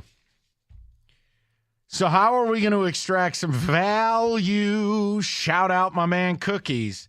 How do we get value if we wanted to bet the Motor City Kitties after a horrendous loss last night? Maybe the worst loss of the season. Well, you would have to do the nasty. You would have to play the run line tonight. And we've got Erod on the bump. We are so back. There's no way you can lose 2 in a row to the A's. And you're getting the Tigers at almost even money if you're willing to play dirty and go Tigers -1.5, -105 against the Oakland A's. I know yesterday was arguably the worst loss of our lifetimes. I'm only half kidding. But Erod, Tiger bounce back, can't lose, A's blow, play their online, -105. Terrible idea, bad idea, decent idea. I leave that to you. Rico, what do you want to do? Oh, Mike, I'm going to go with this. Braves lost. They ended their 9-game winning streak. I think they're going to be back. So give me All-Star Ronald Acuna Jr., All-Star Matt Olson, and All-Star Ozzie Albies to all get a hit, plus the Braves win, +190. What a privileged life when you think about it, Kenny. His entire infield is going to the All-Star game. Makes me sick. And we have Mike Lorenzen. Catcher, too. That's I said your entire infield. Oh, okay. Yeah, Every team he just hand selects. Privilege here, privilege there. I can't wait till Nice. next week he comes out and he's an Eagles fan. Right. You know what? I was actually going to wear the Eagles hat today. That's just great for No, you. I just like it because it was a sweet-looking hat. That's all. I hope you get hit in the nuts by lightning. Kenny. Oh. That is at +3,000. Yeah, I mean the tip of the bolt too. Oh, right there. Oh, you're talking at +1,200. 100. Right in the balls. I'd put $1 on that. That sounds good to me. Kenny. Wow. You got DeBrincat odds? I do not have DeBrincat odds. I wish I did. I like the Tigers. The under in that game is what I'm going to bet on. It's under 8.5 minus 105 right now, so similar value to your Erod, pick. Waldachuk. Erod plus, I mean, two bad teams. Breaking news, don't score a lot of runs. So that's where I'm at with it. Okay. That's fine. And it flies in the face of what I suggested. So you guys choose which opinion you like better. Well, you know what? Before we get to Davis' WNBA pick, What's Mike, that? just for you and everybody will be happy pick. How about this parlay? Yes. Let's just take the Tigers with Erod money line. Mm-hmm. Yankees, your team, money line. Braves, money line, plus 350. I'm in. How about Aaron Judge having 10 working toes? Plus 8,000 at this current stage. David, what do you have for everybody? What's the Mercury going to do? Here's what I have. Mercury versus Aces. I'll get to that in a second. Here's what I have tonight. I'm going to go Summer League matchup tonight. Wait. You know what? How about Steph you just Curry go with and the the Mercury Warriors. Aces? Steph Curry and the Warriors are facing. Oh, he's not playing tonight? Oh, my God, no. Okay, yeah, no, I'm not doing There are- Summer wait a League. minute. Jordan Poole. Wait, he's not playing either. Hold No. on.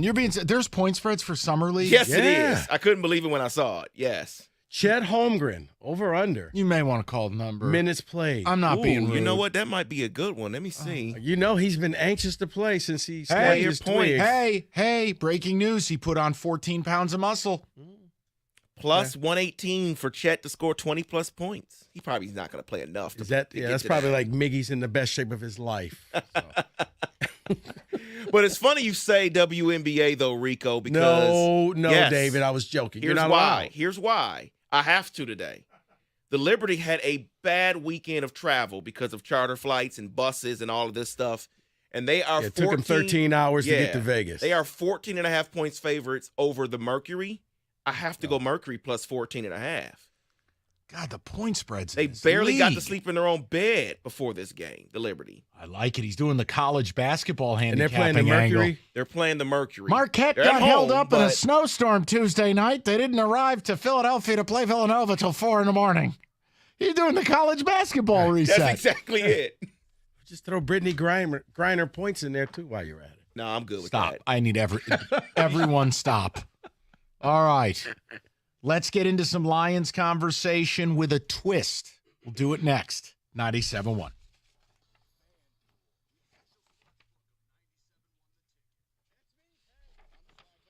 Thanks, Rico. The championships are here. How about this, David? Here's what you could start doing with FanDuel, and it's a better idea than Summer League. Why don't we get David on tennis? That's a very tennis polo he's wearing currently. Right now, you can bet $20 and land $200 in bonus bets, win or lose. You bet a little tennis if you want, all on the app that is safe, secure, easy to use, and believe it or not, provides tennis odds. I know nothing about tennis, but David could bet it, so we'll mention it. No better place to bet it than FanDuel, America's #1 sportsbook. Sign up today, FanDuel.com/ticket. That's FanDuel.com/ticket. David, how about a little Wimbledon tomorrow? Huh? No, thank you. Just WNBA. Little crumpets in a parlay. Let's get involved. That's FanDuel, 21 and up, President Michigan. First online real money wager only. $10 deposit required. Refund issued. Non-withdrawable bonus bets that expire 14 days. Restrictions apply. See terms. FanDuel.com/sportsbook. Gambling problem 1-800-270-7117.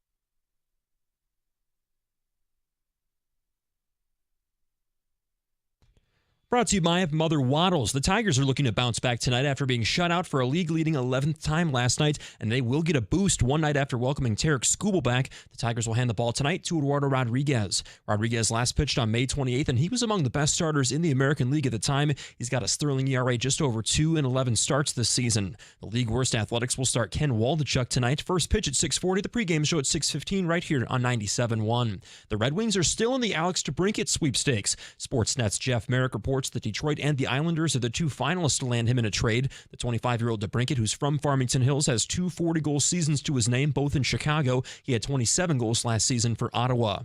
Michigan State continues to put major resources into its secondary. The Spartans have landed 3-star cornerback Justin Denson out of Rhode Island. He's Michigan State's 11th verbal commit in the 2024 class and the 5th in the secondary. And if you're craving more football, you don't have to wait much longer. Training camp at Allen Park starts exactly 2 weeks from today. The rookies will report on July 19th, and the veterans join camp on July 22nd.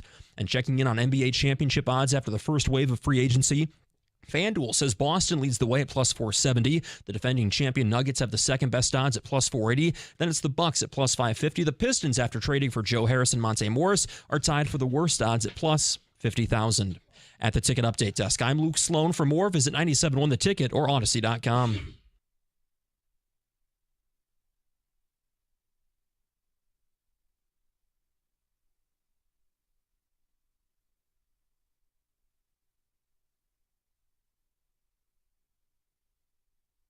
Show. There's a weird vibe in this town as it pertains to Jameson Williams. So let me just lay out a couple qualifiers before we begin the conversation. There's not a single person inside this room or outside this room that doesn't want Jameson Williams to be an All-Pro. I'm one of the idiots who defended the trade, and I look stupid right now, but that's okay. The point is, I root for this guy. I want him to be really good. That's one. 2, no one is persecuting the young man. I don't understand why there's this weird bubble wrap around Jameson Williams that we can't talk about him. That by the time he comes back in the middle of this season, he will still have 1 catch to his name in a year and a half. Mm-hmm. And the dumb stuff he's done, a lot of it he puts on social media. So just don't get hyper offended. Everybody wants the guy to be good. But when now a video surfaces at 1:30 in the morning of J-Mo lighting fireworks, I'm sorry. We have to talk about it for this reason. You are a professional athlete. You are welcome to live your life however you want to live it. But when you put it on social media, now you've shown people the way you're living and what you're doing. And to say that J-Mo's social media has been called into question a couple of times would be accurate. Doing questionable things, also accurate. And this is another. And before you hit me with America and freedom and 4th of July, guys, I approach this with a bias. My own team had a borderline franchise player blow off a large portion of his right hand lighting fireworks. Jason Pierre-Paul. I don't get why any of you light fireworks. I don't get why any adult, short of a sparkler for his kid, is out there lighting hand cannons in the backyard. They're dangerous. They're stupid. Your neighbors hate your guts for doing it. It just doesn't make any sense. But when you're J-Mo, and if it's stupid for a regular person to do it, it's really stupid for you to do it. You make your living with your hands, man. Mm-hmm. Not as a hand model, as a wide receiver. I really would prefer, if you're going to do this stuff, we don't need to know about it, right? Need to know basis, and you don't need to know. Right. But when you're putting it on social media, now we have to talk about it. And this doesn't make you a bad kid. It doesn't. What I hate is where we just absolve it all and go, oh, just let him live his life. Listen, there are clauses in NFL contracts that don't allow you to do a lot of things the rest of us get to do. Okay? Mm-hmm. Especially after your boy, Pierre-Paul, blew off his hand. Right. All I'm asking is take it. I've seen it happen. I mean, hell, what the hell's the Rex Road? Poor guy hurt himself lighting fire or whatever it was at a firework event, or I don't know if he lit it, someone near him. These things are dangerous, man. Like, you're an NFL player and you're a rookie and you're in a prove-it stage of your career. I don't care if you're J-Mo. I don't care if you're Jared Goff or anyone in between. I don't want to see my players 2 weeks before camp lighting fireworks. That's full stop. It's not a J-Mo thing. I'm making a point, Rico. A, why do you put it on social media? And B, the fireworks thing, why? Like, if you have kids, there are fireworks shows. Take them. If you're an adult, why? How many people are going to get maimed, killed, injured? Why? Because it's fun. Because that's you not get your fun. No, you get your own private fireworks show if you light off your fireworks in your yard. That's what people are going to tell you. Okay. Instead of driving down and trying to find a seat and traffic jams, how about we just do it out in the street, in the front yard? We light it off. We annoy our neighbors. How many but we times have has fun. watching fireworks gotten someone into the ER? True. No, No, True Mike. No, it's true, but it's cherry picking because when you look at the amount of people who do it and nothing happens, the number is not that. It's a smaller number. Yeah, but it's also, again, whether you're a normal person or an athlete, who actually likes this? Everyone hates fireworks guy. So when I see J-Mo doing it at 1:30 in the morning, that's the other thing. I mean, what are we doing here? See, now I have to defend firework guy. Everybody doesn't hate firework guy. Who likes firework guy?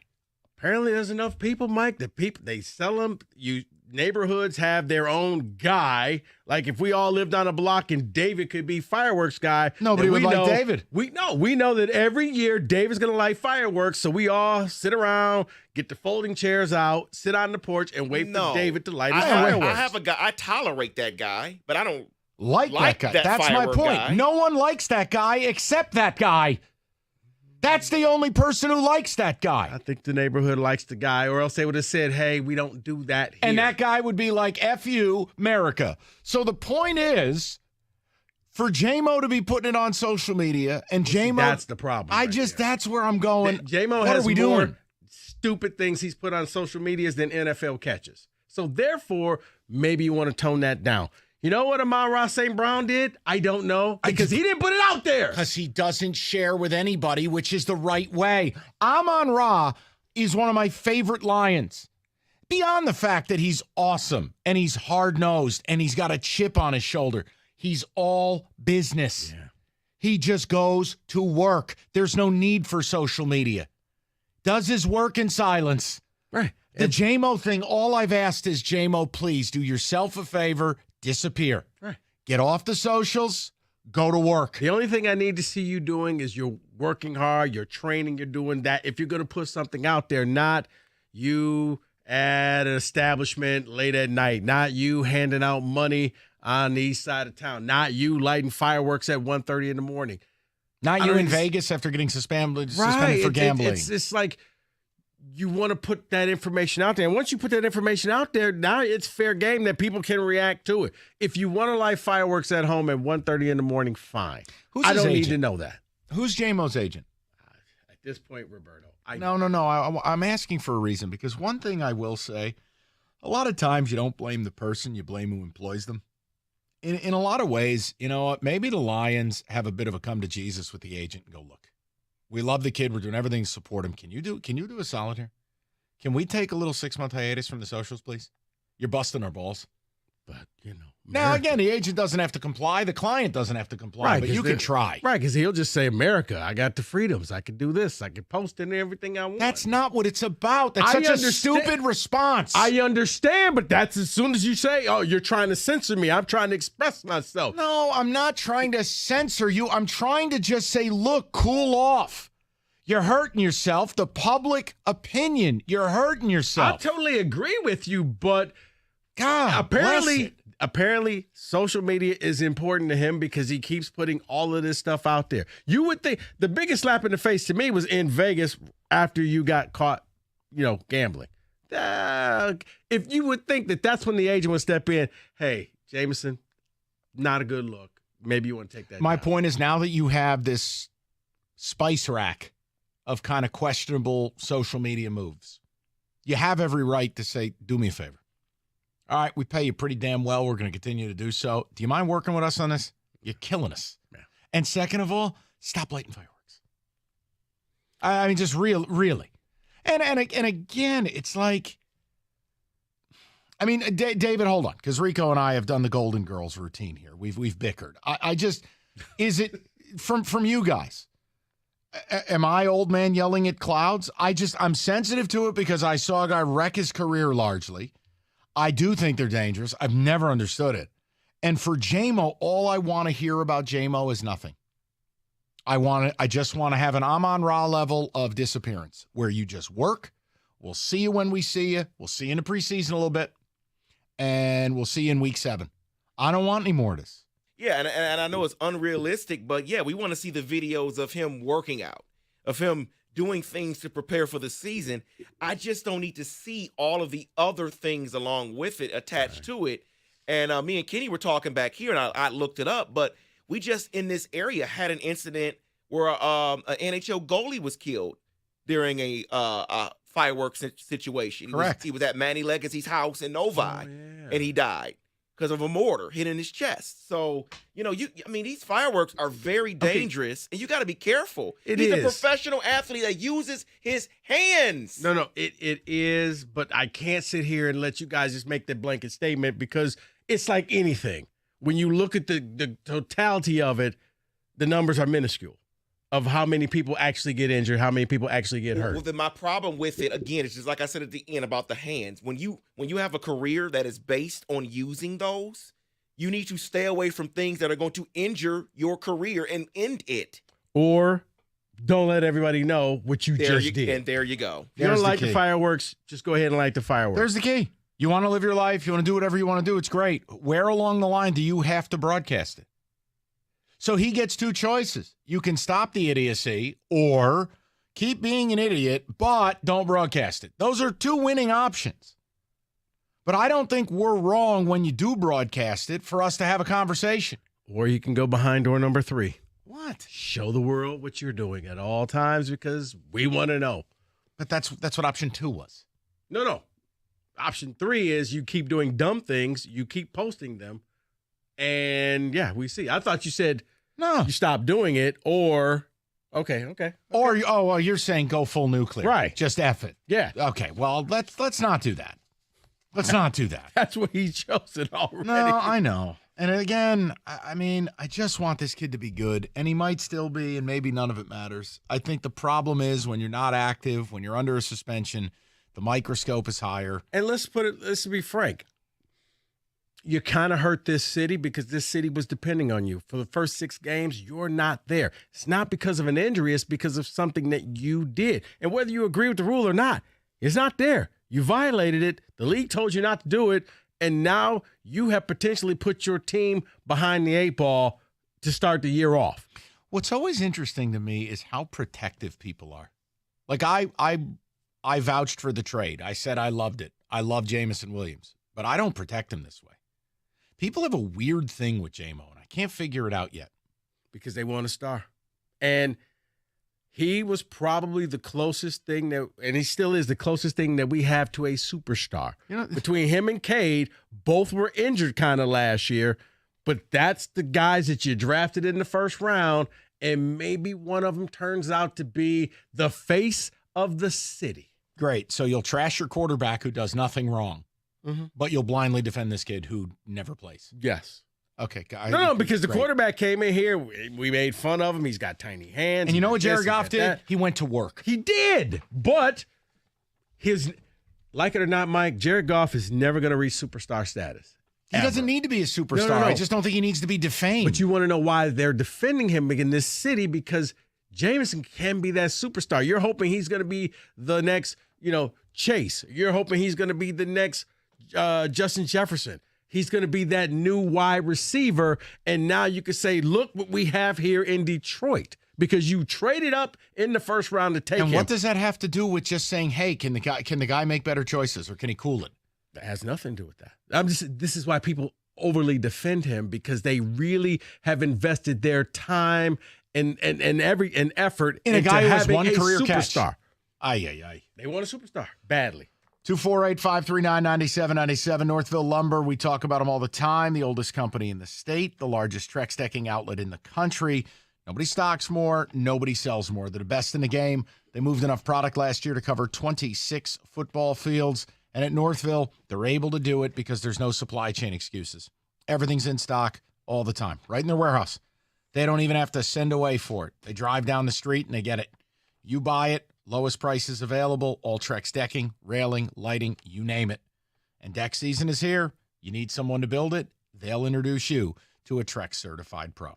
It's Northville Lumber. Call today or go to northvillelumber.com. That's northvillelumber.com.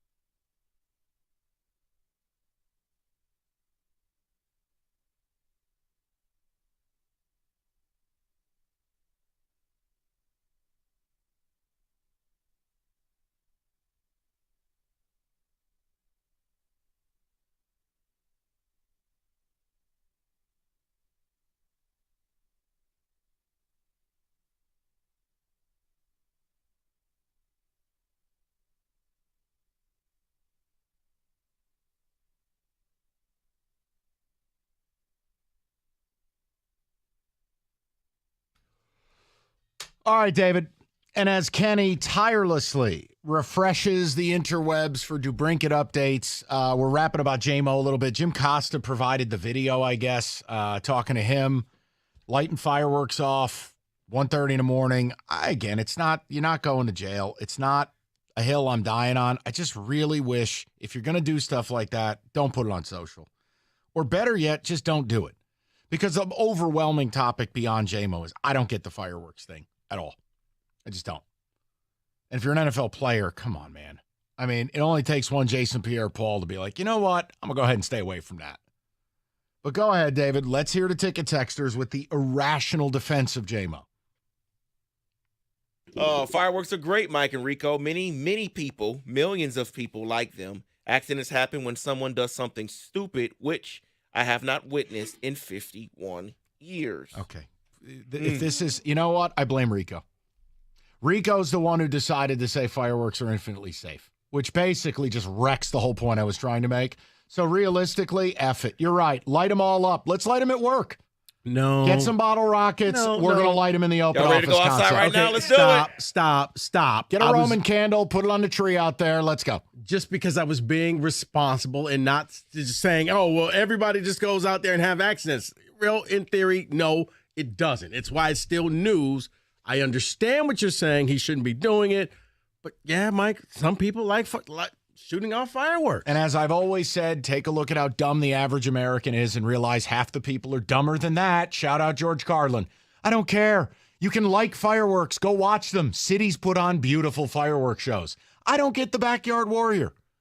And if I'm an NFL football player, I don't need to be doing it. That's it.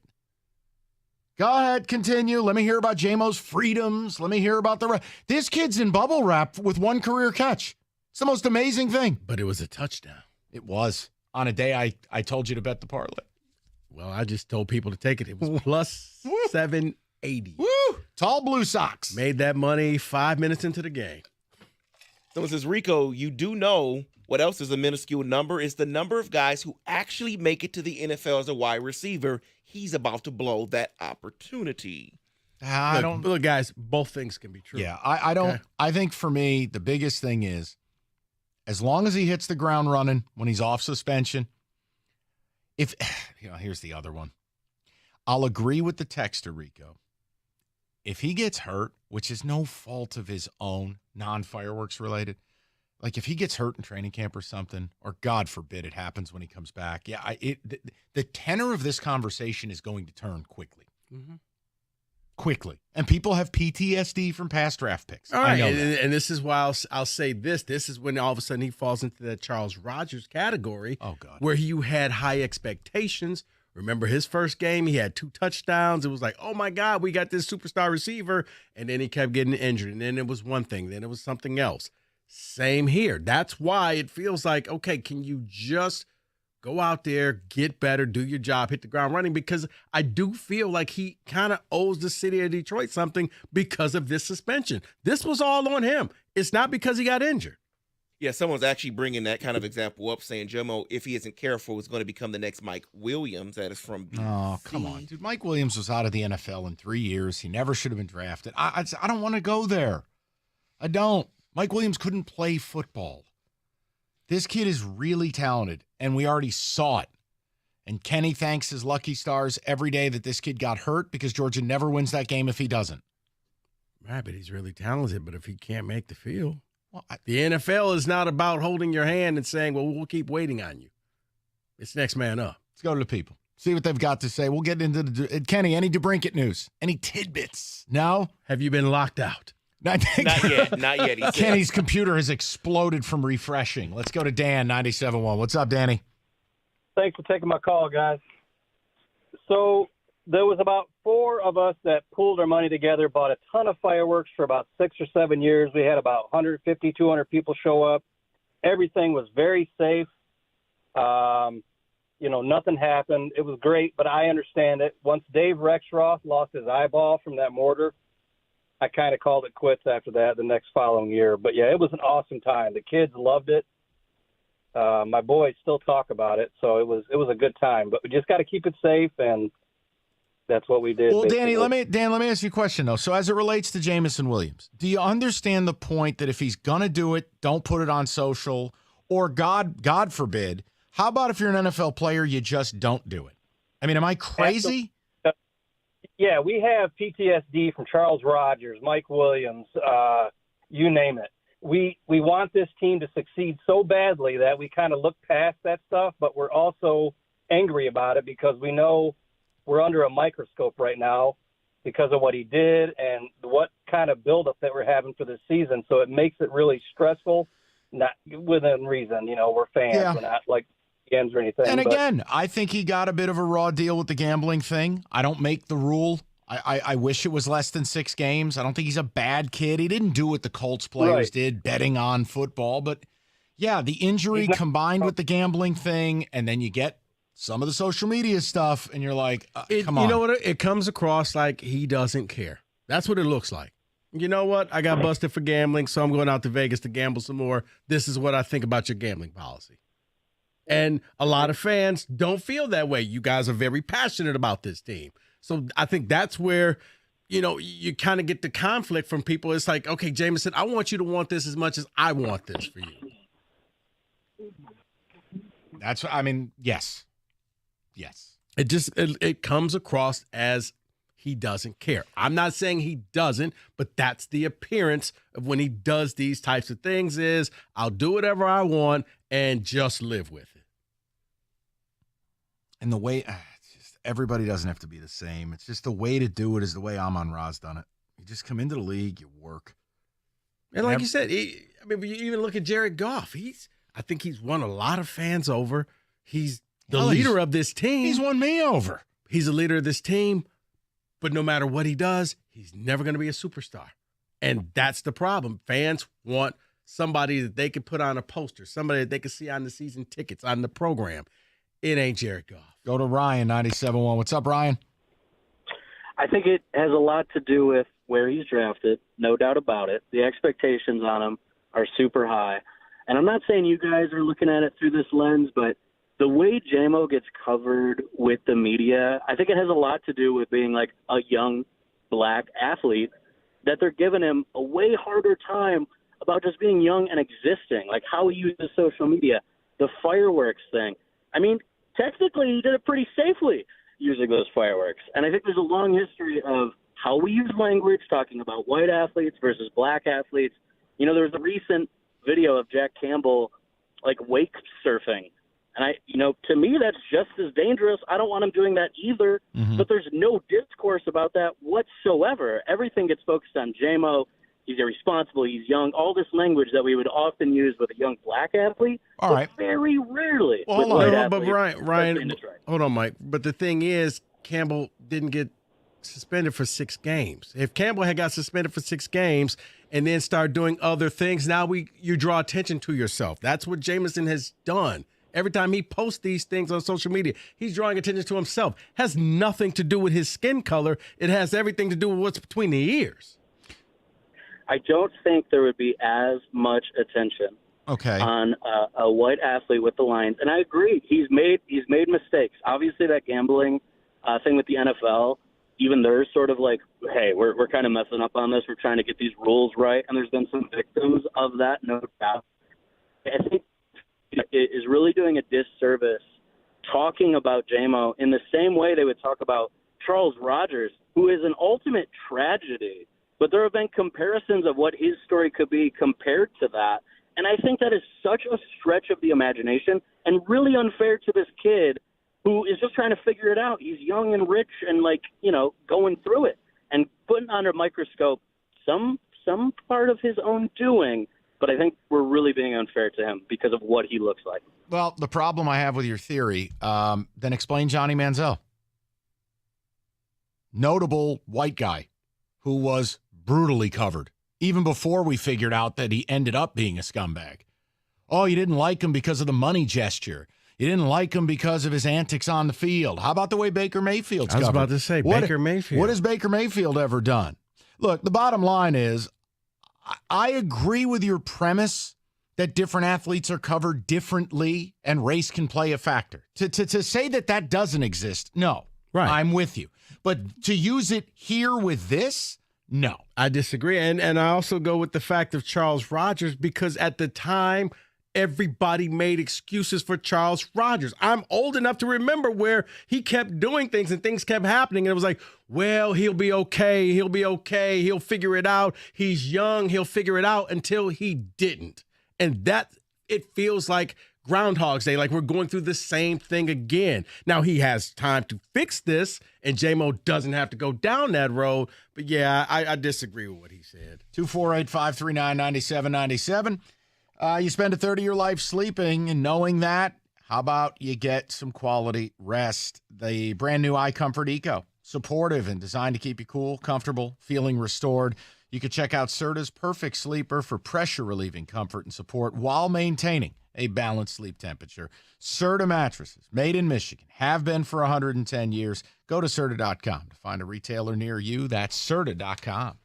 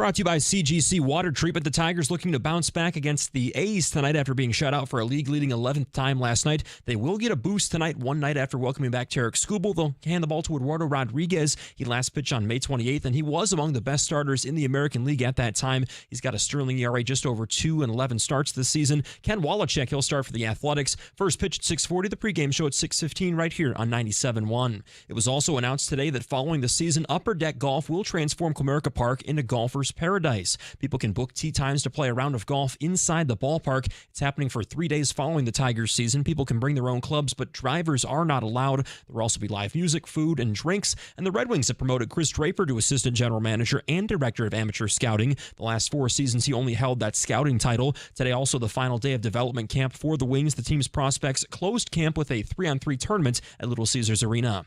I'm Luke Sloan. More at 4 o'clock or at 971theticket.com.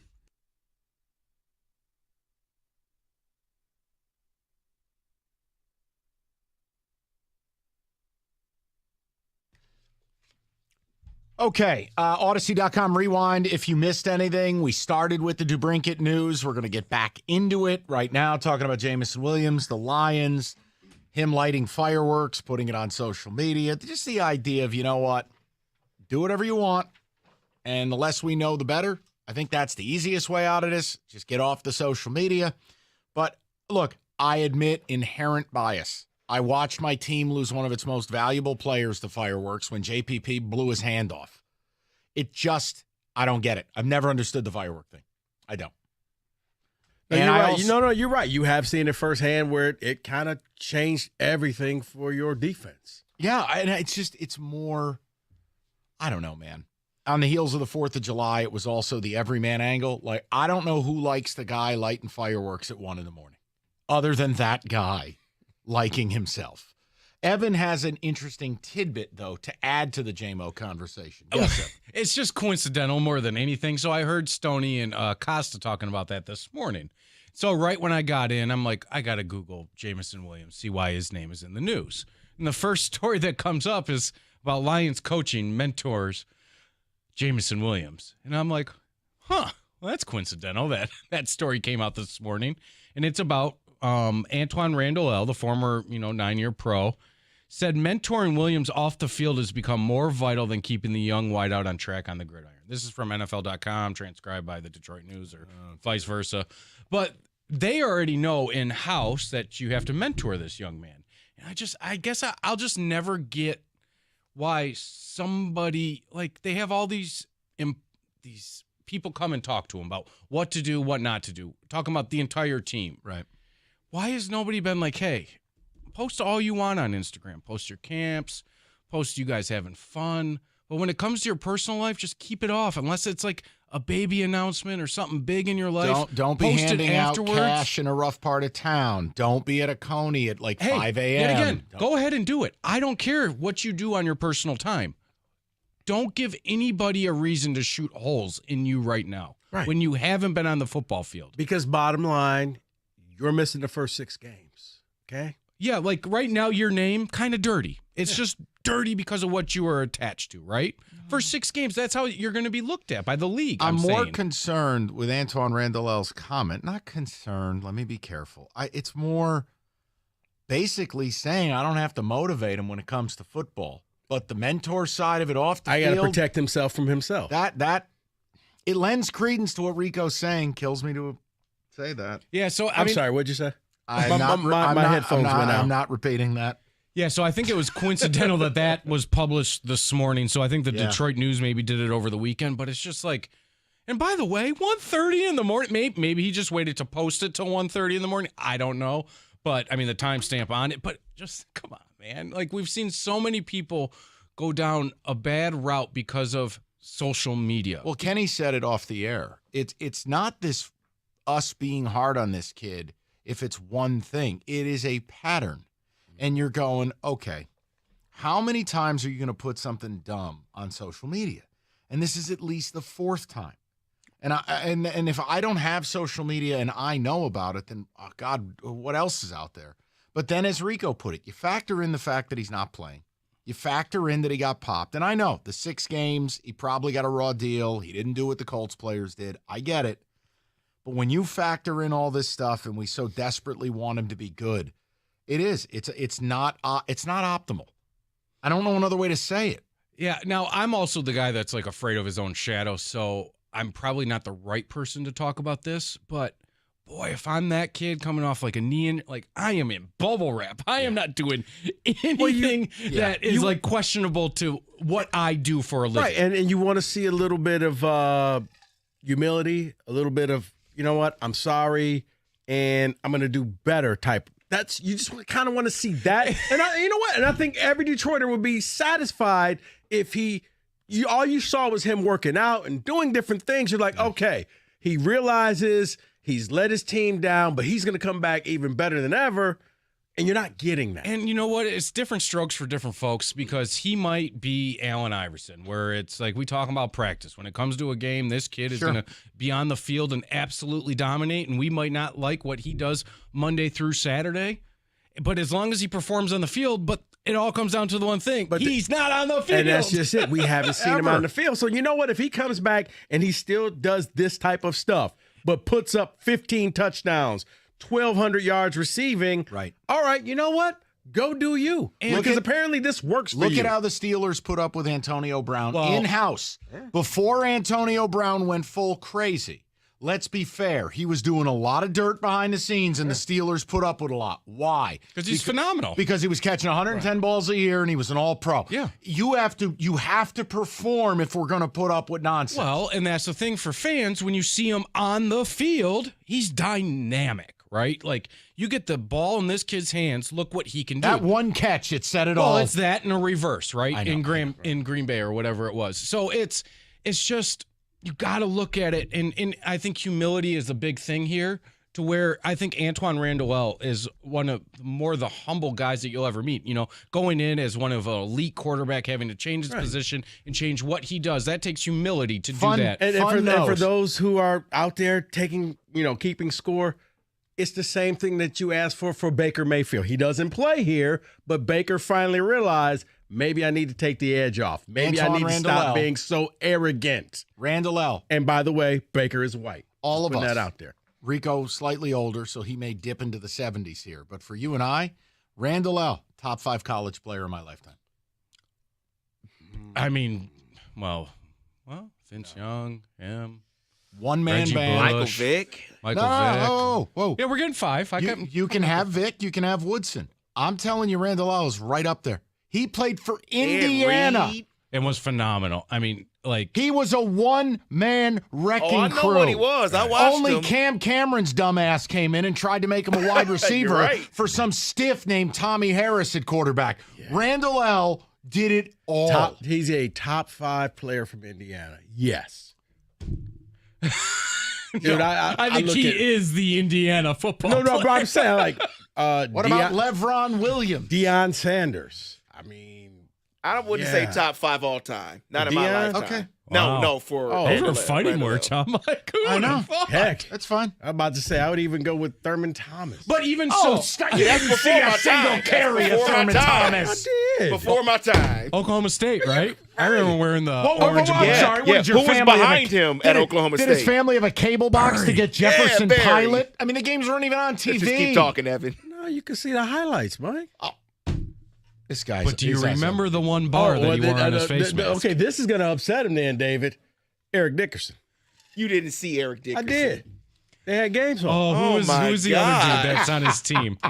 I told you. Rico's list would be different because he's 20 years older than us. It's a different thing. Did I tell you about watching the Juice in college? No. Well, what about Jim Thorpe? That YA tittle, I'm telling you. Guys, all you whippersnappers, Sammy Ball. Do you remember Roger Staubach in the Army? Steve Young, Brigham Young. Rico grew up watching Benny Oosterbaan. I remember watching Bobby Lane. That Gerald Ford was one hell of a Wolverine. So Rico alive. How about this? We'll put Rico over here. The last 20 years of college football, 25 years. There. That's all what I'm about saying. Gale Sayers, Mike? Right. The Kansas Comet. I was there when he blew his knee out. You know, I remember this wide receiver from Mississippi Valley State. Right. You watch all of Jerry Rice's games. Oh, yeah. Lies. Went He there. was a skinny black kid. Went to the homecoming. Number 88. I just want to hear what network Rico was watching those games on. We went to see him live. Yeah, 1981 Mississippi Valley State. Yeah, was that on pay-per-view? I think it was on Pass Sports back in the day.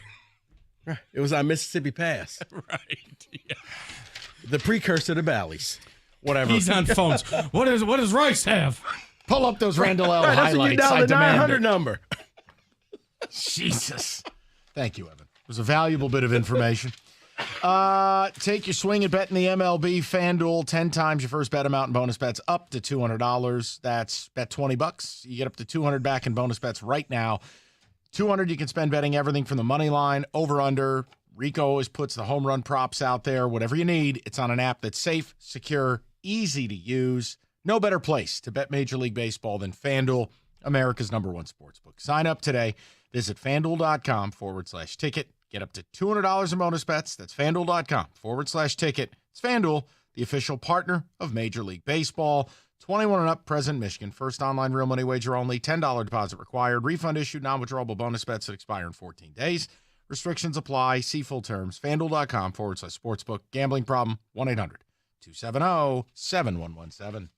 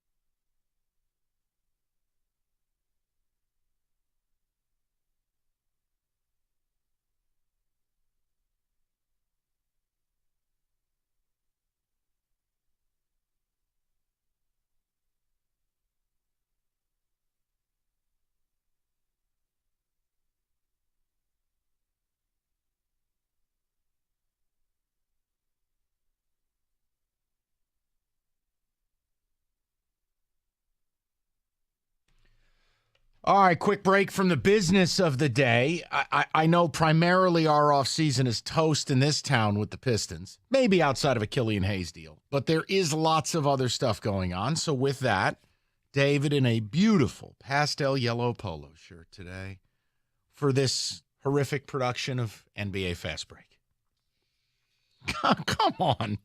I mean, is there seriously, we can't do better than that? I don't think we can. Jeez. I don't think we can. Okay, so here's what I want to do here. We're going to go through some things because officially players can sign noon tomorrow. Yeah. So we'll start seeing a lot of things that we've heard may happen. And one of the things I want to talk about first is, does this happen tomorrow? Maybe over the weekend. Damian Lillard, okay, he requested a trade. There are reportedly 5 teams that want to go after him, including the Knicks, Miami, Philadelphia is also on that list.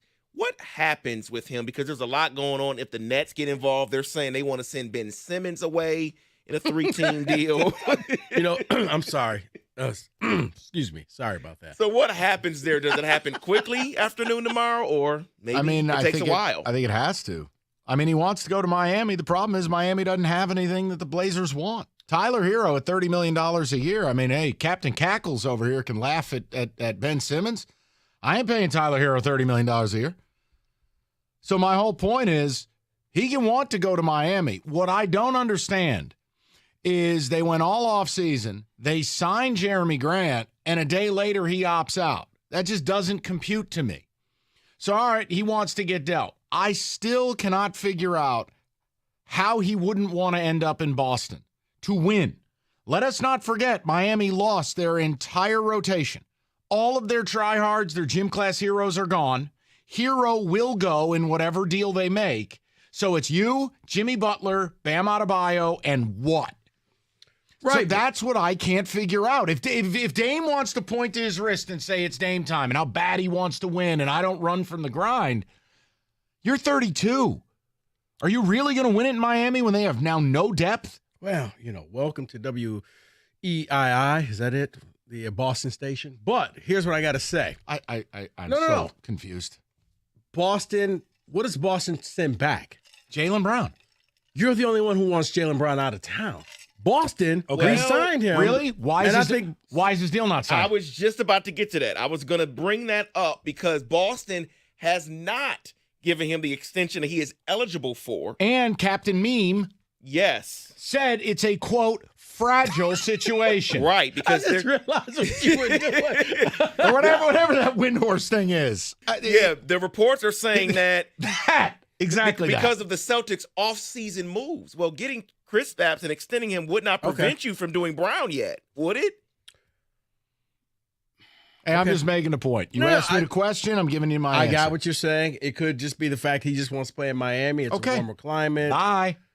I think it has to be a third team or at least 3, maybe even 4 teams involved because right now that trade makes no sense. And yes, me as Captain Cackles, Ben Simmons in any trade is no one's lining up to do it. I think the only thing that makes it passable if they were to move him and you involved extra teams, after next year, he becomes an expiring contract.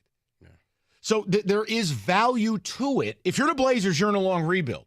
As long as you're getting other stuff, take Simmons. Right, but if you're going to Miami, you're basically becoming Portland light. That's how in I feel. A warmer climate. Like you're going to be in the same spot. You just get to hang out at the beach instead of hanging out at the donut shop. Correct. And here's another portion to that side regarding Boston, including in that, is they want a first-round pick for Grant Williams. Grant Williams is a restricted free agent. So what they're saying is whoever signs him, they want a first-round pick from that team. Good luck. Is he worth a first-round pick? No. I am not as high on Grant Williams as most Celtics fans are. I've had enough of him. Don't need him. Tired of his act. Look, the Celtics are going to go beyond the luxury tax. They can do whatever they want. I don't know who's giving up a first-round pick. You know where I'd love to see Grant Williams? Here. And that's not a shot. I'm being serious. He's an imperfect player, but he can stretch the floor. He's physical. He's got a tough guy act to him. Grant Williams on the Pistons would be okay. Now, I'm not giving up a first-round pick for it. And Troy spent all the money on garbage. So I can't help you. But Grant Williams would have made sense here. He brought Monte Morris back. A backup point guard. I know.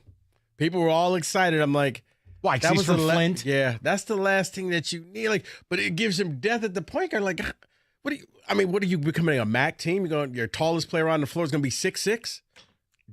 You worry about depth when you have a starting five. Right. Correct. So, no, David, the answer would be I'd be elated to get a first-round pick. I don't think that's happening. So I have a question on this next player that I'm about to bring up because there's been a lot of noise around him, and it is Paul George. The Knicks say they are out on Paul George, but there is a ton of smoke regarding him getting traded. Could you see a Miami maybe jumping in on that if they can't get Dame? Or what happens with Paul George overall? Do they trade him? All right, I'm biased. I don't like the player. He should be going to Boston? No, I think he's a loser. I don't like Paul George. I've never liked Paul George. He's never the guy when I need him to be the guy.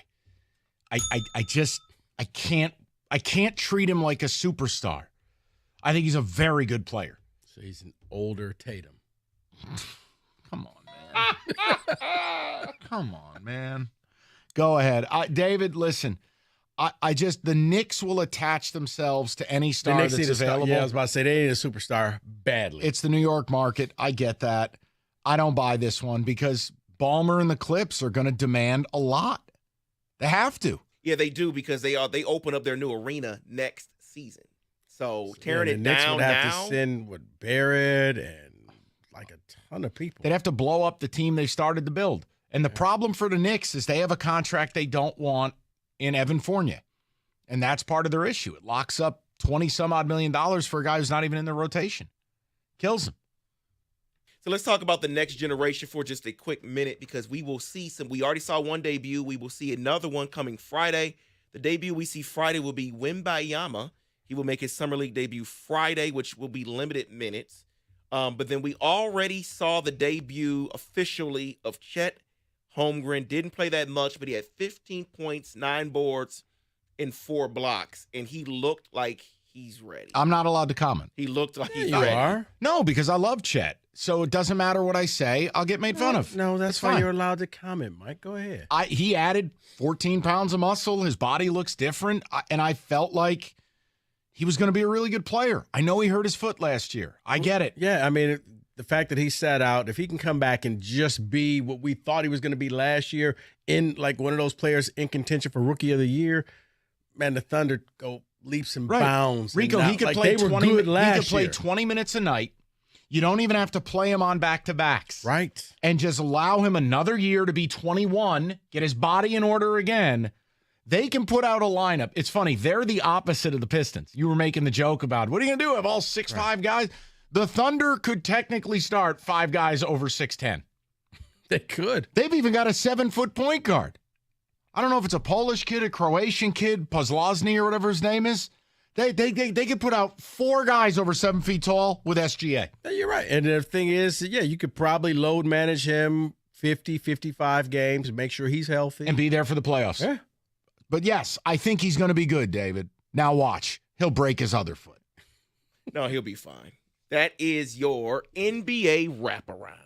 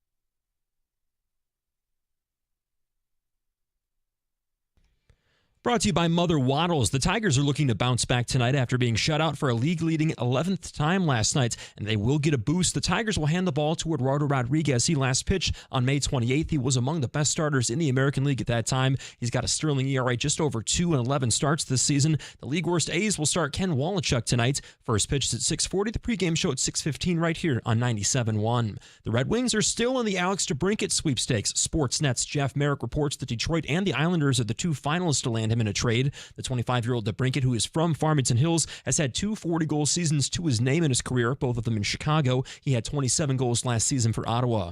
If you're craving football, well, you don't have to wait much longer. Training camp in Allen Park starts exactly 2 weeks from today. Rookies, they'll report on July 19th, and the veterans will join camp on July 22nd. And checking in on NBA championship odds after the first wave of free agency, FanDuel says Boston leads the way at plus 470. The defending champion Nuggets have the second best odds at plus 480, and then it's the Bucks at plus 550.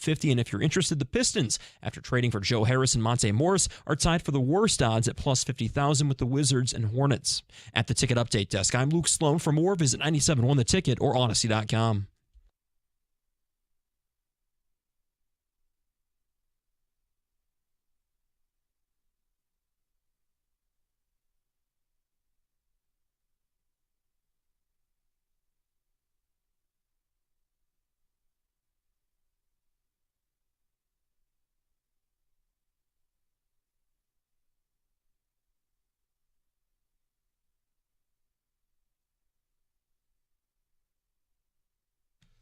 Four o'clock. Nice to have you with us on a Wednesday. Try to mix a little Tigers in.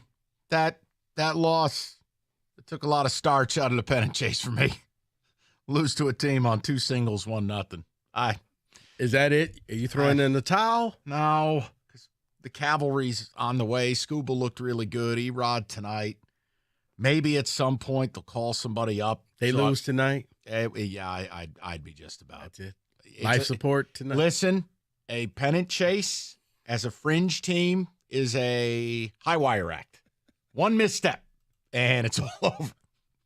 Losing 2 out of 3 to the A's would be a big problem. After almost throwing a no-hitter, yes. I know. All the players that Torque had 2 opportunities. No. Harvey bias because he wasn't Javi. Every time I want to start to buy in on Torque, like last week, he has the 3 home runs in 2 games, starts squaring the ball up. You go, okay, here we go again. Like he's going to have another good week. Right. And then you're watching. All right, we got a man on third, less than 2 outs. Man, I just need a fly ball or a well play. It's just something. Nope. And then you come up bases loaded. Nope. And you're like, come on, man. And then I'm thinking, okay, bottom of the 9th, Miggy walk-off home run. Like, this just writes the story. Oh, you were hitting a crack pipe. See, that's a different hope than me hoping for a fly ball. No, but he had 2 hits in the game. It's like, maybe this is his game. Okay. Harvey swing. Right. Just low effort on that 3rd strike and wave to the crowd. That's it. We'll get to it. That hurt yesterday. It really did. I sat down to watch that. I'm like, you're not going to do this, are you? Yeah. I wasn't even nervous in the 5th or the 6th. I'm like, I get it. It's scoreless, a little bit of a flat performance. J.P. Sears has been good for the A's, despite, that's why you can't use wins and losses. He's had some really nice performances. I go, all right. He always gets pulled early, though. This is kind of the A's bit with Sears. They'll always pull him after 80 or 90 pitches. I go, we'll get into the pen. It's going to be okay. Nope. And then you're breathing into a paper bag as you're down 1-0 in the bottom of the 10th and going, okay, there's simply no way they're going to lose this game, is there? Well, on the flip side, you're no-hitting them for the longest, and it was like, okay, maybe this could happen. All right, you gave up a hit. You stranded so many people in scoring positions. Right, with the bases loaded, it's like, guys, just anything, sack, fly, whatever. Can you manufacture 1 run? I just remind myself, if you take 2 out of 3, you make the playoffs. So it's like, win the series, handle your business tonight, handle your business in the afternoon, and I'll get over it. But if you lose the series to the A's, and obviously, the Twins put a few together, and all of a sudden you look up and you're 7-8 out. Yeah, I mean, what do you want me to do? No, I was just wondering what was the point of delineation with you? Where do you say, guys? Yeah, I'm close. We are on the training camp. No, to tell you. No, Tried to tell I don't you. know, and I don't want to hear from you either. No.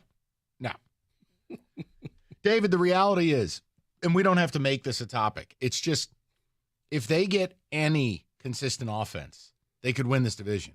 The pitching's there, and they've cobbled this bullpen together. It's been a masterstroke. I made fun of it at the start of the year because I'm like, what is this? This is the weirdest bullpen ever. Like all these dollar millionaires, and you're like, oh, boy, but it's working. And you're like, okay, even if let's say Erod comes back tonight, and let's say he gives you 4 really nice starts before the trade deadline, and you still trade him. That doesn't matter because the offset is Skubal. The pitching's here. Realistically, I don't have a huge gripe with anyone not named Wentz. Right. The hitting just kind of comes in bunches, and last night it was not there. It's so bad. And that's where I look at it and I'm like. But then when all of a sudden it's like, okay, you almost want to say, can you package some of these home runs and hits and let's save them for a rainy day? Oh, like that 14-9 game they had? Yeah. Yeah, you're right. Where it's just like, okay, and Torque hits another home run. It's like, yeah, but I don't need it all in this game. Could you? Yeah. But look, I mean, you got Skubal back, Erod's back, and even if that's pre-trade deadline, you hope Riley Green gets back. You got to believe at some point, if Colton Keith keeps raking at AAA, and I know it's a limited sample size of 25 at-bats, I'm different with prospects. I feel like once you get, let's say, 50, 60, 70 ABs, and you're a kid who has ascended through the ranks. It's time to bring him up. Well, like, I just look at it like killing it at AAA doesn't do a whole lot for anybody. You're ready or you're not. That doesn't mean I'm right, clearly. All right, I'm not pretending to be, No, a but scout. I think that's why they brought him up to AAA because, yeah, we need to see what we have here. Yeah, Parker Meadows is another one, though. Had a 900 OPS in the month of June. He's 23. You either can or cannot. Mm-hmm. I'd rather call a kid up like that. But if they get any amount of offense, Rico, they can stay in this. No one's running away. Well, then it goes back to what you said. Just go out for Scott Harris to go find a bat. Just somebody else that it's probably some other team is left for dead. Right, and cheaply. Right, Yeah. and again, I'm not, okay, let me be clear. I don't want anyone's head to explode. I'm not saying go get this player. I'm saying player like this. Ready? Like Nelson Cruz got DFA'd. Now, 2 years ago, he was pretty good with the Twins, if I go look those numbers up. Doesn't mean he's any good anymore. But he's damn near got a 700 OPS, which would probably make him the second best player on your team. I'm not saying go get him. I'm saying players like that, you got to find your version of Matt Carpenter or your version of Gio Urshela or your version of whomever. One weird bat that helps you, Riley Green back, one prospect who helps you. How different does the lineup look? Kind of like your weird bullpen that helps you. That's it. Look, I'm not ready to quit. I'm not. I was just curious when I saw that game. And I'm having fun with it because it is July. And if you are 5 or 6 games out, that's not crippling. No, but it was losing still to the A's the way you did, and you're like, oh, my God. I mean, when the game was Come over, on. you're like, how did they lose? And they lost to the A's. How did this? I mean, you're almost standing there like that John Travolta meme from Pulp Fiction where you're looking both ways like, what just happened here? Right. What did I just watch? I know. They were so dominant, and yet they didn't get to win. And baseball's a weird sport. Like maybe they go in and there'll be another series down. Like, let's say the Toronto series happens, and all of a sudden you're like, wait, they just swept them. Baseball's weird. So I don't want to kill them, but you're right. The way they lost yesterday, it was like, what the did I just watch? Yeah. Like, how? On 2 singles? 2? What? I basically, I sounded like the Yin Yang Twins in front of my TV. What the hell did I just watch? I was more Little John. What? I couldn't believe it. Yeah. Okay. Hey, you know what? We'll bring this full circle from Tiger Talk to what the F. Did you guys see Lil Jon as a show now on HGTV? No. Yes, I watch it. It's a show called What Would Lil Jon Do? HGTV. Yeah. Oh, the Home Improvement Right. Network. Lil Jon. Fixing houses? Oh, Yeah. no. The lady fixes the houses, And then she goes, okay, Lil Jon, what do you want to do? And he's like, airplanes, yeah. You're like, Yeah, what? he helps design the stuff. No, Yeah. he comes up with ass-backward ideas. So my wife was That's watching, the design. Right, my wife was watching TV. I go, as Rico would say, bottom of the chili pot. A group of executives sat in a room and went, guys, home improvement, we have to spice this up. I have an idea, Lil Jon. Granite countertops, okay. Think Martha Stewart, Snoop Dogg. What if? Right. And they we all go get sat Lil in a room- Jon? They all sat in a room and went, You know yes. He said, okay. what? You know That. what? Chet, great idea. Done. Let's get Little John in. So Do we call you Mr. John, or how do we call you? Lil. Now I got to see this show. I couldn't believe it was real. I like it. It's cool. You All like right. it? It's something to watch, when David, you have nothing else. David, he walked in they showed a preview, like of coming up on season 2. The preview. Season 2? Oh, yeah. In case you missed season 1. How did we miss season 1? Listen, I'll tell you why. Because the Tigers are in a pennant chase.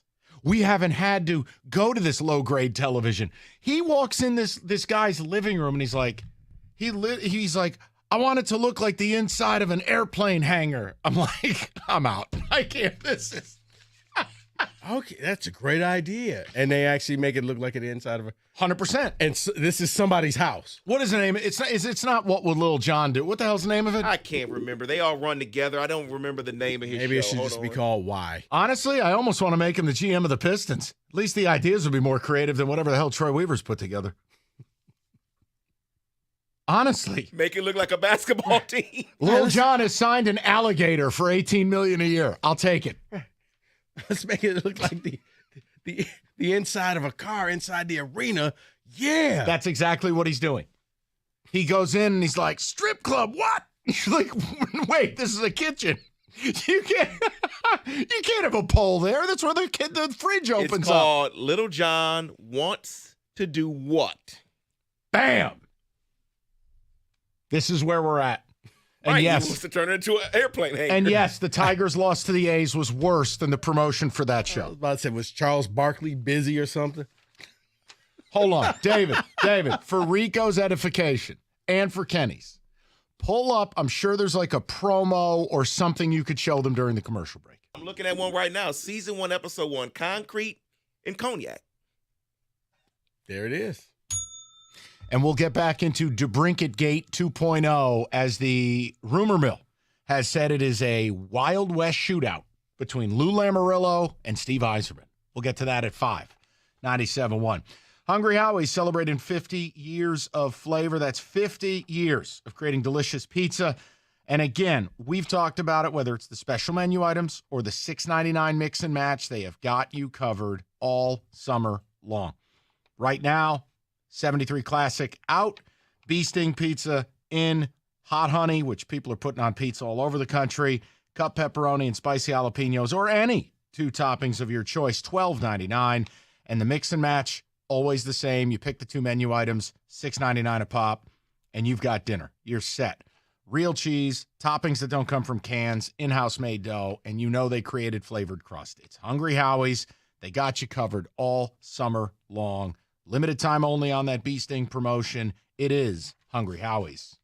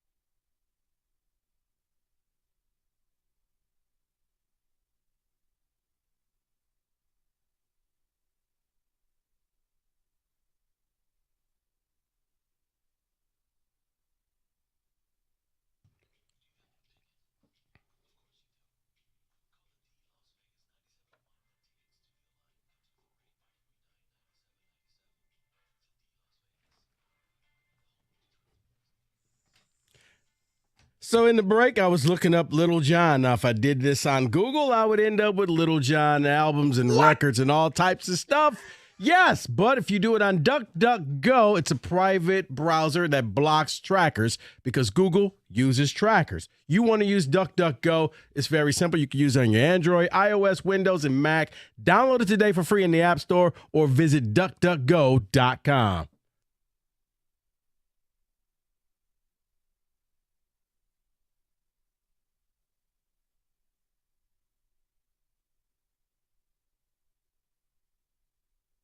All right, before we get to the ticket text, I want to knock down these two callers. They've been patient. They've got JMO thoughts. Let's do that. What? Yes, and when we talk about bottom of the chili pot in Wikipedia, let's just go ahead and put the Little John promo up. This is what I mean. Oh, you saw it?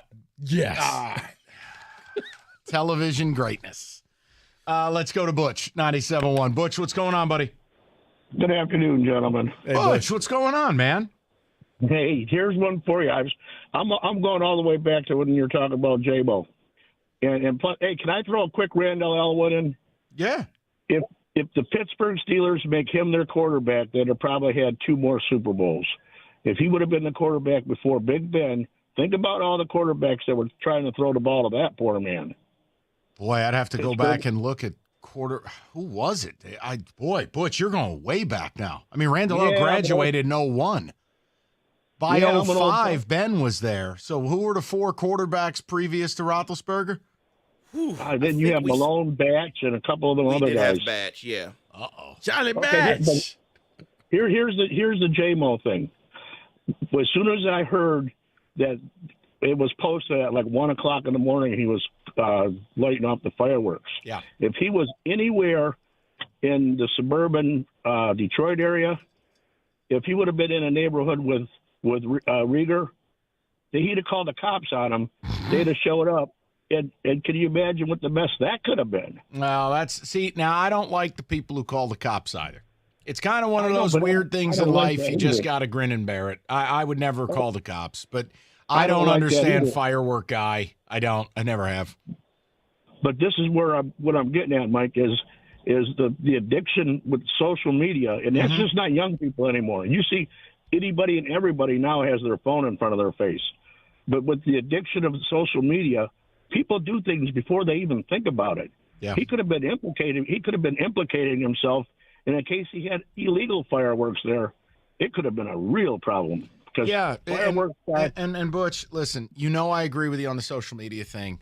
And I saw a study last week. It was in several of the major papers around the country. I mean, they polled teenagers, 12 to 17 years old. A whopping 49% of teens, quote, don't enjoy life based on their social media. Like, dude, the proof is there. If J-Mo wants to do whatever he wants to do, best bet, don't put it on social media. Well, that and the fact that I think they showed that like most kids growing up now, the number one job they want is, yeah, I know. You want to be a social influencer. It's poison, dude. That's all right. It's cool. Eventually, you guys will figure it out. Oh, no. They're coming out with new formats. What do you mean? To rival Twitter. There's 2 new formats coming out. If a tree falls in the wood, I don't care. It has no bearing on my life. You know what? I got an invite from Mike Valeni. That's not you? Definitely not. Let's go to Mitch, 97.1. Hi, Mitch. How you doing, buddy? Hey, pretty good. How you fellas doing? Good, brother. What's on your mind? All right, so I just wanted to talk a little bit. Mike, you're so right on about firework guy. There's very few people worse than firework guy. The only people like firework guy are children, and they're just dumb adults, and other firework guys who we already established are idiots. So I'll push back on what some of the Honorable R.L. Beard Esquire had to say with some data.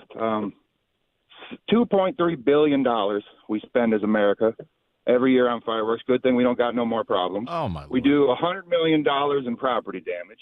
We have 10,000 emergency room visits on the weekend or the week around the 4th of July every year, and even a dozen people are killed. So the only thing that's in single digits is the number of fingers left on JPP's hand. Oh, dear. These are all big numbers.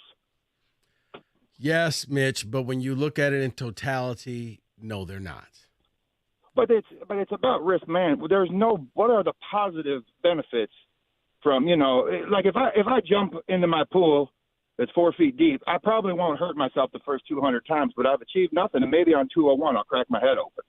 So no matter what the totality is, we're doing something that basically doesn't do not a whole lot of good for anybody, and we're running some high risks with it. So I just Mitch, I agree with you. I mean, unless you're a professional, you probably should not be doing that because you don't want to become that statistic where, oops, now you're the one in the emergency room. I get that. And it's not, and again, let's be clear. And if people want to go back and listen to it, no one's rooting against J-Mo. I want the kid to be awesome. And this is not some die on the hill moment. It's just another one of these stupid little things. And when you pair it up with Antoine Randall, his wide receiver coach's comments about, I really don't have to motivate him with ball. It's the off-field mentorship that is more vital right now.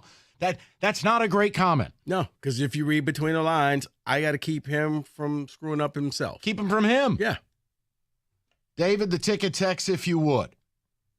Someone says, wait, so Exhibit wasn't available for Pimp My Ride, so Little John, okay, Tom in Flat Rock. I love that we do a segment of Tiger Talk, and this is what came out of it. Losing to the A's isn't a misstep, it's a swan dive. I know. Abe in Southfield. Maybe we should get Little John to manage the extra innings. Well, someone does want Little John to renovate Comerica Park, so. Look, I brought it up before. They're heading for a 25th anniversary, and correct me if I'm wrong, would it be 125 or 150 years for the team? It's a major milestone, and the park will be 25 years old. 25? Yeah, like you'd like to see for, again, a team and an ownership group who said, we're taking the park to the next level. Where? It is time. Look, it's a great park, but it's time for some freshening here. They brought the fences in. I didn't ask for that. Space in between the outfield and the wall. Didn't ask for that. Yeah. I mean, yeah. Coming up in 2 years.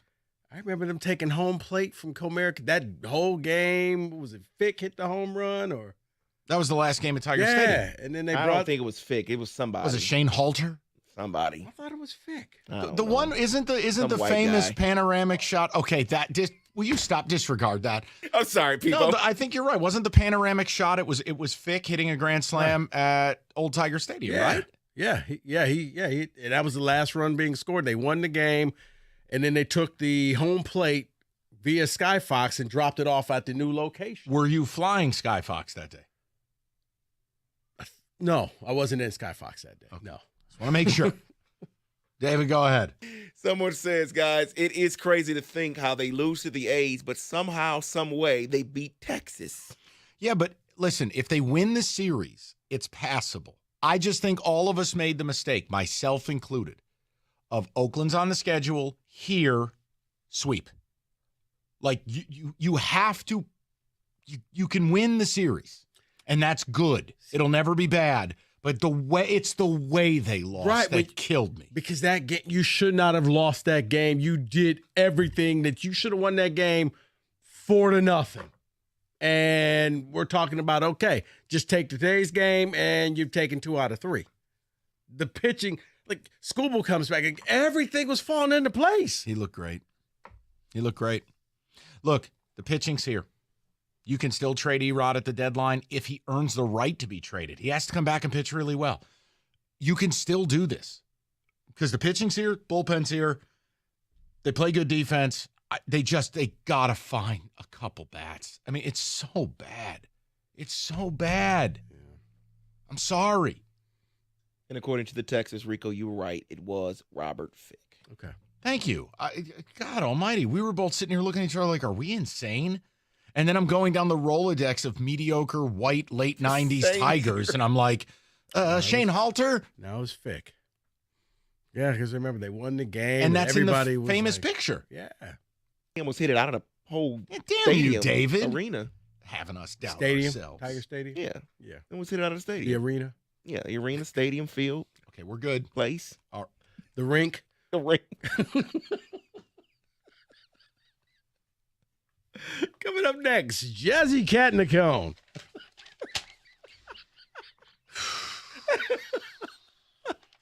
That's your boy. Jesus, are you out there? Does your garage floor look bad?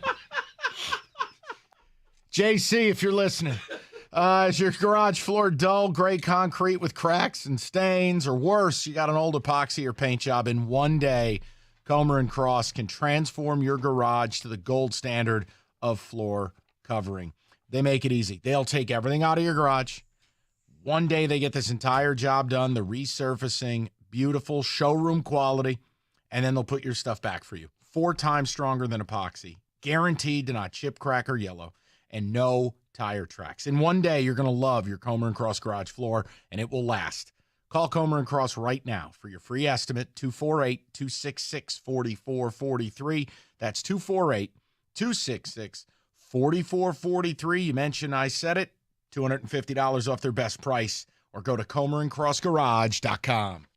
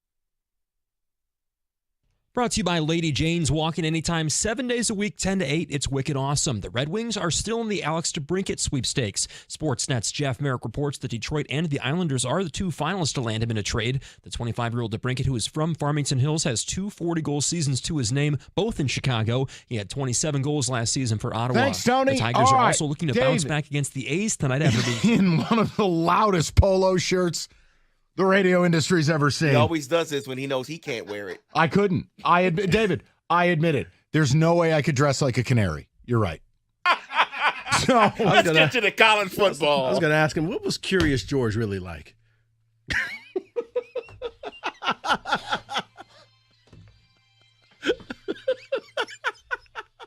I am utterly speechless. You always make me not want to do college football just because of that comment. Right, Rico. My God. All right, let's do this. We are less than 30 days away from less than 60 days away. I was going to say, 30. Don't wish End of summer August. away. I'm so sorry. So we're going to go through 10 teams set to rise and tumble in 2023. Now, could we levy guesses, or is that too cumbersome? You can. Go ahead. Can I give you one team that I think is going to fall off a cliff? I gave you Clemson last year. You go right ahead. I want to pretend to be you for a minute. Okay. TCU. They are, in fact, on the list. Just, you know what? That's just hurtful and mean. And it's simple. They lost their starting quarterback. Right. Going from that is going to a simple fall from 13-2. No, it's going from a team that had an over-under of 5.5 to being a true Cinderella. Yeah. You just feel like there's going to be major regression there. And Max Duggan, that kid was like a 10th-year senior. He had been benched 3 times. He gutted it out. He didn't hit the portal. They lose Quentin. They lose everybody. Okay, so that's my one guess. I'm out. No, who else? Who else do you think is going to tumble?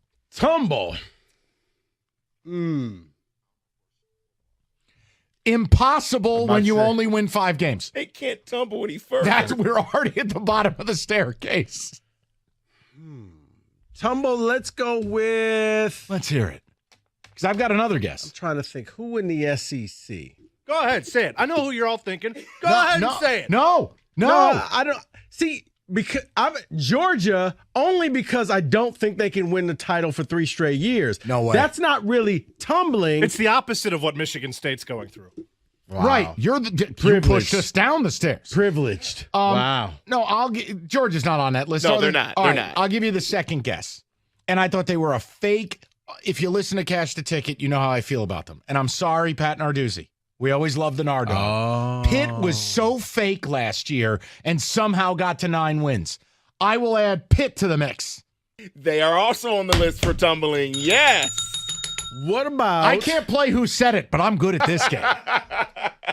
David, what about Florida State? Florida State is not on this list for tumbling. All right, who are the other tumblers? Let's go, because they pair them up with tumble and risers. Oh. So let me go. They got Pittsburgh as a how about tumbler. this? Can I double down on Clemson again?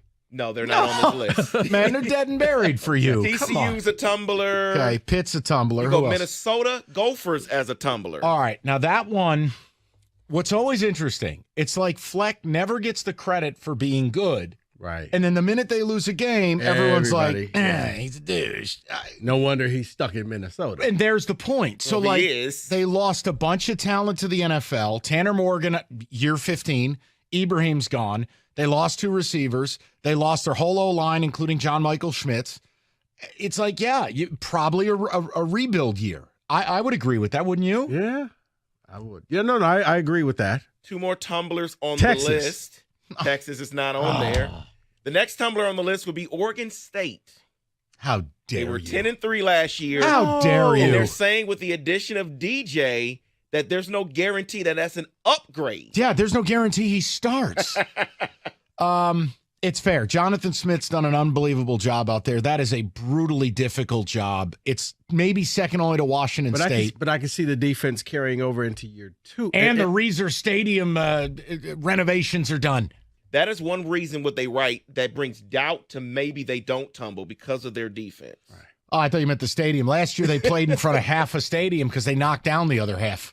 I couldn't believe watching those games. You see construction. logo. Yeah, but no, it's fair. It was like Indiana a few years ago. Yeah. Well, yeah, because then the Michigan player get hurt, and they couldn't get the ambulance Couldn't through. get him in there. But yeah, they were a Cinderella last year in the Pac-12. It's just too hard of a job to be good every year. The final tumbler will be Mississippi State. They went 9-4 last year. I mean, lost key players, Emmanuel Forbes on defense. How about your coach dying? Well, that matters. Mike Leach was that entire program. He was matters. the architect of their whole offense. It just, yes, and it's an awful situation, but yes, I would agree with that one. It's going to be hard to function. You're not Mike Leach. So I like this game here. So give me a guess on the riser. All right, riser on the list. I give you a 2 for 1. I was going to say, you know what? Texas. No. Rhombus? No, but there is a brand name. I want to give you a 2 here. for 1. Okay. So it's 2 teams, 1 guess. All right.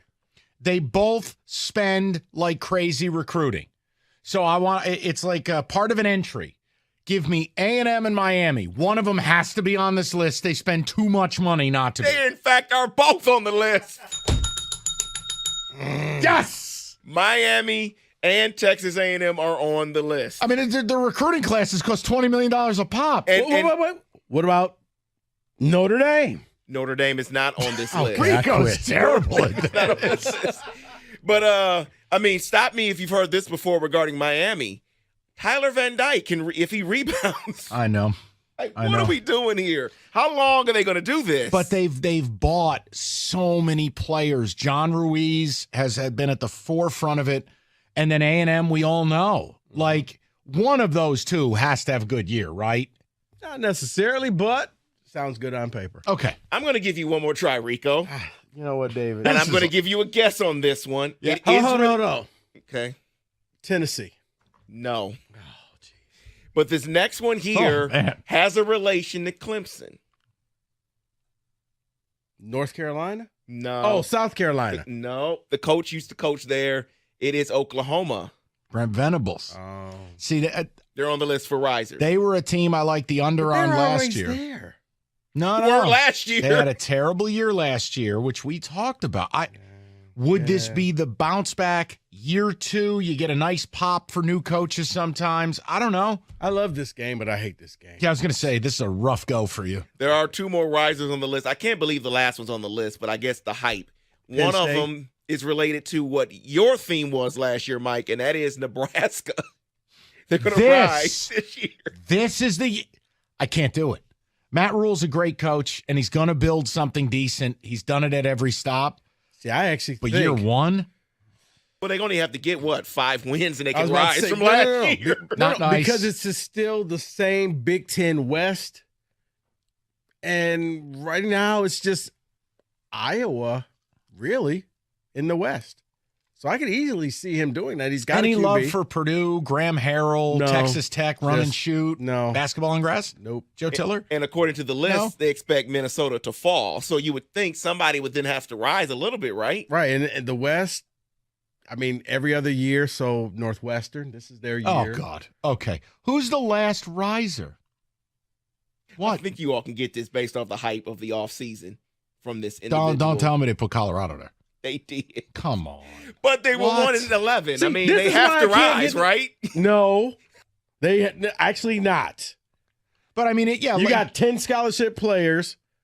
Right. Like they lost 56 guys to the portal. And Coach Prime might be good, might not. None of us know. But it's like. And honestly, not trying to. Don't know how much of the season he'll be there because Fair he's got point. medical issues. That's a going fair on. point, actually. I was just making the point that even if he goes 1 win to 5, that's not rising. Like, I don't see any scenario Colorado's an 8-4 football team. I mean, they start the year off TCU. like 5 tough games in a row, which could easily just be a downward spiral and a lot of finger pointing in the locker room. That's unbelievable to me. All right, let me ask you See, this this question. is why I can't get any of this list. It's ridiculous. What? Colorado? What? Yeah. No. Wait a minute. Just because I was good at this game, that doesn't It has mean it's a nothing to bad do with list. you, but that This also was adds not to it. intended to be a game, but No. it became entertaining to me. I just, It's fixed. It's rigged. Okay. Hold Fake on. So news. all right, so let me ask you a question. What has greater odds? Ready? Mm-hmm. Odds. Michigan of falling or Michigan State of Rising?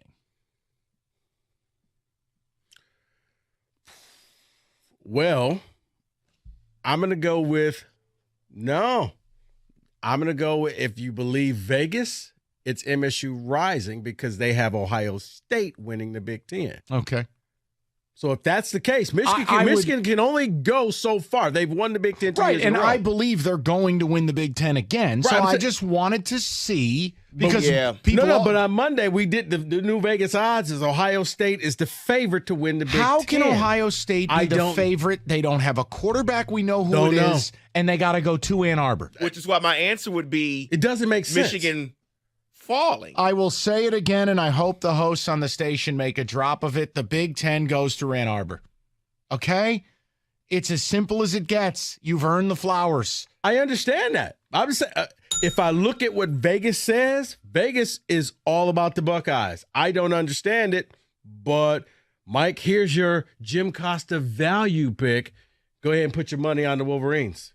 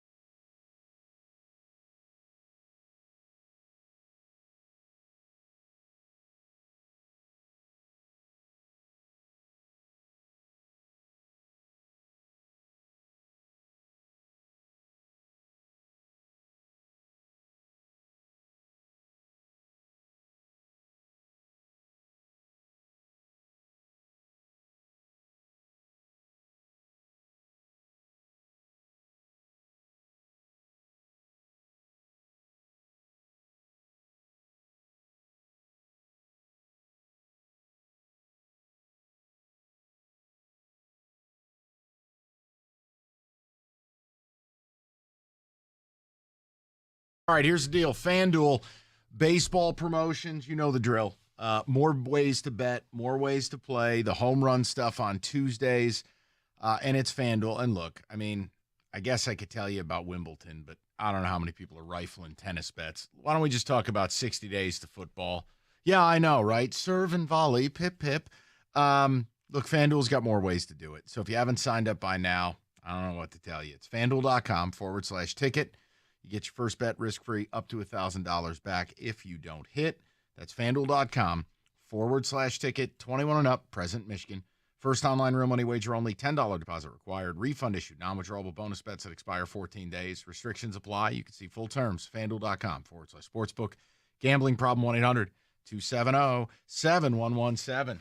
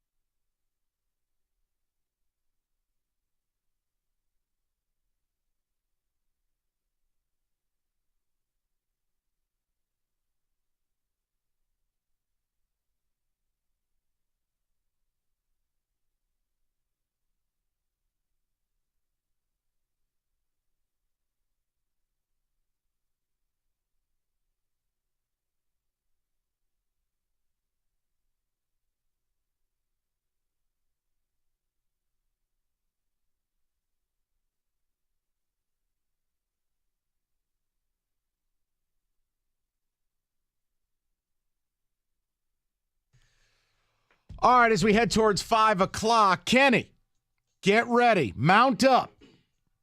We're riding into Fort Worth. We got a hockey GM showdown. Howdy. Howdy, Pard. We got Lou Lamoriello versus Steve Yzerman. DuBrinket Fest. 2 men, 2 guns, 1 cat. We talk about it next. I want to take a moment. Because something, I haven't been on the air since Friday, something really annoyed me. And I don't know if it's going to vibe with you guys here in the room or you guys leaving your job today, driving home. This ESPN layoff thing, I can't stand the way we in the media do this crap. First of all, Rico's nailed this.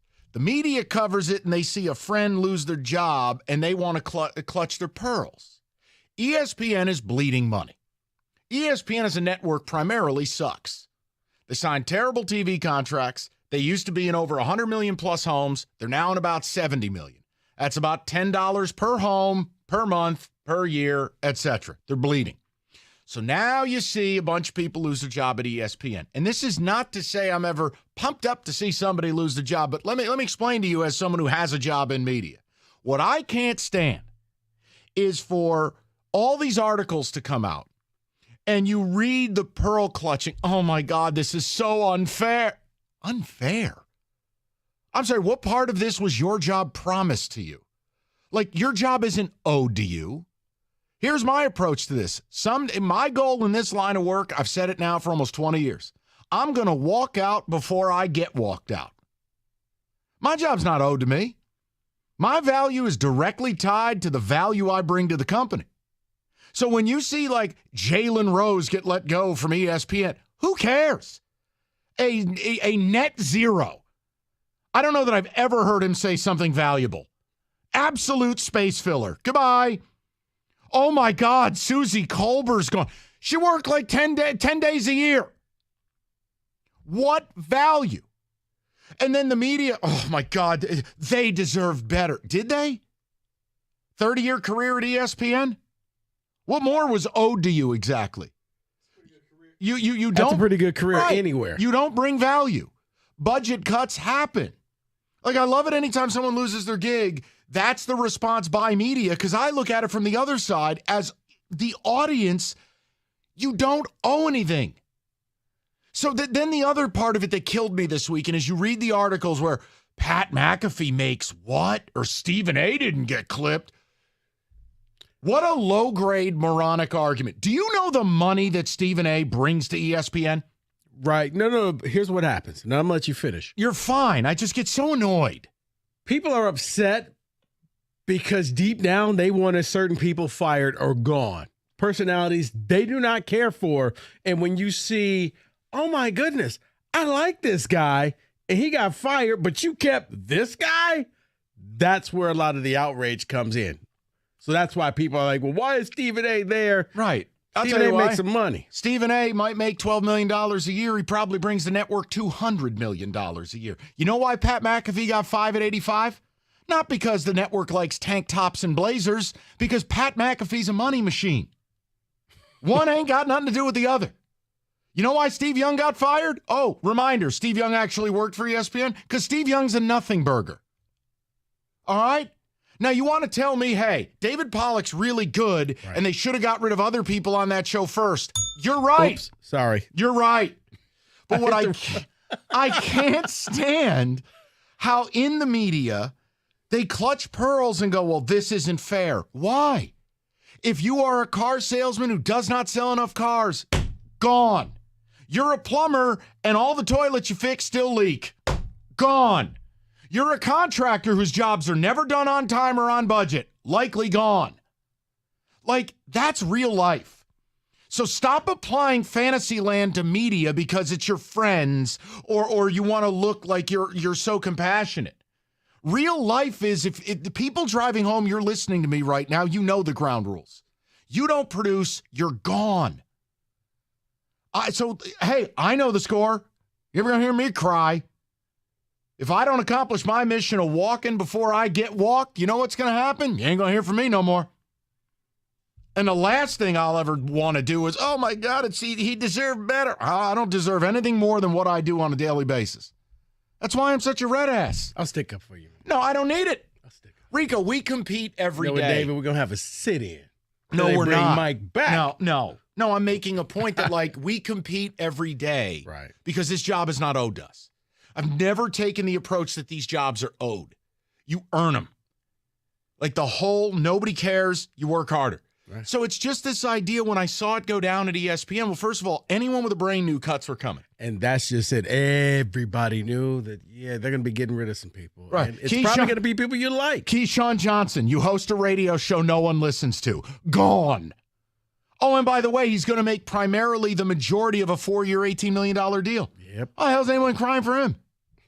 He ain't. Oh, here's an idea. If people listen to your damn show, we wouldn't have a problem.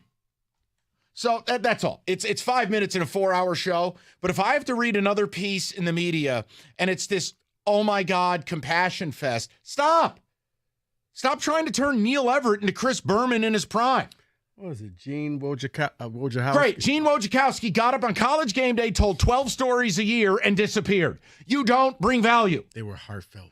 And they were wonderful. But you don't bring value when the network is bleeding hundreds of millions of dollars. See yourself out. Right. But then people get angry because they're like, oh, but you kept this guy who should have retired and this guy who's really no good. And I can understand some of it.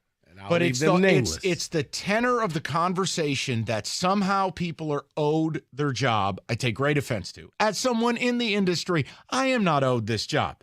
I earn it every step of the way. And at a certain point, the cost-benefit analysis will not line up or I will walk. That's it. But holy hell, I mean, people tripping over themselves. Susie Colbert, she works during football season. That's it. What else is there? You're right. Oh my God, Todd McShay's gone. And? I mean, like, just start to think about it. And then juxtaposing it with Stephen A. and McAfee, just please learn something about economics. Please. But that's why it's like, oh, because it looks as if they all got fired because you brought in Pat McAfee. Because most people are morons. Because you know what McAfee's going to walk in and do? He is going to create a Scrooge McDuck coin tower of digital money for them. He is going to dominate their afternoons.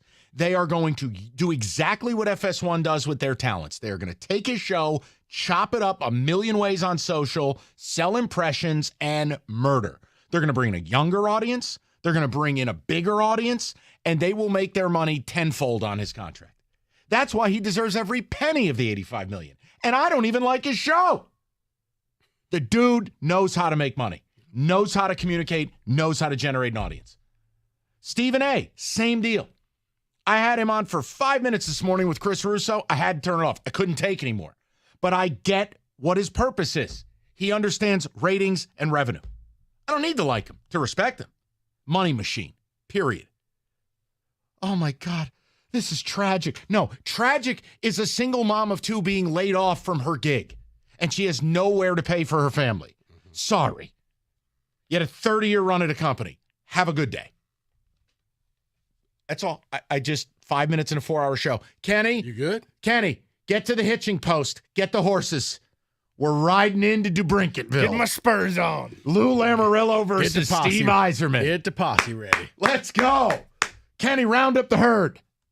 We're talking DeBrinket. Round up them cattle. Okay, next. 97.1.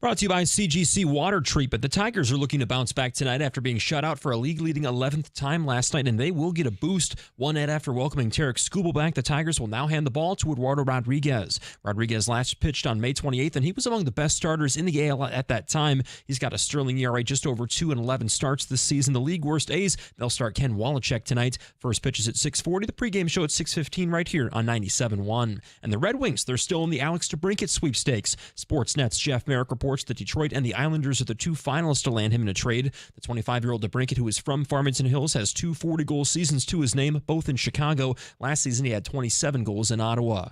Michigan State continues to put major resources into its secondary. The Spartans have landed 3-star cornerback Justin Denson out of Rhode Island. He's Michigan State's 11th verbal commit in the 2024 class and the 5th in the secondary. And if you're craving more football, well, you don't have to wait much longer. Training camp in Allen Park for the Lions starts exactly 2 weeks from today. Rookies will report on July 19th. The veterans join camp on July 22nd. And there are refreshed NBA championship odds after the first wave of free agency. FanDuel says Boston leads the way at plus 470. The defending champion Nuggets have the second best odds at plus 480. Then it's the Bucks at plus 550. The Pistons, if you're interested, after trading for Joe Harris and Monte Morris, are tied for the worst odds with Washington and Charlotte at plus 50,000.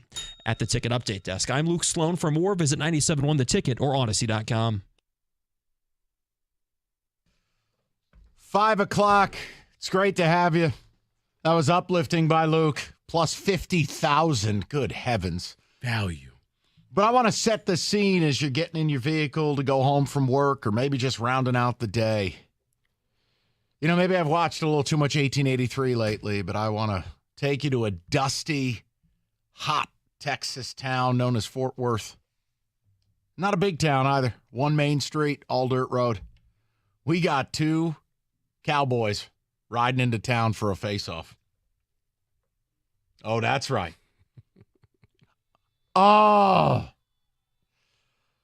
At one end of the street, riding his trusty steed, El Capitan, it's Steve Yzerman. And in the distance, through the cloud of dust, the salty old veteran, Lou Lamoriello. This town ain't big enough for the both of them. He's a cowboy on a steel horse he rides. That's right. That's right. Only thing you need now is Sam Elliott. It's two cowboys, 2 guns, and 1 cat. And only one man's walking out with that desired cat. The DeBrincat sweepstakes, people. They are down, according to Elliot Friedman, to the Islanders and Red Wings. And now we have to have a re-engagement from what we talked about draft night. Look, I haven't been on the air since Friday. The Wings have made this flurry of what you would call B-list signings. Okay? Depth moves, shore up your defense. Hey, we need a right-handed shot. Hey, we need a second-line center. Hey, we need a backup goalie. Okay, all well and good. Let me help you. I don't care. Because those are the things you just got. Yeah, you were $8 million below the floor. You were always going to sign depth. And I'm not in any position to question the depth players he's brought in. Now, when they signed Compher, who's 28, to a 5-year term, and you're like, well, wait, he's never had more than 18 goals. Good player, right? Good defensive player. But that's a second-line center who's never going to score. I get a little leery. But fine. Steve knows more than me. You gave him a 5-year term. He's going to be 33 when it's done. Not sure I love that. But the point is, we now get to circle back to the only thing I really cared about. No, it's not just sizzle. It's you need a first-line player who can be that 40-goal guy. You're investing in Dylan Larkin. You're investing more in Lucas Raymond's development. And if you bring in DeBrincat, not a perfect player, the Wings actually look a lot different top to bottom, right? Mm-hmm. So you don't have to love DeBrincat, but he's the only player that's been attached to you who is willing to come here, who's from here, and he's 25. Now, I understand people are going to go, well, what about Nylander? Wondrous. There's no report where you're attached to him. And he's going to be more expensive. Right. And it's going to cost you more. And with DeBrincat, you've been the constant team. Correct. It's been the Wings versus everybody else in the league. That's right.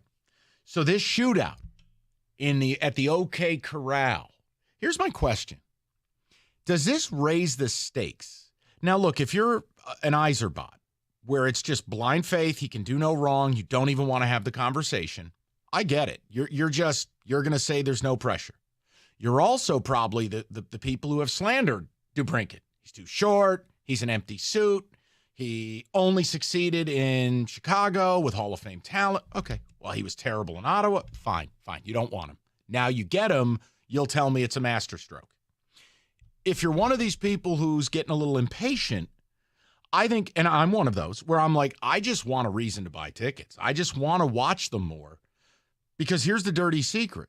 Basketball and hockey, if your team is not interesting and or good, no one's watching. Oh, I mean, you'll get 12,000 down at the arena. But we're talking about in a metro area of 5 million people. Ain't nobody watching you. I want this team to be entertaining. I want it to be exciting. I am a fringe hockey guy. To me, that's what matters. Now, I don't need him to be an Islander, even though that's my team. I need him to be a Red Wing because that's the team in town that helps us. It is radio. I'm in the interesting business. Mm-hmm. Having a guy that could score 40 goals next year here, that's interesting. Having a guy help power us. I mean, remember when Larkin put this team on his back for a month? Right. What if that line became a story? Now, look, adding DeBrincat's not going to make your first line a top 10 line in the league. That's what I was saying, because it's almost getting to the point where if you don't get him, then it seems like this entire offseason is an epic failure. And that's okay. Your words, I would just say underwhelming. But here's the deal. The report that it's down to you and the Islanders. Look, the Islanders would have a fringy top 6 or 7 line in the NHL with Bo Horvat and with Matthew Barzal. That's a big-time line they would put together. It wouldn't be as big time for you, which is why I think it makes it even more important. We're trying to get Larkin to another level. You want to make Lucas Raymond a superstar. So the whole idea here is it's either the offseason ends up A+, they get him, everyone's happy. Whether you're an Yzerbot, whether you're a fringe fan, whether maybe you're unhappy. I don't know. There's no other GM anyone would rather have. But a lot of us are like, God, come on, man. Like, you're that dude. You are that guy. Show us. Like, get us a player that's going to elevate. If they don't, do you think it has more of a negative impact? That almost right as people were willing to go, well, the DeBrincat ship has sailed. It's done. We did our signings. We're moving forward. You got reeled back in by credible hockey reporters that it's down to you in the Isles. And then if he doesn't get it done, let's say 2/3 or 3/4 of the fan base love the man and are giving infinite patience. The 1/3 or quarter would go, see? How accurate or inaccurate is that in your mind, Kenny's mind, David's mind? I'm intrigued. For me, it's always been about if they don't add a season ticket player, right, a first-line player, I was never going to be happy with this offseason. That's me. Doesn't make it right. It's just how I feel. If he adds the first-line player, everything else fell into place. If he doesn't, it's underwhelming, and you're like, what are we doing? Yeah, see, I think that everybody wanted to bring it. They thought it was going to be that draft day trade. The draft came. It went. You didn't get him. So, all right, maybe Steve knows what he's doing with the players he drafted. We'll figure it out. And then all of a sudden, it comes back to the forefront. They reeled you back in. And it feels as if he doesn't get him, then Stevie, why couldn't you close? Why didn't you get him? Kenny's already on the site looking for a number 12 jersey. It's amazing. Well, I'm looking at this in like this offseason in context. How often in hockey does a one player is like, this is our whole offseason, this is the thing that we're going to focus on? It barely ever happens like this. But this being year 5, this being the year that, hey, we're trying to make the playoffs. That's the expectation I've set. Fairly or unfairly, I think by year 5, you should have a playoff roster constructed. Kenny, how about this? Just elevate your comment by one thing. If you believe your GM is a superstar, which Yzerman is, right? Supposedly, yeah. Then no matter the mess you take over, no matter how bad Kenny Holland left it, by year 5, you're supposed to be special. You're supposed to be the hammer, not the nail. So by year 5, I don't think expecting the playoffs, not cup contention, the playoffs. I don't think that's a horrible standard. I don't think you're being unfair. And right, so by that standard that we've just set, having a superstar or a star, which DeBrincat, I call DeBrincat a star. He's a star, not a superstar. Not a superstar. He's not the Austin Matthews, No. but he's the next guy, right? He's in that next tier. There's the McDavids, there's the Matthews, If you there's got the people at the 15 very top. superstars, he's in the grouping of the next 30 players that are stars. And these players are the players who need to make the playoffs. And that's the expectation that we've just set. So I think that's the headline of this offseason. Now, here's my question, people. Who's walking from this shootout alive?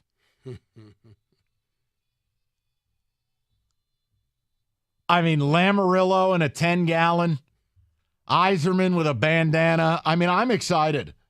This is hey, man, we're in the interesting business. You tell me we got a showdown. I love Don't it. forget the posse either. Right. He's got Draper driving the wagon.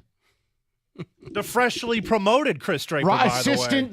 assistant Chuck Wagon, Chris Draper. Circle the wagons. He did get the promotion. I'm just asking, Kenny, what is your faith this happens? I'm growing more and more just because it's Elliot Friedman who said it on his own podcast, and he's like the hockey guy around here. We're still getting national writers talking about DeBrincat to Detroit. This isn't off the wagons by a long shot. Did you see, by the way, forget if it was Yahoo or The Athletic, did you see the scathing piece that got written? Makes my commentary look light. Guy was killing Yzerman, killing the Yzer plan. I'll find it for you, Kenny. I have it in my notes somewhere. Am I allowed to be critical and not be called a Steve bot about that article? Because I think I skimmed a little bit through it. I thought it was a little much. It was a little bit piling Me on. saying I'm annoyed that you use the collection phase, I disagree with it. And being annoyed that it seems like we're punting to next year, that's different than, oh, this guy stinks. No, he doesn't stink. But it's time. No, it's time to make the playoffs. Yeah, nobody's running him out of town here. That's the mistake people make when you're a little bit critical of Steve Yzerman. Oh, what do you think? Right. Well, that's what they always do when you pick a game or a playoff series. Oh, Rico picks the Lakers in 6. Oh, what do you not respect what Denver's done? Right. No, I think they're going to win this series. Happens all the time. But 248 people hear what they want to hear. 539-9797. We got a shootout, people. It's a showdown at sunset. Lamarillo in all black. Yzerman in all white. Angelic. He's an angelic cowboy, Rico. Like I said, we just need Sam Elliott Yzerman to on narrate a it. white horse, a rare white horse. Yeah, get Sam Elliott to narrate this. Oh, it'll be spectacular. Tim McGraw. Get involved. All right. Sell him a toaster. What do you got? How about this? If you want to cover this shootout in radio, TV, or you want to do the graphics design for this shootout, Specs at LTU can be the place for you. Need you to be curious and visit the website, ltu.edu/specs, and you'll find out all the information that you need. Specs at LTU, located right here in Southfield on the campus of Lawrence Tech. You need to go to that website, ltu.edu/specs now, because classes will be starting up in the fall. Get your spot. Radio, TV, graphics design, whatever it is that you want to do, Specs at LTU can help you out. Why? Because the instructors actually work in the business like yours truly. So we are not going to waste your time. We're going to help you hit the ground running from day one. So after you're curious, we need you now to make magic by enrolling in Specs at LTU certificate program today. Be curious, make magic. Head on over to ltu.edu/specs. Do that today.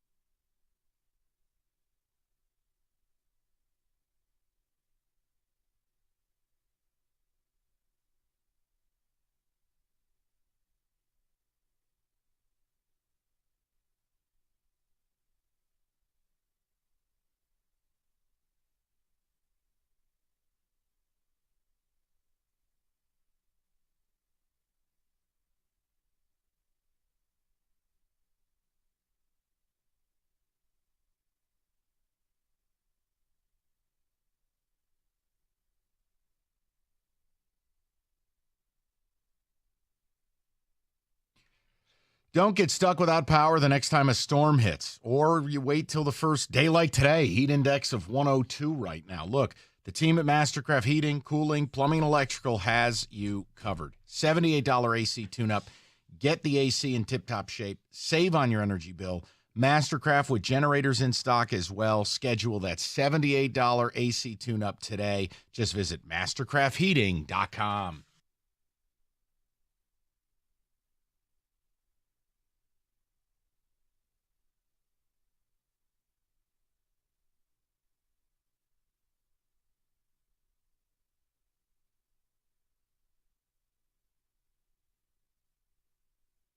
Oh, that's live. That's Yzerman knocking Lamoriello right off his horse.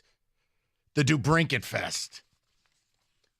Kenny, scale of 1 to 10, your confidence it's happening. It's down to the Isles and Red Wings. Confidence level, partner, is a 7.9. Wow. 7.9. He's coming to Detroit. It's happening.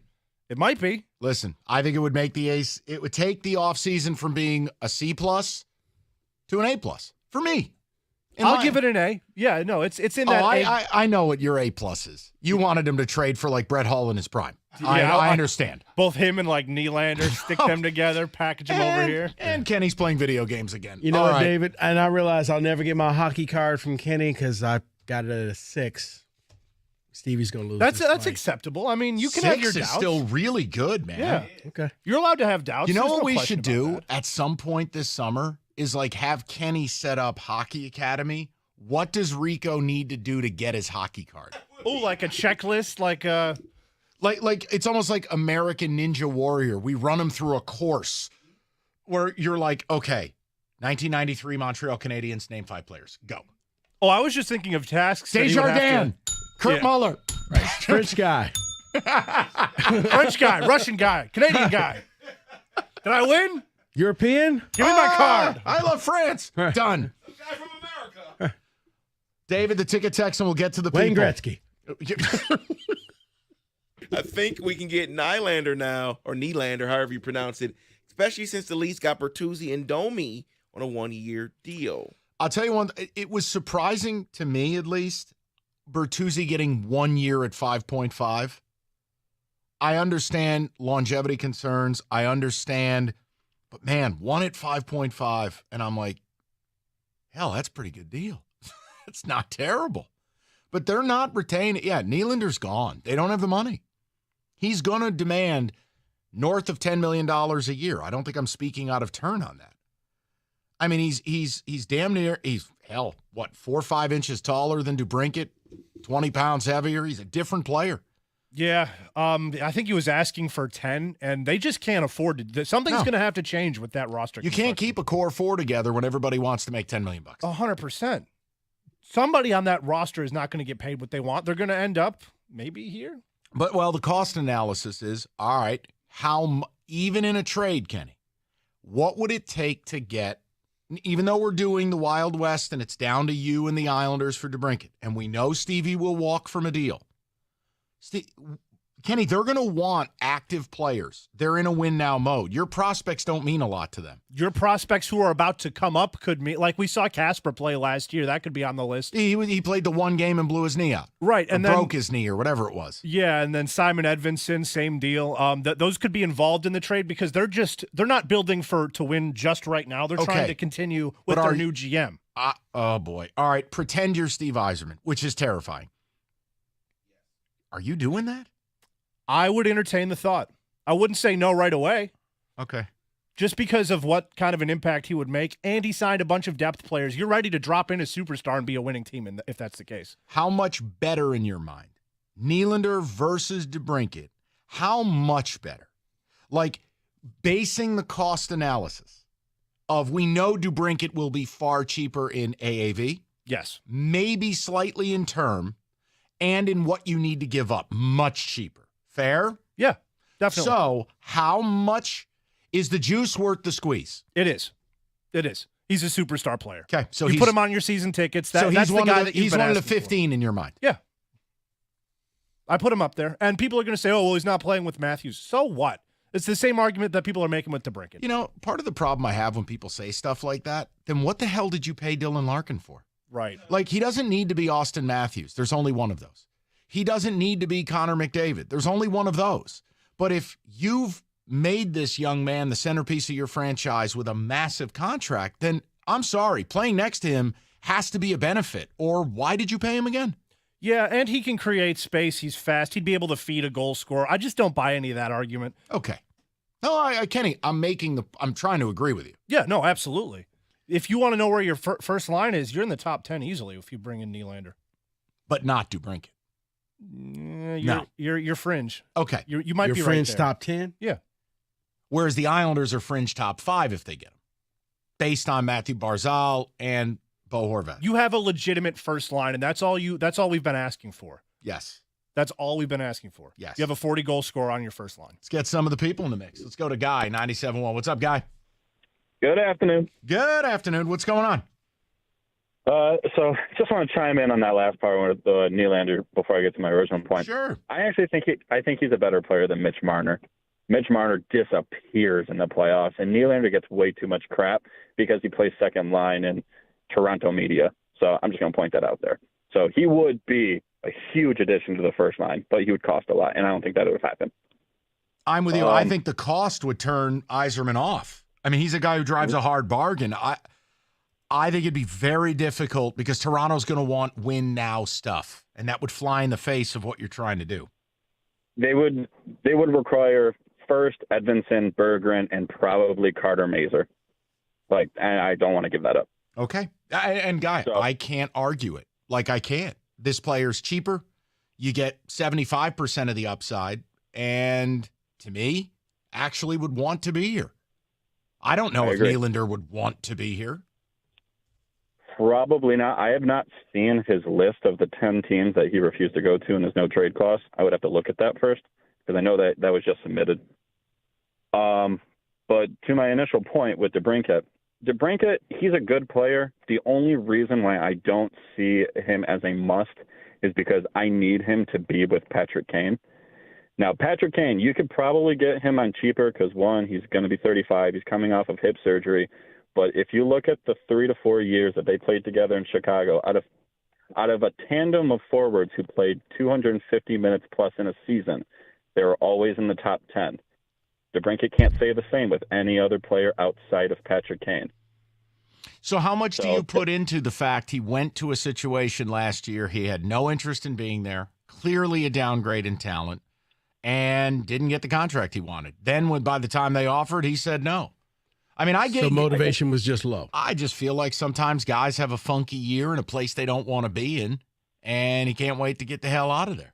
Fair. While I agree to that, and some of that has some truth, the part to me that you can kind of see outside of it is even the time when he was in Chicago, when Patrick Kane was hurt and he had to switch lines or they were just making pure adjustments, his numbers, they didn't equate the same. His percentage of his line scoring a goal versus giving up a goal significantly in the adverse way. All right, now, so here's the question. You're out on DeBrincat. Mm-hmm. Let's say out. You don't like him. Steve doesn't like the player. Fine.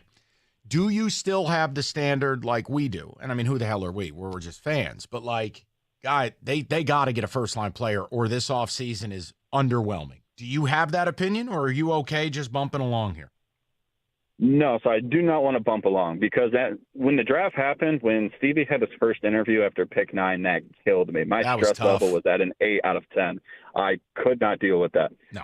But I would still think people are valuing him as I think they're overvaluing his talent with what we currently have. I think he needs a chemistry-based player. Okay. My thing is for the least amount, I would like to get Konecny out of Philadelphia because I think he has so much potential, and he's always been in a dumpster fire. He's never had anything good. So I'd like to put him in something good. He can build chemistry. He can score that puck. Anybody who has a deadly one-timer and can build this power play, I would love. And it's a team in a rebuild. So what you need to give back is vastly different than what you would have to give a Toronto. Or here's the other problem dealing with Ottawa. Ottawa's right where you're at. I mean, they're in that rebuild. They want to make the playoff. It is dicey. No, listen, we're all in. We just want a first-line player that's worth watching. That's really a low bar to clear, but that's what we're into. We got to add somebody that elevates this team. It's time to make the playoffs. It is not Steve's fault what happened before him. It's not. But if you're special and you want the flowers, you can't not make the playoffs in year 5 of a rebuild. You can't. Otherwise, how special are you? Now, again, that does not mean I want anyone else running the franchise. Right. But we can have a conversation as reasonable adults and go, hey. And there's also barring any type of catastrophic injuries as well. But of course. No, but 5 years, it should be more than just 18 hours of playoff hopes. It was so fun. And then back-to-back in Ottawa, losing like 6-1. Not fun. 248-539-9797. Kenny, it's a showdown at sunset. All right, if you're headed to Vegas, go to the D Las Vegas. They're located in downtown where a lot of the action is, and everyone stays at the D. You get 2 free stadium swim passes located at the new Circa Hotel and Casino. And Circa is their sister property. We were there for March Madness and the Masters. Stadium Swim is the outdoor venue to bet and watch sports. It's totally unique. It's people watching deluxe. Check that out as well. And whether it's get something to eat, cocktails, people watching, bet a game, they got you covered. The D.com to book your stay today. It's the D.com, the D Las Vegas. It's your home for sports in Vegas.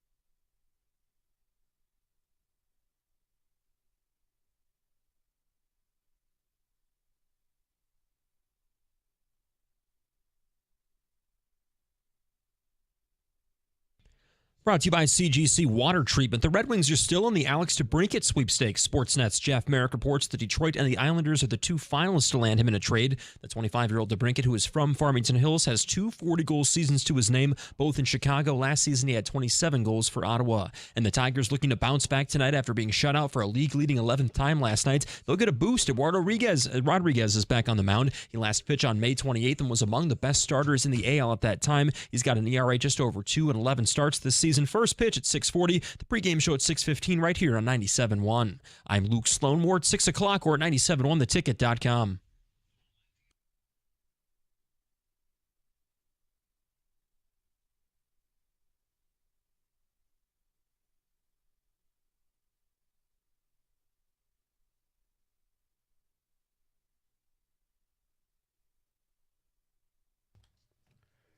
All right, we'll get ready to take your phone calls and ticket texts talking about the showdown for DeBrincat and what will Stevie do.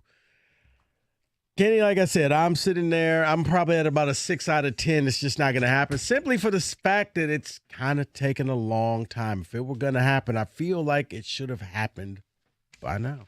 Not all shootouts happen before sunset. It's Lamoriello. It's Yzerman. 10-gallon hats. Come on. And I don't know. Hey, if he Amarillo sounds too much like sarsaparilla, which was a drink back then. Hey, listen, if he gets DeBrincat, I think we all end up happy. That's all I wanted. Just get a first-line player. Let's move it forward. The depth stuff, I mean, Christ, fine. Do whatever you want. You think I'm going to sit here and do a topic about Comfer or, Sproul or some of these other guys? I don't care. I openly admit it. It's like the Pistons adding Monte Morris. I mean, unless you're at a championship level, you're never going to see me doing segments about depth. Let's go to the people, though, shall we? Yeah. All right. Let's go to Casey, 97.1. What's up, Case? I'm your Huckleberry. It was just a funny idea of Lamoriello and Yzerman on a horse. I can't help it. Go ahead.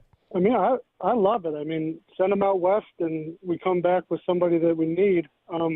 Whether or not it's DeBrincat or somebody else, like some other callers are making some other good options, but we have to trade for somebody. We're not going to get somebody in free agency that is worth anything to us on the top two lines. It's just not going to happen. The only way you get that is you get lucky in the draft somewhere, or you trade for them. So we're going to have to do it. We have the cap space.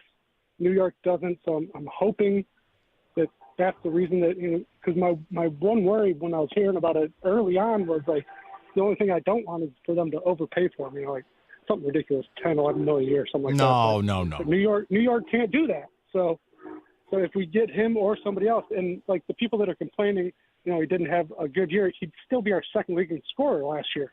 Not like he was a complete bum last year. He had a down year for him. You know what I compare it to? A good year for most people we have. Casey, I compare it to a lot of what Tiger fans do, which is I'll bring up a name and I'll say I don't even want this player specifically, but I'll typecast someone, and they go, well, that guy stinks, and then I'm like, yeah, well, he'd have the best OPS on this team. It's the same principle with the Red Wings.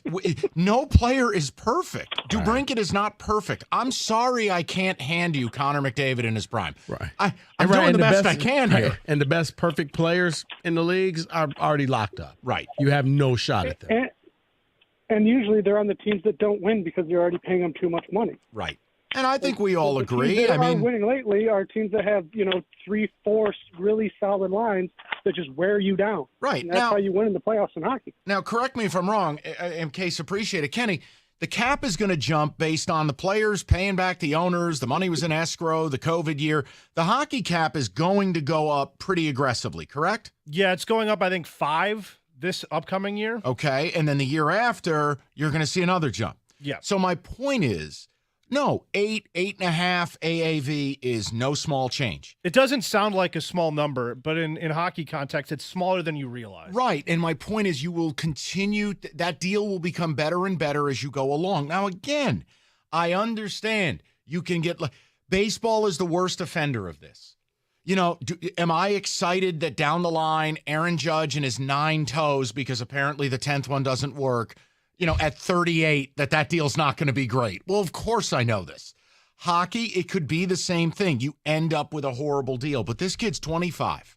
Where it's Miggy the final years. I know.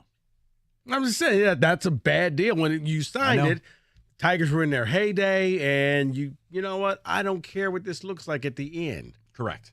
Because you're paying for the first 5 or 6. Right. Hockey, I don't know. If all reports I've read are Team DeBrincat wants 8.5, which, okay, so let's say you want 8, it's 8.5. I don't know. How bad do you want to get out of Ottawa, kid? Well, it seems like the issue with him is going to be term. I mean, that's the Steve Yzerman way. Is he's way more concerned, reportedly, with term more than he is with the salary. I don't think the 8.5 is going to be a problem. All right, but here, now I know this isn't, and Kenny, if you don't want to answer it or you're like, Mike, that makes no sense, feel free. I don't care. If you're going to hand 5 years out to Compher, who's never scored more than 18 goals, who will never be a first-line player, who at some point, if this team gets good, could end up on the third line, and you're going to go 5-year term at 5 or 5.5, whatever he signed for, why am I looking at it wrong that a 25-year-old player, I don't care about going 7 years at 8.5? No, because his contract falls off the books when he's, 33? Yeah. Yeah, no issue with that at all. I'm with you on that. I'm not a stickler for term the way he is. Noted. Okay, I just needed to ask the question. David, what was you were making an inappropriate gesture? I was not making an inappropriate gesture. What's the I was issue? just giving you the sign that it's time for business. And not the DeBrincat business. I thought he was about to hit the break news sounder and the Wild West shootout had taken place. All right. Summer is here. Everybody going on road trips up north, a popular destination, as always. Moran Buick GMC, ready to take care of you. The 23 GMC Acadia, flexible third-row seating. Make room for everyone, everything. Moran has new stock arriving daily, online ordering. And as always, you need something with your vehicle, MoranExpress.com. You get the appointment, you get the loaner vehicle, you go live your life. You're not wasting your day staring at a vending machine. Scheduling always fast, always easy, MoranExpress.com. Stop in, Moran Buick GMC, where you always get the best price, period. It's on Telegraph, just north of Eureka and Taylor, or at MoranExpress.com. It's Moran Buick GMC. We are professional grade.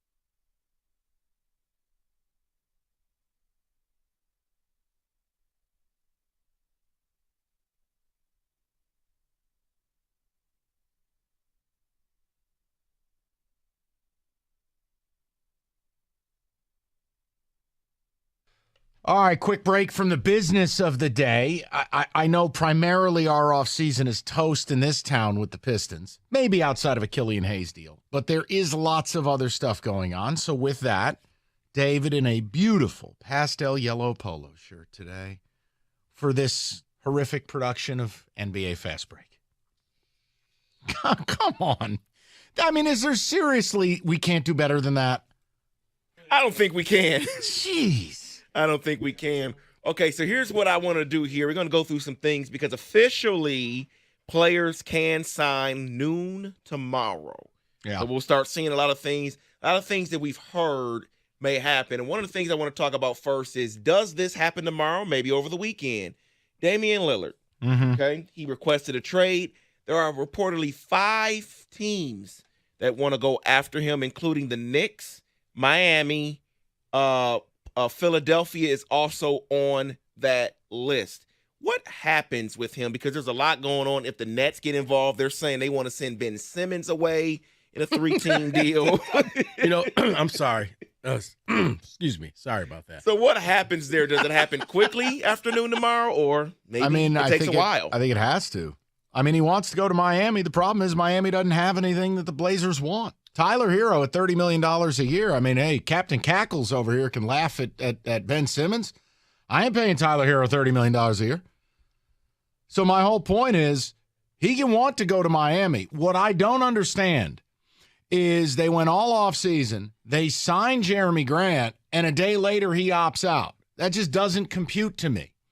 So, all right, he wants to get dealt. I still cannot figure out how he wouldn't want to end up in Boston to win. Let us not forget, Miami lost their entire rotation. All of their tryhards, their gym class heroes are gone. Hero will go in whatever deal they make. So it's you, Jimmy Butler, Bam Adebayo, and what?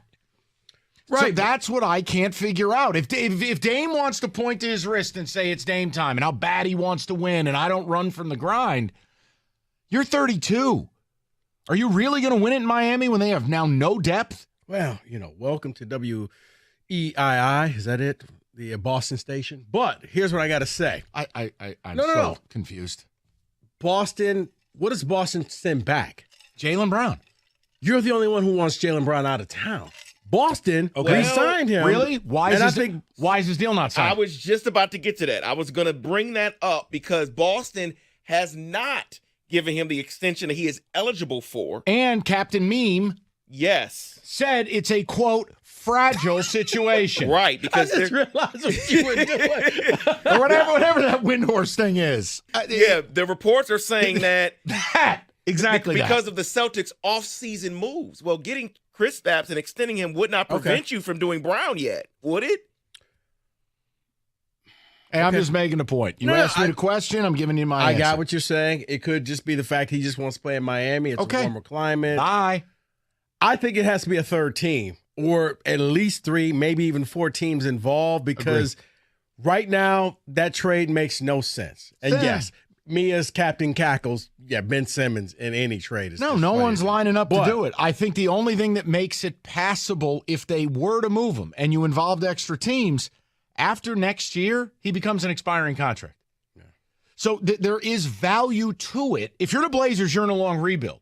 As long as you're getting other stuff, take Simmons. Right, but if you're going to Miami, you're basically becoming Portland light. That's how in I a feel. warmer climate. Like, you're going to be in the same spot. You just get to hang out at the beach instead of hanging out at the donut shop. Correct. And here's another portion to that side regarding Boston, including in that, is they want a first-round pick for Grant Williams. Grant Williams is a restricted free agent. So what they're saying is whoever signs him, they want a first-round pick from that team. Good luck. Is he worth a first-round pick? No. I am not as high on Grant Williams as most Celtics fans are. I've had enough of him. Don't need him. Tired of his act. Look, the Celtics are going to go beyond the luxury tax. They can do whatever they want. I don't know who's giving up a first-round pick. You know where I'd love to see Grant Williams? Here. And that's not a shot. I'm being serious. He's an imperfect player, but he can stretch the floor. He's physical. He's got a tough guy act to him. Grant Williams on the Pistons would be okay. Now, I'm not giving up a first-round pick for it. And Troy spent all the money on garbage. So I can't help you. But Grant Williams would have made sense here. He brought Monte Morris back. A backup point guard. I know.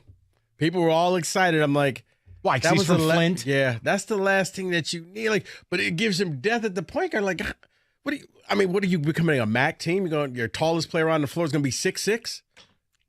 You worry about depth when you have a starting five. Right. Correct. So, no, David, the answer would be I'd be elated to get a first-round pick. I don't think that's happening. So I have a question on this next player that I'm about to bring up because there's been a lot of noise around him, and it is Paul George. The Knicks say they are out on Paul George, but there is a ton of smoke regarding him getting traded. Could you see a Miami maybe jumping in on that if they can't get Dame?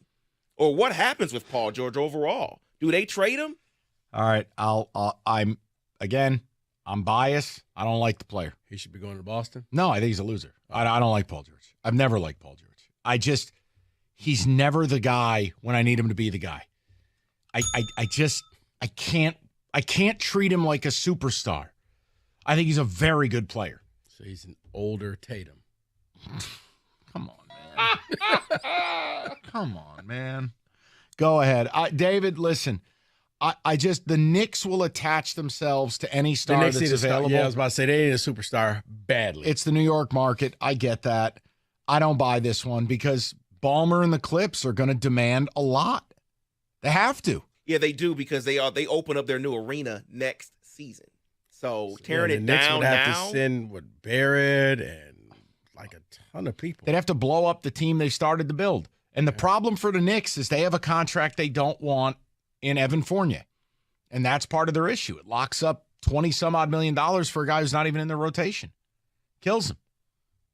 So let's talk about the next generation for just a quick minute because we will see some. We already saw one debut. We will see another one coming Friday. The debut we see Friday will be Wembayama. He will make his Summer League debut Friday, which will be limited minutes. But then we already saw the debut officially of Chet Holmgren. Didn't play that much, but he had 15 points, 9 boards, and 4 blocks. And he looked like he's ready. I'm not allowed to comment. He looked like he's You ready. are? No, because I love Chet. So it doesn't matter what I say. I'll get made fun of. No, that's why fine. you're allowed to comment, Mike. Go ahead. He added 14 pounds of muscle. His body looks different. And I felt like he was going to be a really good player. I know he hurt his foot last year. I get it. Yeah, I mean, the fact that he sat out, if he can come back and just be what we thought he was going to be last year, in like one of those players in contention for Rookie of the Year, man, the Thunder go leaps and bounds. Rico, and he could like play they were 20 good He last could play year. 20 minutes a night.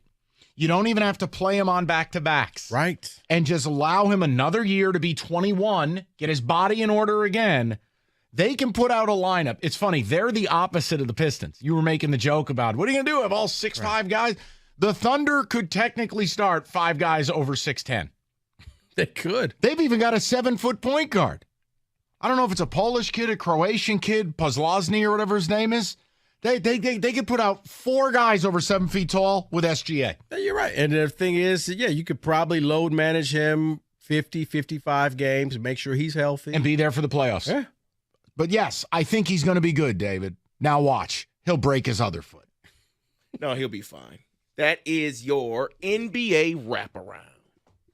All right, quick break from the business of the day. I know primarily our offseason is toast in this town with the Pistons, maybe outside of a Killian Hayes deal, but there is lots of other stuff going on. So with that, David, in a beautiful pastel yellow.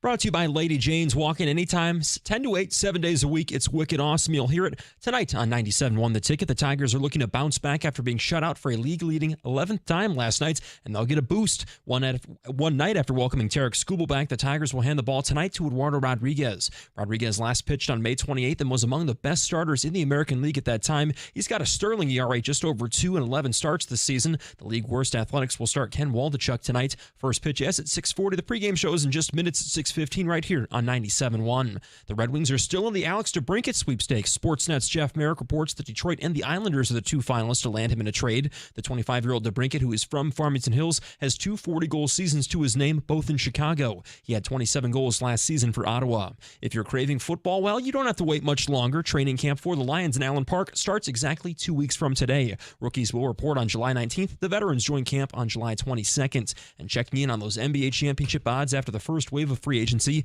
FanDuel says Boston leads the way at plus 470. The defending champion Nuggets have the second best odds at plus 480. Then it's the Bucks at plus 550. And the Pistons, after trading for Joe Harris and Monte Morris, are tied for the worst odds at plus 50,000. At the ticket update desk. So negative. What? I'm not being negative. Hey, we have the same odds as the Hornets and Wizards, so if that means anything. No. I'm Luke Sloan. For more, visit 97ontheticket or Odyssey.com. I will.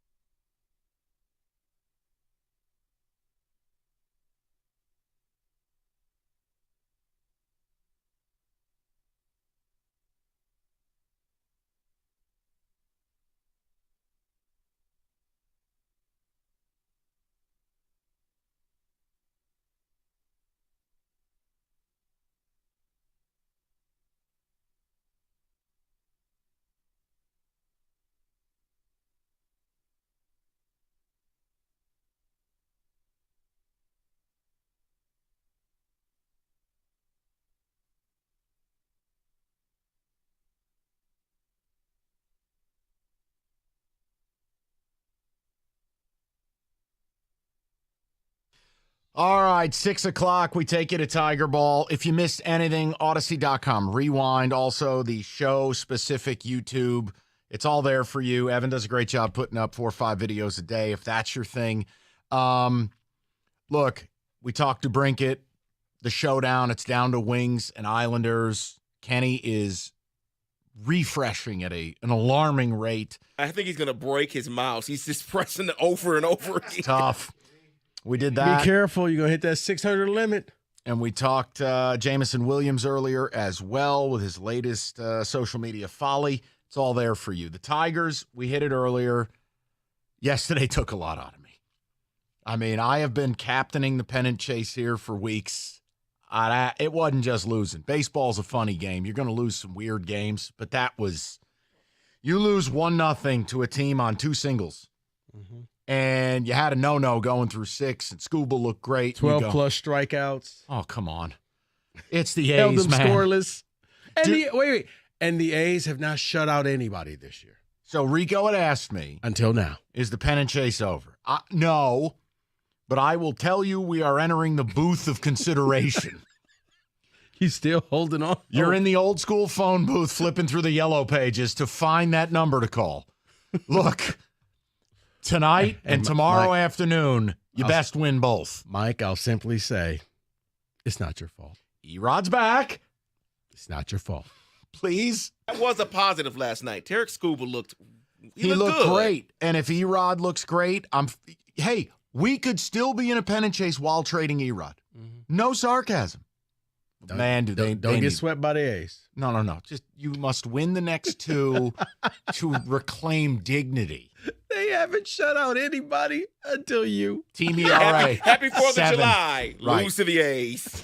Stick around for the fireworks. That's not nice. It's not nice. Look, all I'll say. Javi, prove us all wrong. Bases loaded. Strike 3. You're not even going to swing the bat. You're just going to watch that third strike. You know what killed me, too, is every time I start to, okay, Torque's turning this around. He's going to have a hot week. Had the couple homers in Colorado. He had the one in Texas. You go, okay, all right. Yesterday, all I need from you, son, is just a fly ball. a ground ball, something. Right. Man on third, less than 2 outs. Like I need you to. I need the run. Then he comes up with the bases loaded. I didn't like the at bat at all. He missed the ball he should have killed. Easy for me to say. Baseball's the hardest game on the planet. It's just if they can somehow hang on a little longer. Riley Green will be coming back. Look, do we all agree we're a couple weeks away? If they were to hang on, don't you think in a couple of weeks? I can't explain why Parker Meadows isn't here at 23, 900 OPS in the minors. Fine. Colton Keith, I know he's only had like 25 at-bats at AAA, but he's murdering. By the end of July, wouldn't you think it'd be time to bring him up? Yeah, because I don't think, even give it a shot. Even though they don't really do the service time, I think by that point, let's just go ahead and bring people up. I don't want him rushed. I don't want people to think I'm throwing him to the wolves. I just feel like killing AAA, you come to the major leagues, you find out real quick whether you can do it or not. I'm just still proud that you are willing to back this team when you, my friend, you did a 180. I know. Because in May, when I was like, hey, guys, if they just win a certain amount of games. I was angry. They'll be in. Really? That's a loser. And now you're here. I Welcome. guess, you know what it is? I recognized the water was coming into the boat faster than I could scoop it out. That's the AL Central. Everyone's boat is sinking. And that's what I kept saying. Like, who can delay sinking first is really what the AL Central is. Stop. Once you realize, stop thinking World Series. You win. Just start thinking this little tiny dingy boat. You win. Yeah. That's it. So I'm with you. And I just feel like no one's running away. This division is morbid. They're not out of it. But yeah, yesterday I left watching that going. Because it was so much positive that you just felt robbed. You felt cheated. Yes. It's like that was difficult, and that may have been their worst loss this year. I don't know about all time, but this year to that team, after doing all of those positive things of Skubal coming back, all the strikeouts, you had a no-hitter going into the 7th inning. Like, there's so many different things. I've only seen one game like that, I think, in my life. My childhood. I watched, I think it was Yankees at Red Sox. Scott Sanderson threw a one-hitter against the Red Sox. But the one hit, was it Phil? What was the lumberjack who was a catcher for the Red Sox? Phil Hasselman? Was that right? I think we lost 1-0 at Fenway on a one-hitter. Yeah. And it was a home run. Right. That's the only comparative to yesterday's Tiger game. I was about to say, was a game when the Tigers played the Red Sox, and it was Verlander lost 1-0. But the one hit, they hit a home run. Oh, there you go. So that you win in the playoffs. The more recent one. Right, but it was in the playoffs, and it was just like, okay, he pitched a great game, gave up one run, and I think lost 1-0. That game was crazy yesterday. So, look, win the next two. By the time we come on the air tomorrow, let's hope they won the series. You're never going to be mad winning a series. No. We all wanted to sweep. David, we're not ready to quit yet. But by tomorrow, any loss between now and broadcast tomorrow, slide my way. 24 hours from now, this could be a different Mikey. It could, just because but then again, all you got to do is wait a week. Because once again, they went on a 9-game losing streak and still managed to make their way. And next week, we're sitting here like Stringer Bell. Put the word out. We're back up. We're back. Right. We're back. Slide my way. Slide over to me. Right, but listen, hope is not dead, Dave. Okay. Now, yesterday, hope got kicked in the pants. Yeah. Just everybody breathe. Yep. Yeah. Let's see Erod go out and pitch really well tonight. But by the time we broadcast tomorrow, we will take the temperature. DeBrincat Fest. We got a lot to do tomorrow on a Thursday. We will talk to everybody then. Enjoy the game.